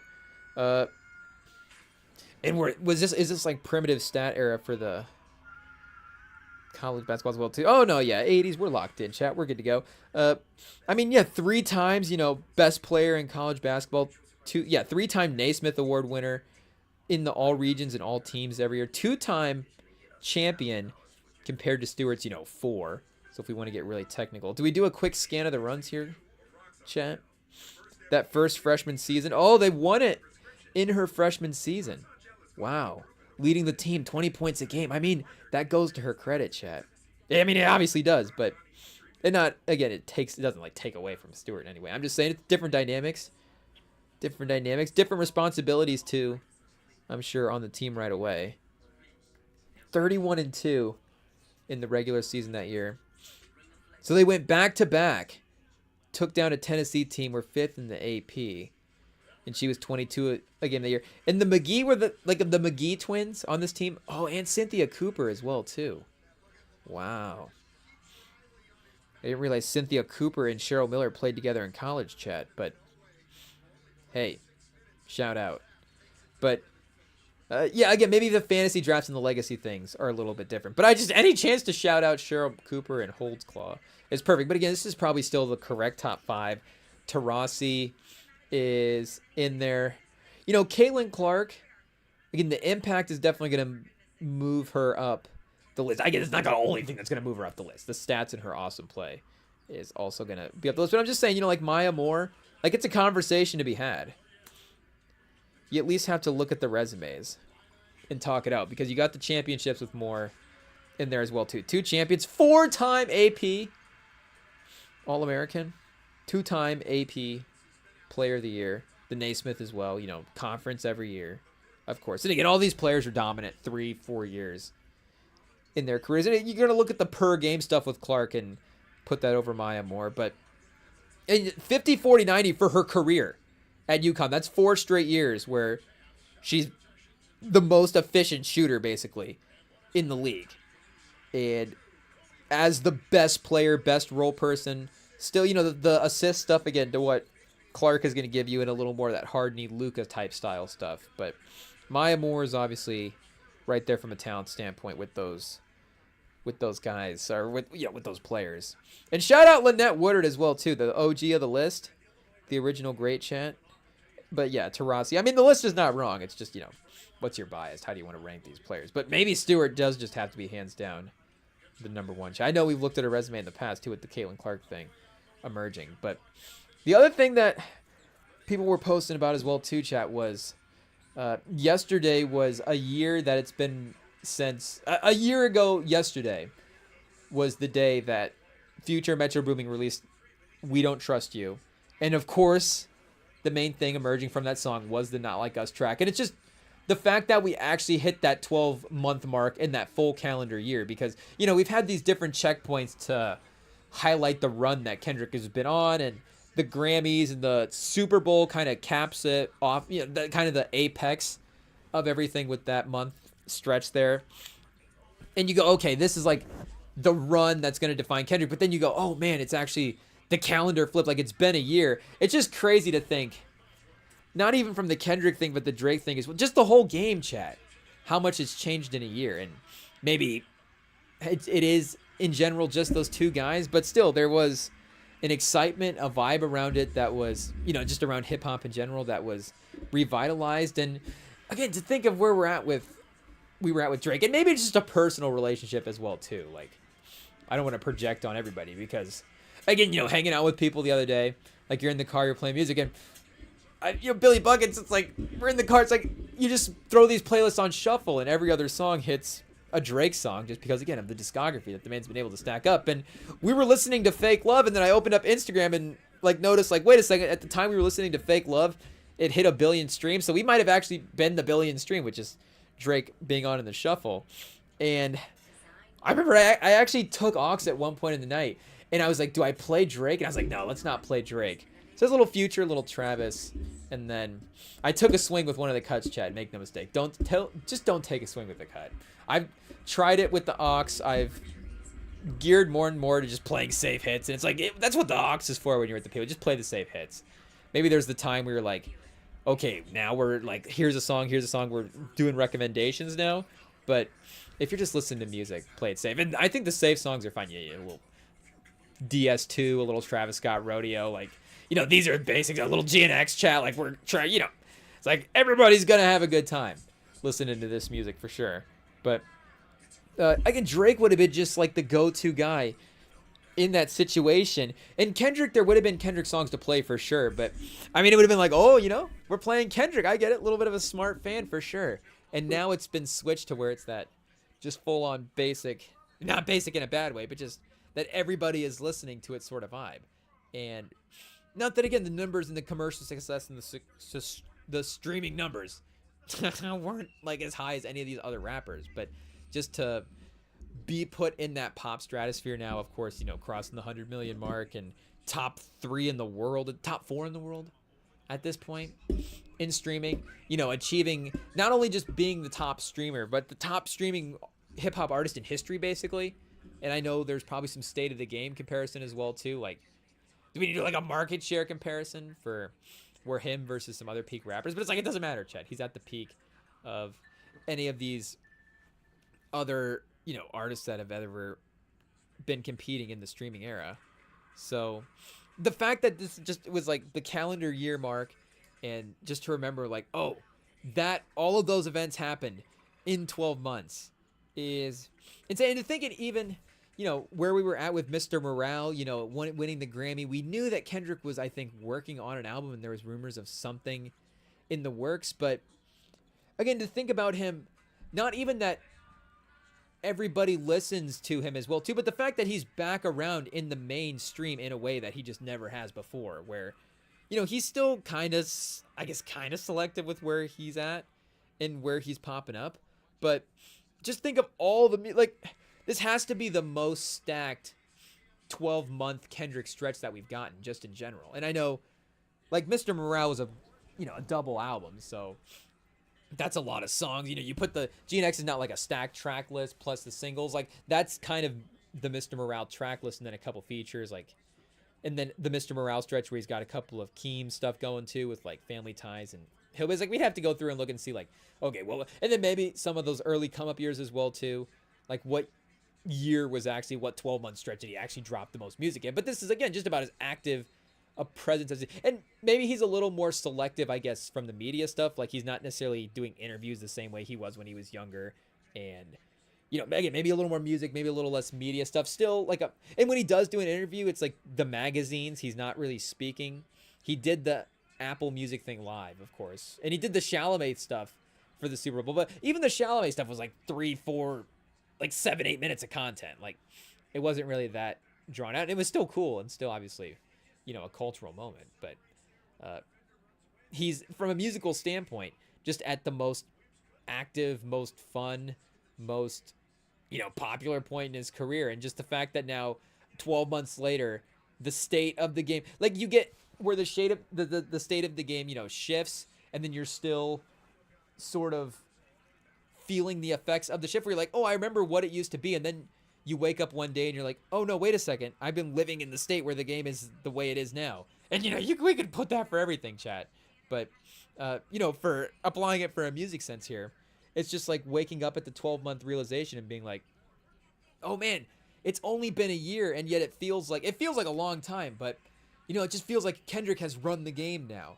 And it's like, oh, how long has Kendrick has run the game? And it's like, wait a second, a year ago, this man was like, what are we even gonna get? Like, is he gonna an album? Is he gonna single? Like, when's he gonna drop music? Even you think about how the beef played out. He drops the single, and then Drake is a little. There's the response from Drake, and then there's a little bit of time there where it's like, oh, is this Kendrick?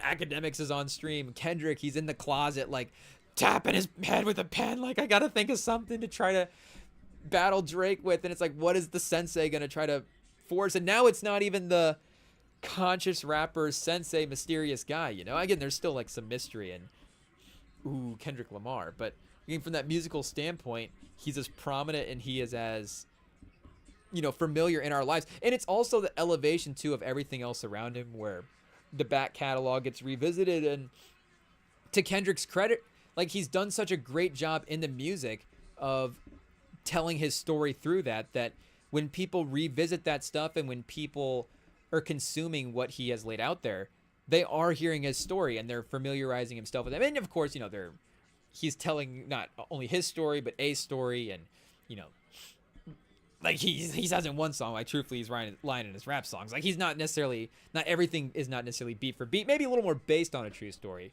for some of this stuff. But again, based on a true story, like, you're learning Kendrick and Kendrick's environment and the people that he's with and just the way that his backstory, and he grew up, and he's always evolved his mindset and his story to where he's at, where, good kid, Mad City, he's the good, he's a young kid, and it's his story of these young teenagers and these young adolescent people growing up in these environments. And then as he gains fame, as he moves into prominence and celebrity, he's still able to give you these stories that are relatable. But it's like, hey, this is him searching after gaining fame. This is him in a therapeutic state. This is him in a with GNX, where he's like in the celebrative state, and he's just moving through his career and telling his story and giving you these different things. And you're still learning about Kendrick, even again, if he's not bearing it out there in the interviews and in the other stuff. And it's just with the way he's risen and the way and you think about him and Cole, but like not just even in the legacy ranking, but the vibe as well too of like him and Cole with where they were at, and just the big three in general, where Drake was the popular guy, everybody listened to Drake, and then of course if you're a hip hop head, it was like, well, which way do you go with the hip-hop heads? Are you a Kendrick guy or are you a Cole guy? How does that split? And now, I think obviously Cole still... The Cole fan base is still there. Like, J. Cole is still, like, up in the rotation as much as possible. But I don't... And maybe there are people that are like, yeah, now we're, like, out on Kendrick now. Like, we're Team Cole all the way. But if you are a fan of Cole because of the product that he's putting out, then you're probably a fan of the game as well, too, and what Kendrick is representing in the game. So there's just no way that you're not gravitating toward what Kendrick is and what he is meaning right now for a career. So it's just like, there's no way that a lot of the Cole people aren't like, I probably would have been a full on like, oh yeah, we're Cole in the big three. And there would have been cases to make as well too, as like, if we're debating, obviously, Drake from the popularity standpoint would have had those numbers, but you're like, oh, there's ways to debate Cole's pen and the numbers and the albums. Like, ooh, can we debate the albums? Like, there was a closeness with it where at least there's an argument. And Cole is on the mic talking about how he's the greatest rapper, and it makes sense to the Cole fans, and we can definitely buy it. And not to say that he's not still the best rapper out there. Like, obviously, clip it. Like, Kendrick, of course, is still like at the top of the game. Again, if you go like a lyrical standpoint, it's a little like Durant-ish, where Kendrick is obviously like LeBron at the top of the game. Is there moments where Durant at the peak of his powers, you're like, oh, is Durant a better basketball player than LeBron? But it's like, we look at the careers, we know how the careers have played out, and these are the separating years for Kendrick, where, I mean, the last 12 years, or last 12 months, he's separated not just from Cole, but, from just the big three in general, where it really is just Kendrick at the top there. And, of course, not even at the top of the big three. And he was in, of course, critical circles already, probably the lead guy and already making his way at the top of the game. But to just descend this quickly, again, like the Billboard had him number 2 even before the beef started on the all-time ranking. But just from like a public perception, I'm trying to think of anybody that has had a 12-month rise from a legacy. Like, who has had a better legacy 12 months than Kendrick. And it's difficult from a sports, you can really only accomplish like one season, what if we're galaxy brain it and then the things within those seasons as well too. Like, are you a little limited? And not that you're not limited in the amount of awards, I guess, and whatever, like music that you can put out, whatever. I guess we don't want to galaxy brain it too much, but just an incredible thing to get the calendar reminder that, oh yeah, that is actually what's possible, I guess, to achieve in 12 months. You can have this incredible rise, and and Kendrick was at the top of the game, but just the levels that he went to, where now it's like, maybe again, like LeBron when he wins in 2016, it's now he can be in the conversation over Jordan maybe, but he's still right there number 2 with Jordan going into that. Again, not that Kendrick wasn't in that spot, but Steph when he won his finals MVP, was a big boost. But just the way he was able, because again, even if you were going, Cole versus Kendrick or Drake versus Kendrick, you could go, well, yeah, Drake, the critics love Kendrick, and conscious, whatever, but what do the numbers say? Everybody loves Drake. Like, even with the messages or whatever, there's still a thing. But now it's like all the cases don't matter. Numbers, commercial success, the messaging, the awards. He managed to check every, he got check the final boxes that he needed to check. I didn't need to check, but that he could check for career checkpoints in the last year. And then he also went back and just re-solidified all the other things as well too that he's able to accomplish with the stuff. But incredible, of course. And if we gotta continue to, I don't know what the expiration date is for, Kendrick Lamar praise. Maybe never, chat. Maybe until, something changes for some reason. But I don't know why it would. I don't think it would. But do we need Christopher Nolan to give us writing tips on developing characters? Oh, chat, probably not. Sometimes Christopher Nolan, not always, developing the best characters. But okay, back to the games real fast. Do we check in on the games? Kentucky up by 12 versus Illinois. Bad matchup for Illinois. They're going. Alabama as well, too, at the half, up 13 over St. Mary's. So the men's game's starting to get a little ugly, I guess. If we needed some prettier basketball, chat. Hey, yo, cancel me now. Are we going over to the Haley Van Lith game? We got to do our due diligence as basketball fans, as basketball journalists. Do we put on our journalist cap, chat? We don't even need to put on our journalist cap. Put on our fan cap. Little TCU Louisville. And I don't know how many games they have going as well, too. Oh, we got Colorado State, Maryland about to start. Derek Queen, Julian Reese. We got to keep an eye out. Kentucky pushing the lead, chat, 15. So the Blue Bloods, once again, every year. I mean, is it even difficult? Is it even difficult to fill out the bracket? Do we just pick the Blue Bloods every year?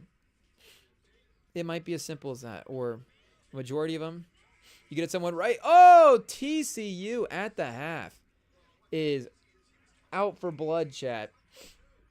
47-26. Yikes. Louisville, bad matchup, or Van Lith going crazy? They had another picture up here of another player, so I don't know if we're getting another big scoring game from somebody else. But, Jada Curry, 5 for 11, 2 for 3 from the field, 17 points in the game.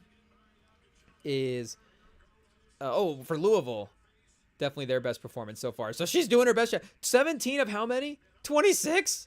Yeah, she's going to need some help, but maybe get her on the draft boards. Van Lith is 3 for 5, 6.7 rebound, a little double watch, and 4 rebounds. So 6, 7, and 4. Honestly, it's halftime. I think Van Lith goes into triple-double watch at this point. Could she get 6? I mean, 4 or 5 rebounds, then a couple more if they know that she really, really needs that for the triple-double. Chat, can we bet like Van Lith gets a triple-double in this game? IT's going to have to do some research here and see if we can figure out if there's some way to make the money, or if we can just go ahead and jinx her and lock that in from not happening. But Smith as well, too, the other leading scorer in this game, or on the team for the year, 4 for 6, efficient so far from the field, leading to 8 points. No really free throws, I guess. But Donovan Hunter firing up threes, 11, and then Angus Emma Nopu, 16 points, 6 for 8 from the field, 4 for 5 from 3. So just a on-fire shooting day. Van Lith just drawing doubles, kicking out, firing. 69% from 3 in the first half.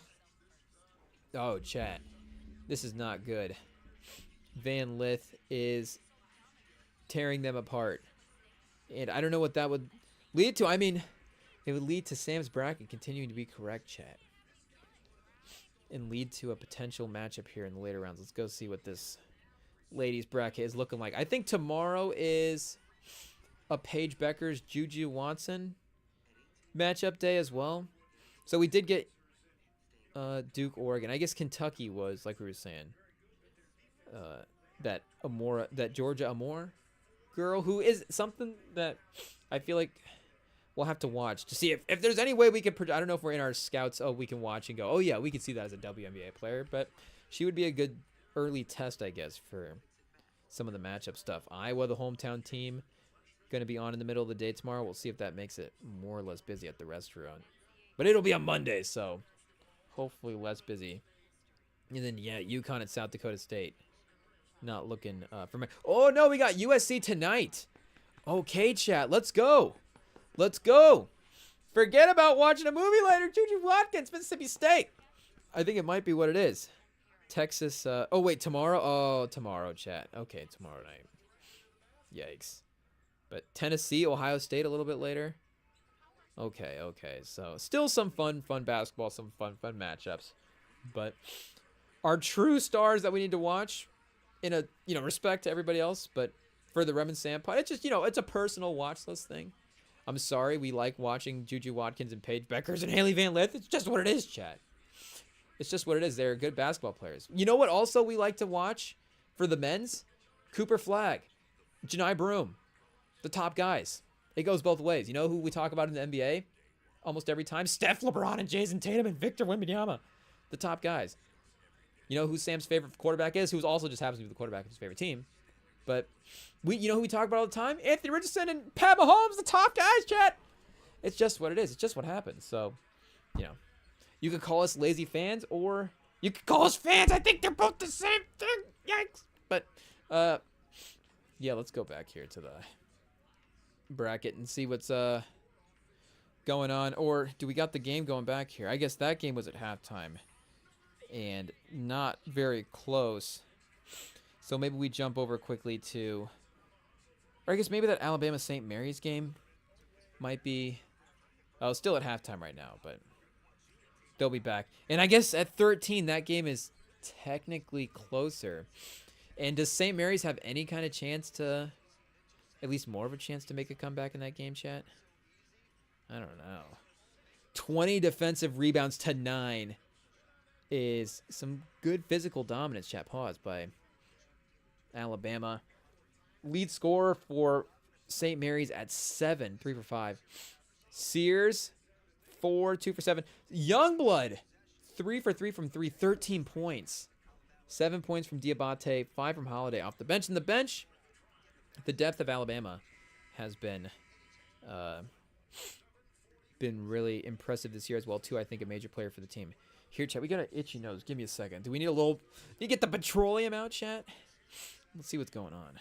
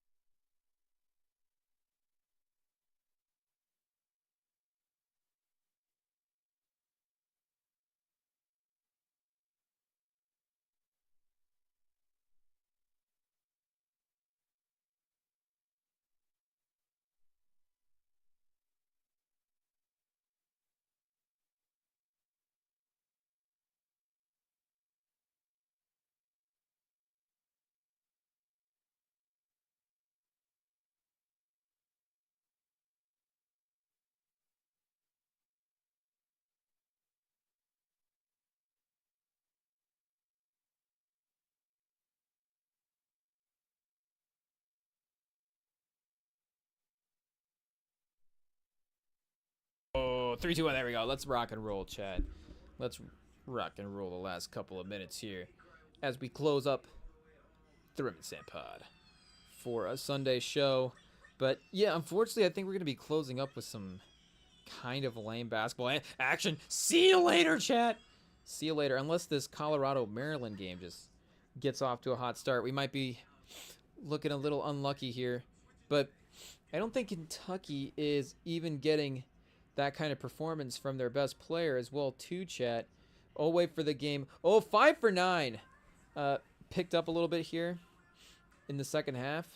I don't think he was firing up in the first half at all. Riley, I guess, is 1 for 6. Oh, for Illinois, chat. Yikes. Jack Uconis, though, 2 for 8 from the field, or from 3, 4 for 11 from the field. Not ideal. Boswell, 7 for 10. A little bit of a feisty number. So they are not really... Oh, they have some bench guys here giving them something, but more minutes and effort than necessarily offense. So, yeah, they might just kind of be like, we have our team, and unfortunately, if the matchup is not there, the matchup is not there. But ball movement, chat. Turnovers, yikes. It's just a sloppy game for Illinois all the way around. So, shout out Kentucky. Shout out Mark Pope. He's got to keep pace with Coach Calipari and the Arkansas Razorbacks as they move on to the Sweet 16. And he will be matched up in the next round against, let's see here, chat. If they move on, Tennessee, a familiar opponent. So do you like the familiar opponent or Arkansas? I don't know if Arkansas is necessarily scared of Texas Tech, but Tennessee is another trendy stats team, so that could definitely be a end of the road type game for Mark Pope and his Wildcats. But either way, you know, Sweet 16's fine. I don't think it's fine. I think Kentucky fans are obviously still holding this team to the same standard, but at least getting out of the first weekend is a little sigh of relief of like, okay, you know, we're still there. And again, Calipari wasn't taking this team to the national title every year. I think maybe he's a little underrated some of the runs they had. You know, Elite 8 against some of the team they lost to, maybe a little bit of a better team every now and then, but still, it'd be a little bit of a, okay, we're still at the top, we're still in the mix, we're still only, you know, one guy away, and then the next weekend, you know, we've got the guys to get to the first weekend. We need to make sure we still have that star player to get us through the second weekend, and then, of course, the weekends after that. But at least they're not, like, so much worse off from where they're at with Calipari. And, you know, Calipari, again, they already took down the 2 seed. So still Texas Tech is a tough matchup, but maybe the way they're able to slow it down a little bit, too, is still the same. But Beard over Patino in some of the matchup stuff, it might just be what it is, Chad. But I don't know. I guess, Lewis, you're 3 for 17 at one point in the game. It's understandable why you wouldn't want to go back to him, but he's your star player. And to be honest, you're not really giving out any other major adjustments, it seems like. So, you know, just go back to your good players anyways and just see what happens. Like, what, you're going to pull a Gene Hackman and sub your players out? Try to prove a point? It's like we're in the tournament. Just stick Lewis back in, pause, and just, if he's not going to play well, then there you go. Then you can really blame the players at the end of the game. And you just get up on the podium and go, okay, it was all their fault, chat. It was all their fault. But NBA, since it's an afterthought, we'll just give it a quick scan here. Finally. I mean, look at this, chat. We go to the NBA, and what's the first thing? Cooper flag. Draft. What do we got? Who's up next? Who are the prospects? Oh, the Spurs!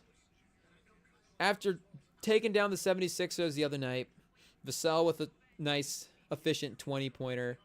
Castle, of course, looking good. Just a good balanced performance against the Sixers team. Vassell again! So Vassell, maybe with some false end-of-season hope here. Like, Vassell, can you do this earlier in the season? Can you be healthy and play in some previous games? But also, when Wembanyama's hurt, De'Aaron Fox is hurt, it's not his fault that the team fell apart around him. The one time he's healthy at the end of this year. So, maybe a couple more games and then just shut Vassell back down for the rest of the year. But he's had a good little run. Castle, of course, some of the efficiency stuff you can't necessarily look at game to game. But the overall numbers have been good. I mean, Rookie of the Year has been his for a while now, but I mean, as the scoring opportunities have continued to go up, that's been like the one thing. And he was already leading the class in scoring, of course. Like, the off-the-bench kind of sidekick stuff he was doing. But 16 points a game now, like, he's kind of having a real rookie season. And again, well, not that he wasn't before. It's a different thing. You know, you go, oh, man, look back. Maybe with Wemby, they're like an 8 seed. They make the playoffs a play-in team. You're like, remember when he was a play-in team and a 13-point-a-game guy? And a fun. Oh, we're at Vassell, chat. Sorry, I'm still thinking Castle. Vassell at 16 a game, though, is fine. You'd want him to be in that 20-ish range. And, of course, better shooting splits as well, too, than 43-35. But more hope as of late, chat. more better, little more consistent performances. As he was 1 for 4. Oh, yeah. I guess they don't have tonight's game on there quite yet as they are playing it. But yeah, 4 for 8 in the game against, again, Philadelphia the other night, chat. Couple of wins as of late. An 8 for 11 in Brooklyn. Do we go back to that one? 43% in the last 10. 46. Where's the points per game here, chat? 19.1 points per game? Yeah, I guess 91. We should be able to do the math. But 19 a game. Decent shooting splits. You know, it's upticking a little bit, so he continues to rehab. There's a lot of injuries with him. He's definitely been banged up all the time. So just maybe having him out there playing consistent stretches of basketball and continuing to grow his game. Chat, you know, he hasn't had a lot of consistency throughout his career. So just because the team is not the same team doesn't also mean he's going to carry him out of not being in the Cooper Flag sweepstakes as well, too. But, yeah, Castle only fifth. I guess, yeah, we're in the third quarter, chat. But 2 for 5 so far. 1 for 2. So, yeah, good game, chat. 4 for 6. 9 points. Solid. Barnes with 10. And Champagnie firing up threes. You love to see it. Barnes with 5. So, I mean, as much as Scotty Barnes has been great this year, that defense of San Antonio, probably, you know, Keldon Johnson on lockdown. Sheed, though, it's March Madness, so he thinks he's back in college. He's got to put up points.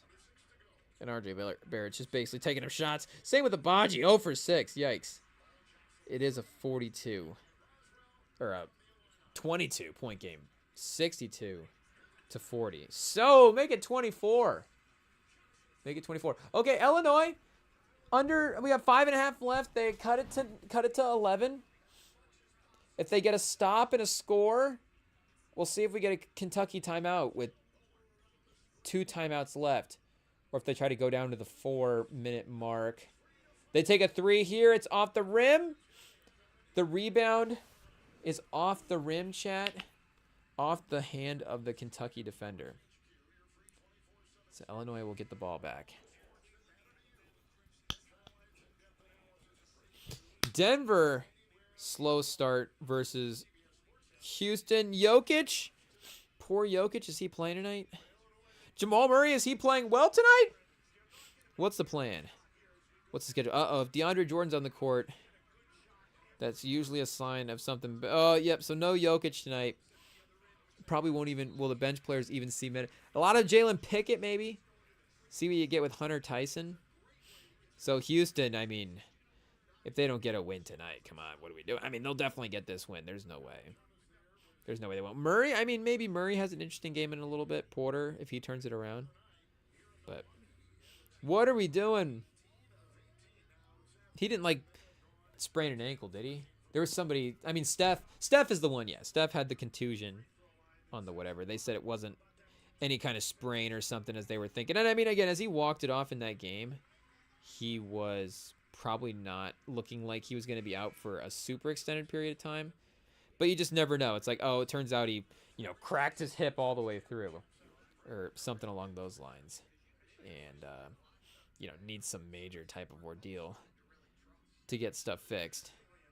But, yeah, Cavs, of course, you would assume them taking the Jazz down. Celtics over the Blazers. Do we need to do a Scoot Henderson check? And the Hawks over the Sixers, chat. Heat over the Hornets. Scoot! Drew Holiday. Your nemesis. What are you proving tonight against? Can you pass the torch? Would that be a passing of the torch? Okay, Illinois to 10, chat. Kentucky off the rim. Illinois in transition. Oh! The steal and the foul by Kentucky. And one with a chance to go back up 13. So Illinois almost making it interesting there for a second. And then immediately Kentucky offense to defense. Even though not a great offense, chat. Or not a great defense, sorry. Still managing to get big stops in the moment. And Sharp with 9. Simons, do we have Scoot tonight? Scoot with 12 minutes. 0 for 4. Yikes, chat. Minus 15. So it's a up and down cycle with Scoot right now. I guess, unfortunately, it's a down game. But let's do a little Shaedon Sharp corner. We brought him up earlier. Jay Lucas, our guy, recruited Shaedon Sharp. So hopefully he is improving Jay's stock as a recruiter by keeping the NBA thing up and alive as well. 17 a game this year. 30% from 3 is crazy, chat. Shane Sharp is a good three-point shooter. He's just got to, like, lock in and just pay attention.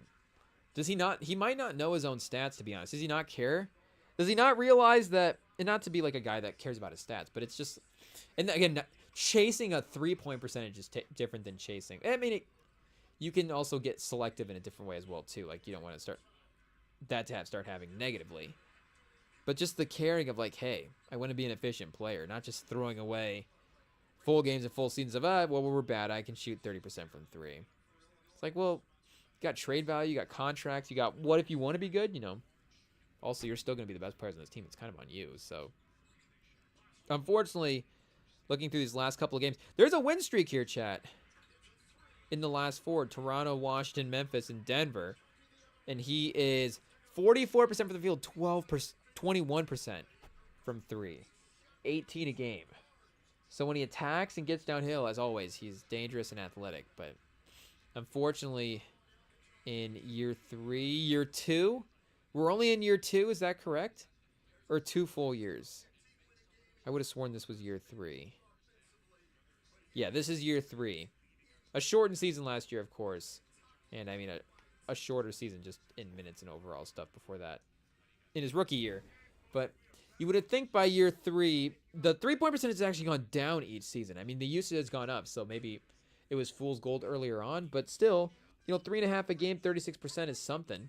And as a young guy in the gym, you'd assume that even as the volume and as the looks get different, it wouldn't drop from 36 to 30 to where now he's just like a legitimately, like, that's a bad three-point shooting percentage number. Again, I wouldn't say he's a bad three-point shooter because the stroke is all still there, Chad.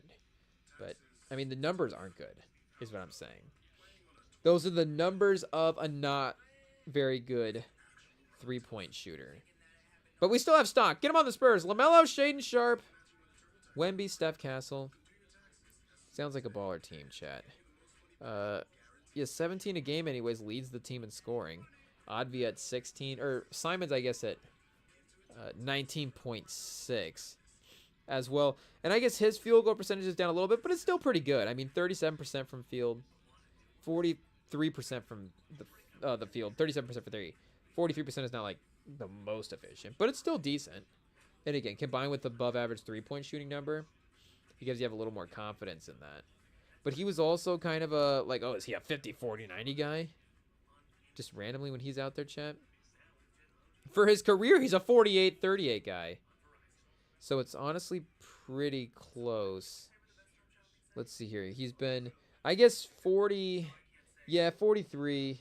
I guess not close to 50, really. Close to the, more close to, oh, we're looking at 2 percentage and then 3-point percentage. But, yeah, overall field goal percentage, 43 to 38.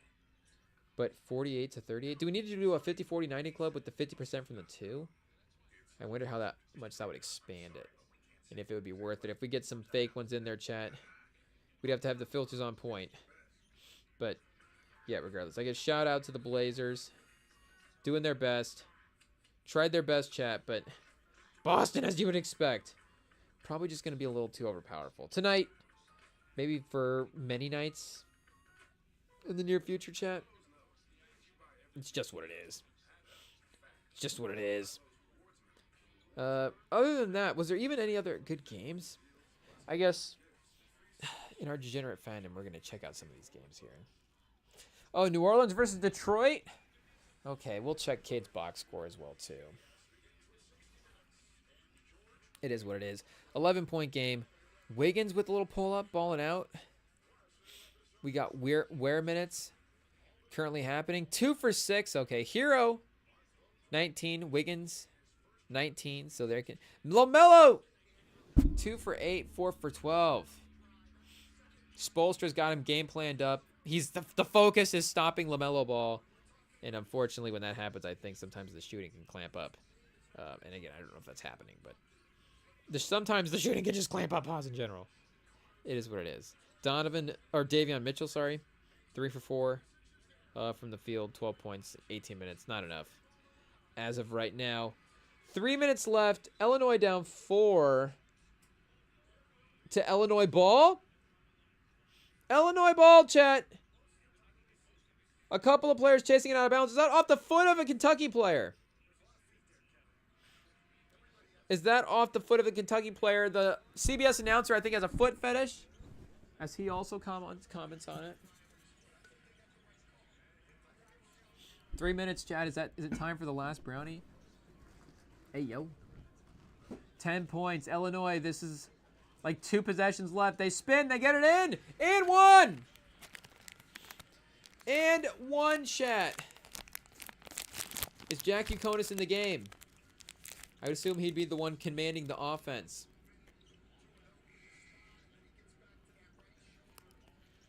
And Owe, of course, like we said, second half, much better. Colorado State has got off to a hot start, chat. 8-10. Halfway through the first in that game. Alabama, they're up 11 right now as the second half gets underway over there. So, yeah, I guess we got that game going here for a couple minutes. NBA TV, we got one of these NBA games as well. Who knows, chat? We'll have to look for it here in a little bit. But let's get our scores back settled in here. 245. Kentucky, 7 for 23 in their last 23 shots after starting 10 for 11. Starting 10 for 11 is crazy. Honestly, they deserve a 7 for 23. It's like they're due for that. It's like, okay, now we're at the point where it's even back out. The interior hook shot does not go, though, so Illinois, I mean, they need stops, like, desperately, but their defense would probably be needing either stops, lead, or, you know, losing. They just got to lock in for, like, the last 2 minutes. Keep it in striking range, and you got to also, the problem is you got to be perfect from offense as well, too. And they miss, ball goes out of bounds, nobody touches it. Back to Kentucky. Now you're at 209. That means they're going to get this back with, like, 120 left at the, you know, 130-ish.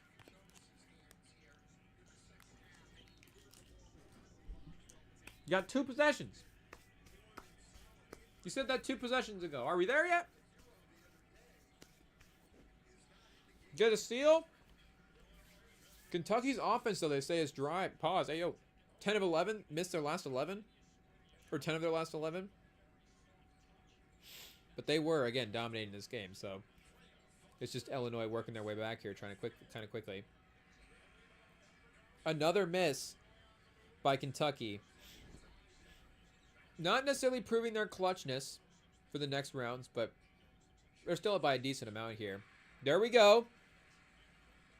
Illinois 6. A minute and a half. Oh, I thought they tried to foul there, but they let him go. Jack Uconis getting a little physical on the perimeter, and there's a foul. I don't know why he didn't make more of an effort earlier. I guess just trying to get for the steal, but very finesse way of just stuntman run past the guy.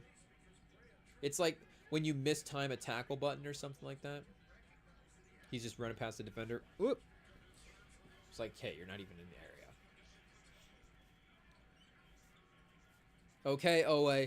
This is close it out time. Just get into the middle of the zone. Standard basketball. And one. Carr for Kentucky. This is a chance to go back up 9 with 90 seconds left. And that's not vertical. That's on top as well, too. Jumping upwards or jumping forwards and then kind of folding on top. Yeah, it's a good call, chat. It's a good call, unfortunately, for Illinois. And I even forget what happened in our bracket. I don't even know who we picked in our bracket at this point, to be honest, chat. I have no idea. I know we panicked and picked Duke to win the whole thing, but outside of that, I really have no clue. I know at one point we had Kentucky, at one point we had Illinois. So maybe we got this one right. Maybe we will get this one right. We hedged our bets. I don't know. We were hanging out with Billy Buckets one night. Well, obviously, we said earlier. At one point in the night, he was showing us parlays, and then we realized in the parlays that he had, like, crossed his bets to the point where it's like, okay, you could win this one or this one, but you're probably going to be even at some point in the night. I don't think... It was just, like, one of the parlays that he was putting down where He had Michigan winning in one and then Texas A&M losing it or winning in the other one. It's like, well, I guess you got to hedge your bets emotionally anyways against, your favorite team, just in case they lose anyways. But you always got to be careful, Chad. Don't outbet yourself. That's why you got to use BETSTAMP. Don't double bet yourself, but also hedge your bets. I guess however you want to view it. I go all in. Chips in the middle of the table on one team. Cooper Flag. Janai Broom. We're all in. Official review, chat, and the refs are going to get their time in the spotlight. It is what it is. So Alabama up by 10. Let's see what's going on with Maryland here real fast. Maryland in a tough start, down 10 to Colorado State, who is hot right now, chat. Pause. That was the team on a win streak, regular season, carrying that into their conference tournament, and then now into the regular season tournament. I don't know if they had the longest win streak. They might have the longest active win streak now. So yeah, they probably would have being carried into the tournament. And maybe that's just a rule of thumb there, chat. Maybe there's just a thing we should bet on for those teams, especially in that 5-13 or that 12-13 matchup in those 5 and 6 seed games. And then you're playing if you're a 12 seed, you're playing a 5 seed in the first round and then a 4 seed in the second round. The level of competition is not necessarily improving the same way that it would be, like we were talking about that 8-9 matchup where you get warmed up being a competitive matchup, but you're still playing in theory a better opponent. If it's that 1 seed, if you're a 4 seed going up against if you're a 12 seed going up a 5 seed against a 4 seed, you're playing basically the same team. Colorado State, Memphis to Maryland. Yeah, maybe there is a little bit difference of the upside of some of those teams, but again, the overall result of what you're getting competitively is probably going to be very, very similar. And you can see that maybe from a matchup standpoint, even a better matchup in this one. I know Memphis was at least fighting a little bit in the first half. So Penny, keep him around. Maryland, you got to hire Penny. That's the move. No, Memphis. Who else are you going to get? Dusty May's already taken. John Shire's taken. All the good coaches already have the good job. So just keep Penny around.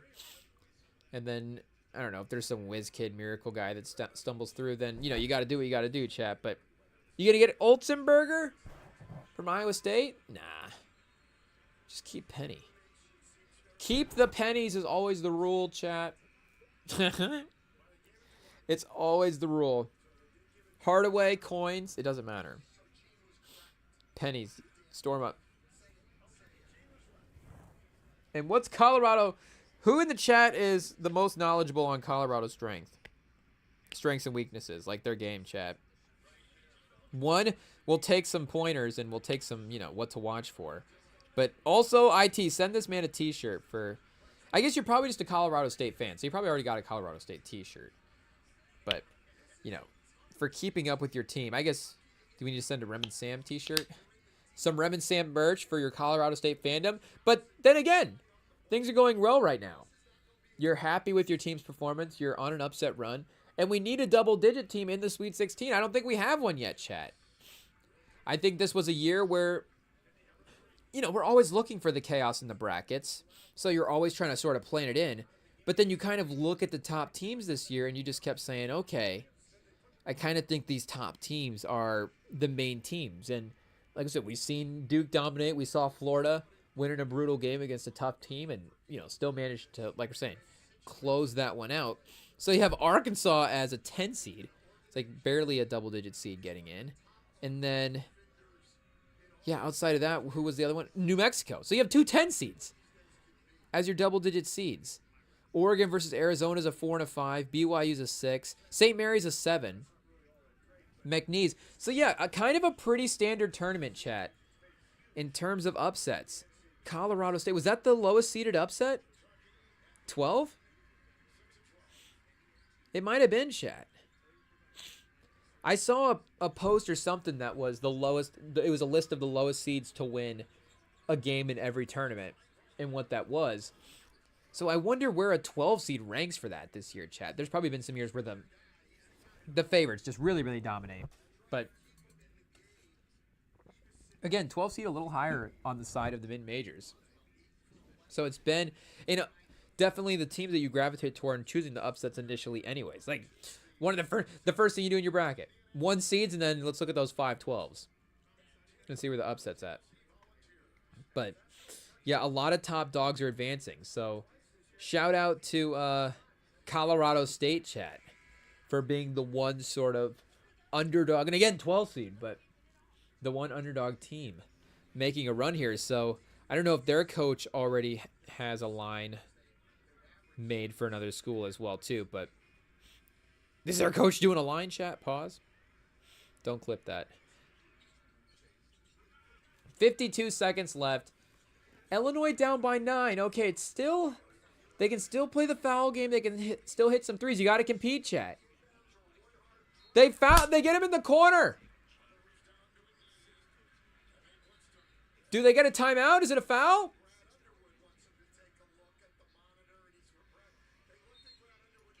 They're going to challenge, maybe? Brad Underwood, Illinois? What's happening, chat?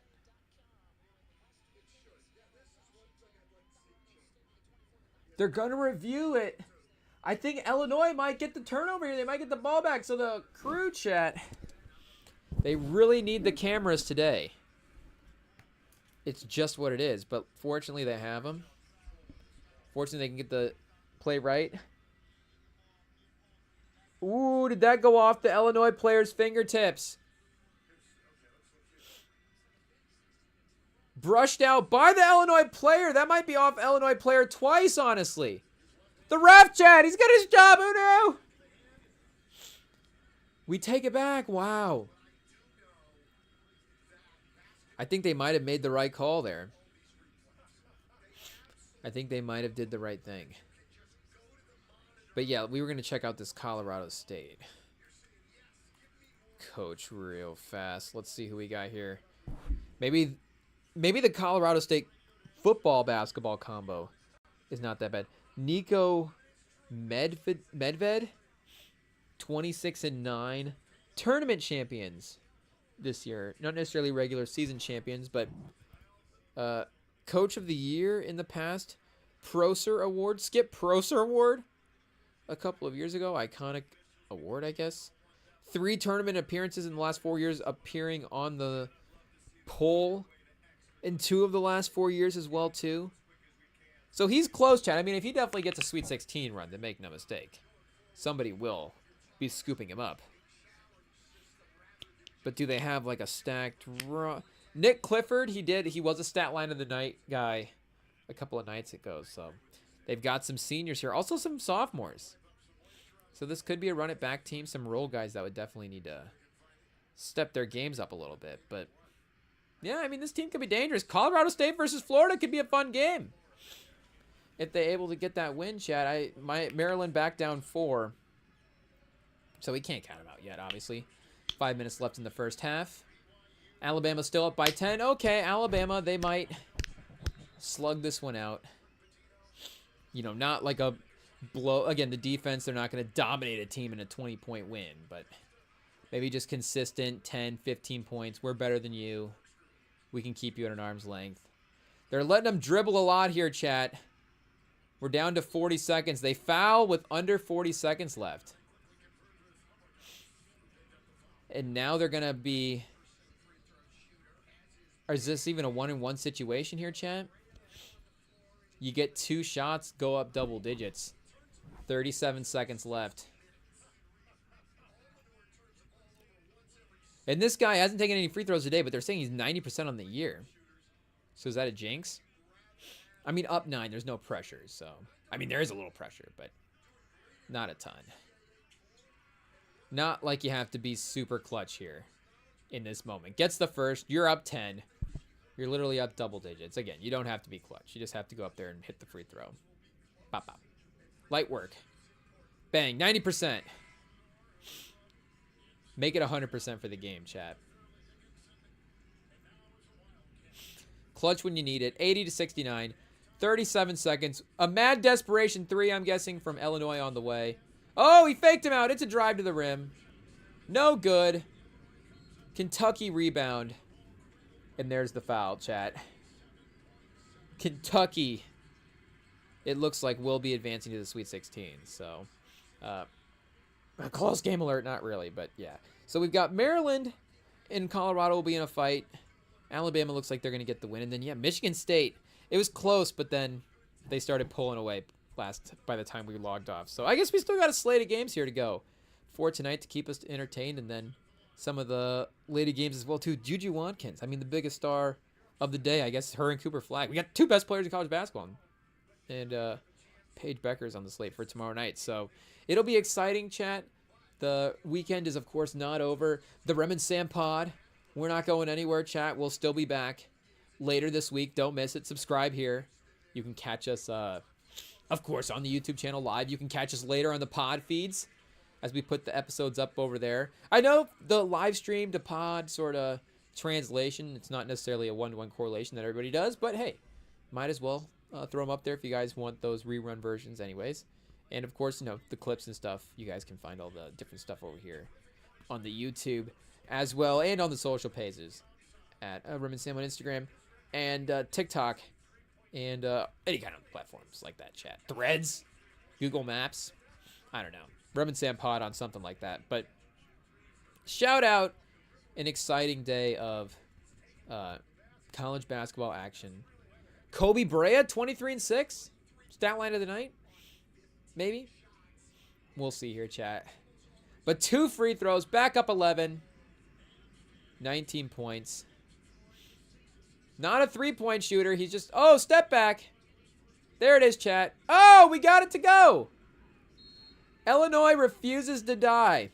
Pause. Or just, but Illinois refuses to go away.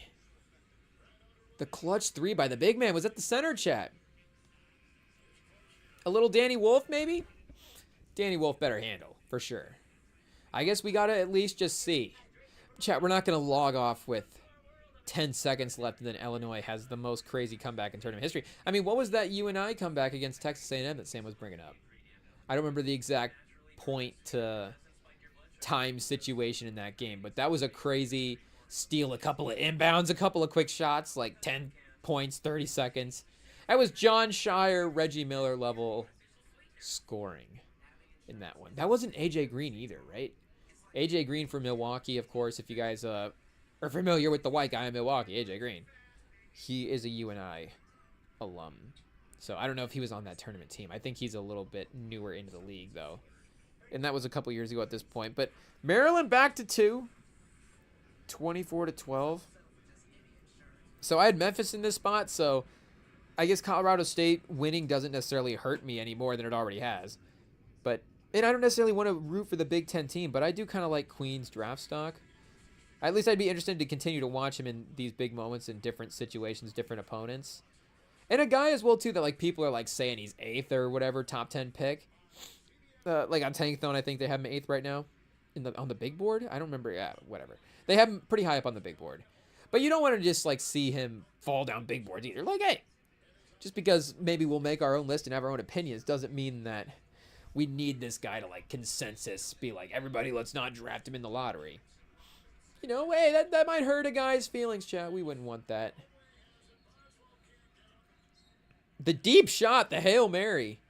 Inbounds, they almost could have just taken a layup there. If you're going to go for a free throw and stop, they're going to foul and stop the clock. Like, you're kind of under the basket. Do you just take the layup? And then just who cares, 2 points is 2 points. There's always the risky run of, we missed the layup, we go down the other end. But at 9 seconds left, do you let them just try to dribble the clock out? I mean, at 9 seconds left, if he makes both of these, it's going to be, most of their time getting it up the court. Especially if you pressure, just pressure. I know you don't want to necessarily give up something to the rim, but who cares? Again, it's 9 seconds left. 9 seconds, you're going to be up 10. Pressure, don't foul, and just force him to pick it up and try to literally just give up the layup. Trey Donaldson, give up the Trey Donaldson. The problem was that was at the end of the game to take the lead. So there's the miss anyways. Hey, kickstart it. Fire for 3. Oh, almost in and out. Or almost in and out, but almost made it again, chat. So shout out. There we go. So just in case there was some historic stuff to happen, but there wasn't. So I guess we'll just, if the historic stuff happens later, chat, we'll report back and see what happens. But thank you guys for logging on this afternoon, for hanging out, a little fun March Madness time, and we will be back later this week. Join us then too.